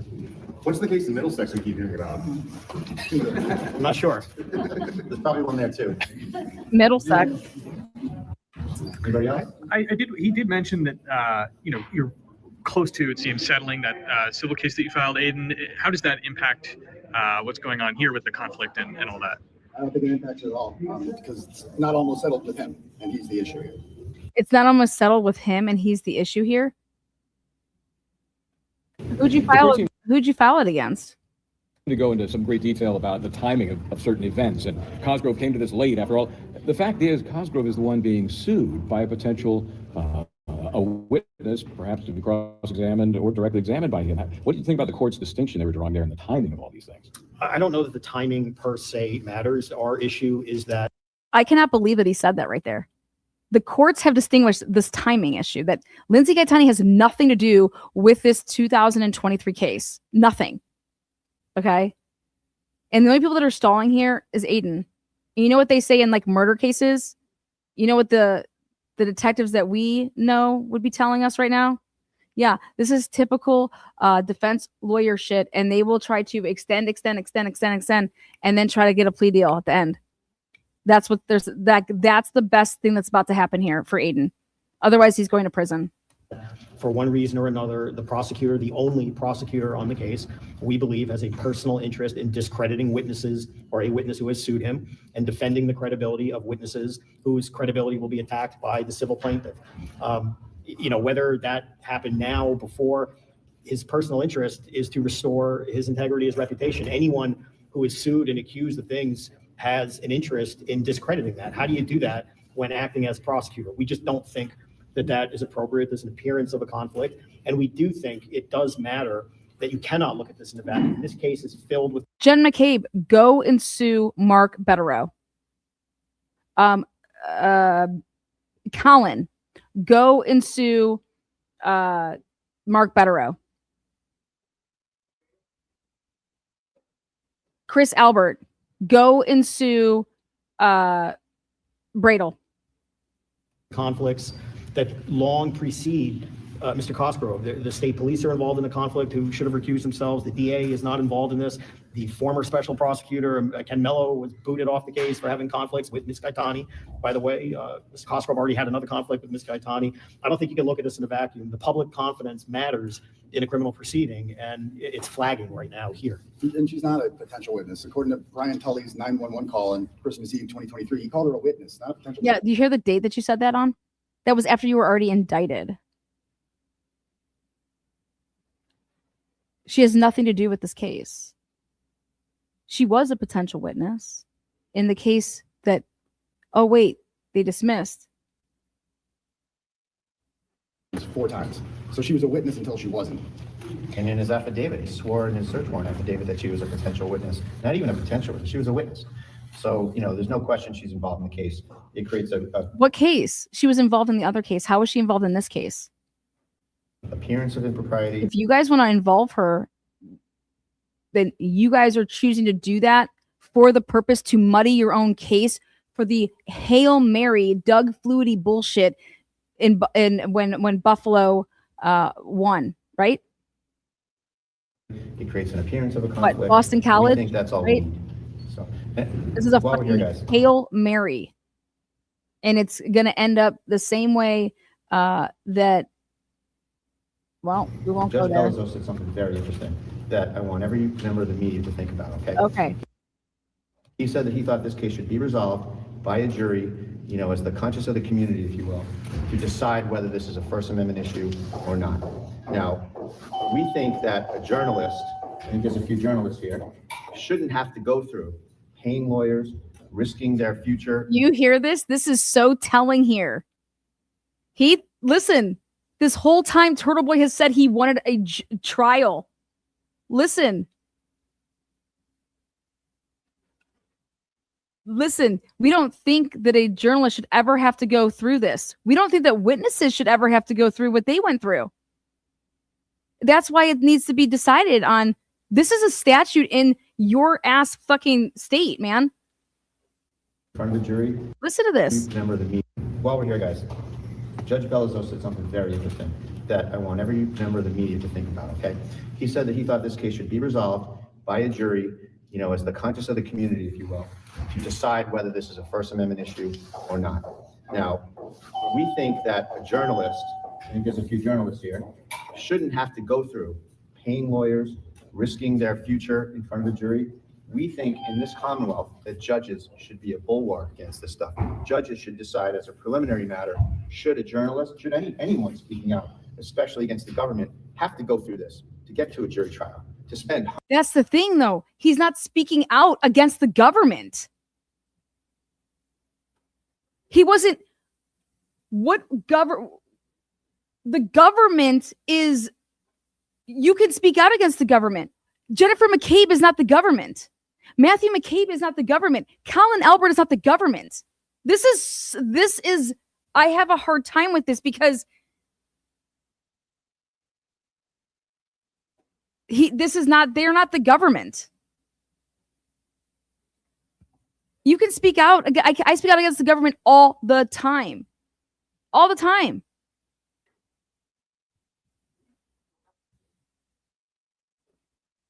This is the same people that Turtleboy has been in bed with for 10 years.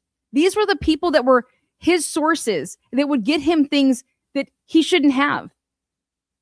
That would get him out of trouble, that wouldn't charge him with things, he's being protected. While he went at people for the past 10 years in the type of journalism that he does. Hey, you want to be outspoken, you want to do things, not wearing a suit and tie and going to awesome. But you don't get to what's the statute here? What are the limits? Where's the line? Where's the line? Hundreds of thousands of dollars to spend all of this court time, years of court time, to decide if something is protected by the First Amendment. Judges in this state need to step up and stop these kinds of prosecutions. This is the most self-interested prosecution, and it's clearly viewpoint discrimination. They didn't like what Aiden was saying, so they went after him. Who else have they ever gone after in this regard? No one ever. So they're turning this statute on its head to go to suppress Aiden's viewpoint. That is wrong. They haven't suppressed Aiden's viewpoint at all. You know what would have been great, Aiden? You would have been able to maybe make that happen if you would have stayed off the fucking air. They have not suppressed Aiden's viewpoint at all. Aiden hasn't changed at all. He still does what? Goes live, says whatever he wants. First Amendment is about, I'm allowed to believe in what I want to believe in. I'm allowed to tell people my opinion. I'm allowed to, if you want to put out the paperwork this way, and I'm like, wait, they only put out pages 1 through 6. I'm going to put out all of them. Okay. You're allowed to question the government. You're allowed to, these are our rights, right? Well, Aiden says that, hey, these families no longer should be able to live peacefully. His words, not mine. I don't know what journalist ever goes around saying that.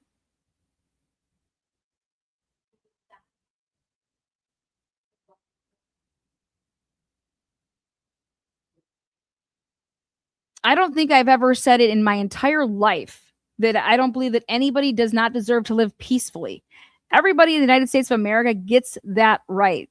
That's a civil liberty that we get to live peacefully. Okay? If you want to go at the government who framed Karen Reed, that's where it stays, right? If I want to expose the fact that people lied in interviews, expose the fact that they lied in interviews. I don't need to bully. I don't need to humiliate. I don't need to become what I'm supposed to be fighting against. We've always contended the judges in the state should take care of that. You should not have to risk the whims of a jury, the vagaries of the jury system to vindicate the First Amendment. I thought that nobody would ever look at that. They're scared. And I would be too, because they convicted Karen Reed of drinking and driving. You guys want to know why? Because according to the statute, right? Karen Reed, what? It's violating the statute, right? But I'll tell you another reason why they also convicted her of drinking and driving. Because, okay, this is what juries do.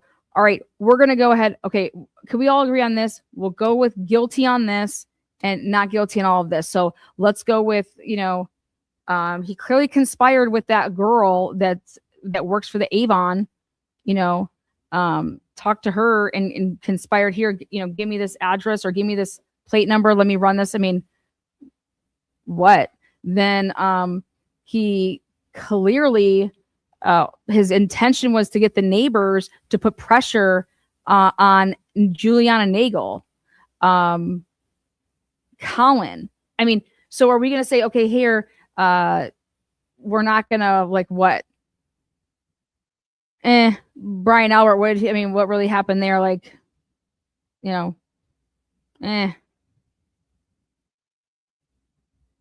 Chris Albert, what about that? Telling people not to buy his pizza, that murderers make it and it's blood pizza, right? What? These are witnesses in a murder trial.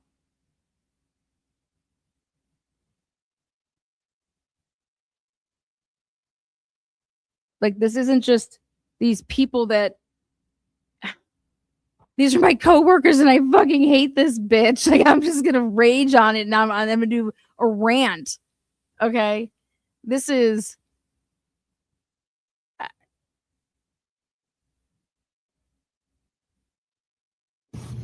One thing the court did seem confident in is getting this to trial as quickly as possible. What do you take from that, Eden?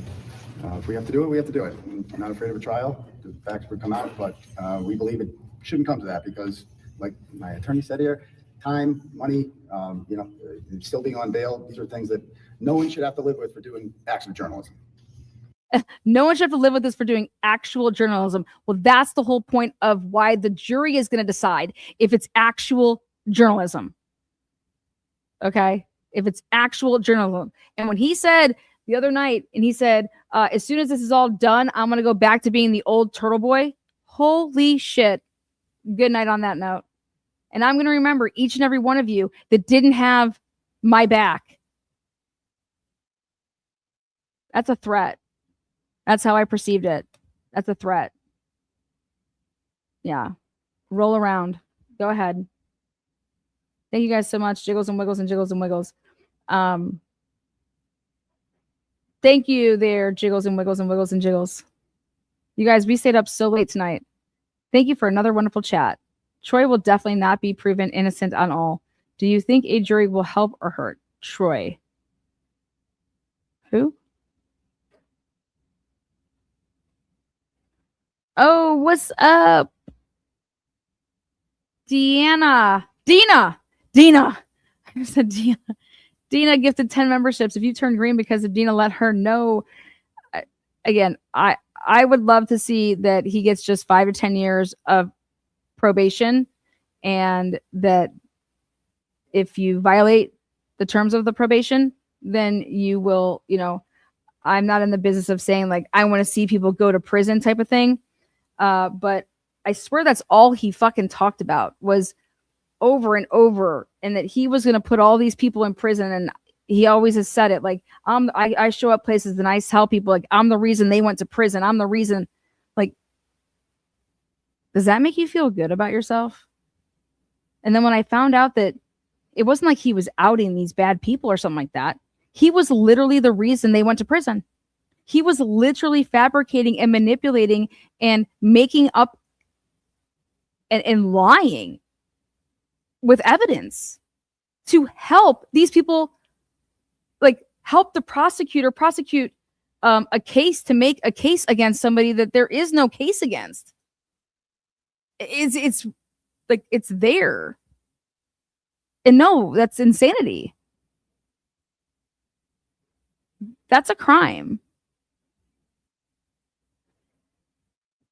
That's not journalism.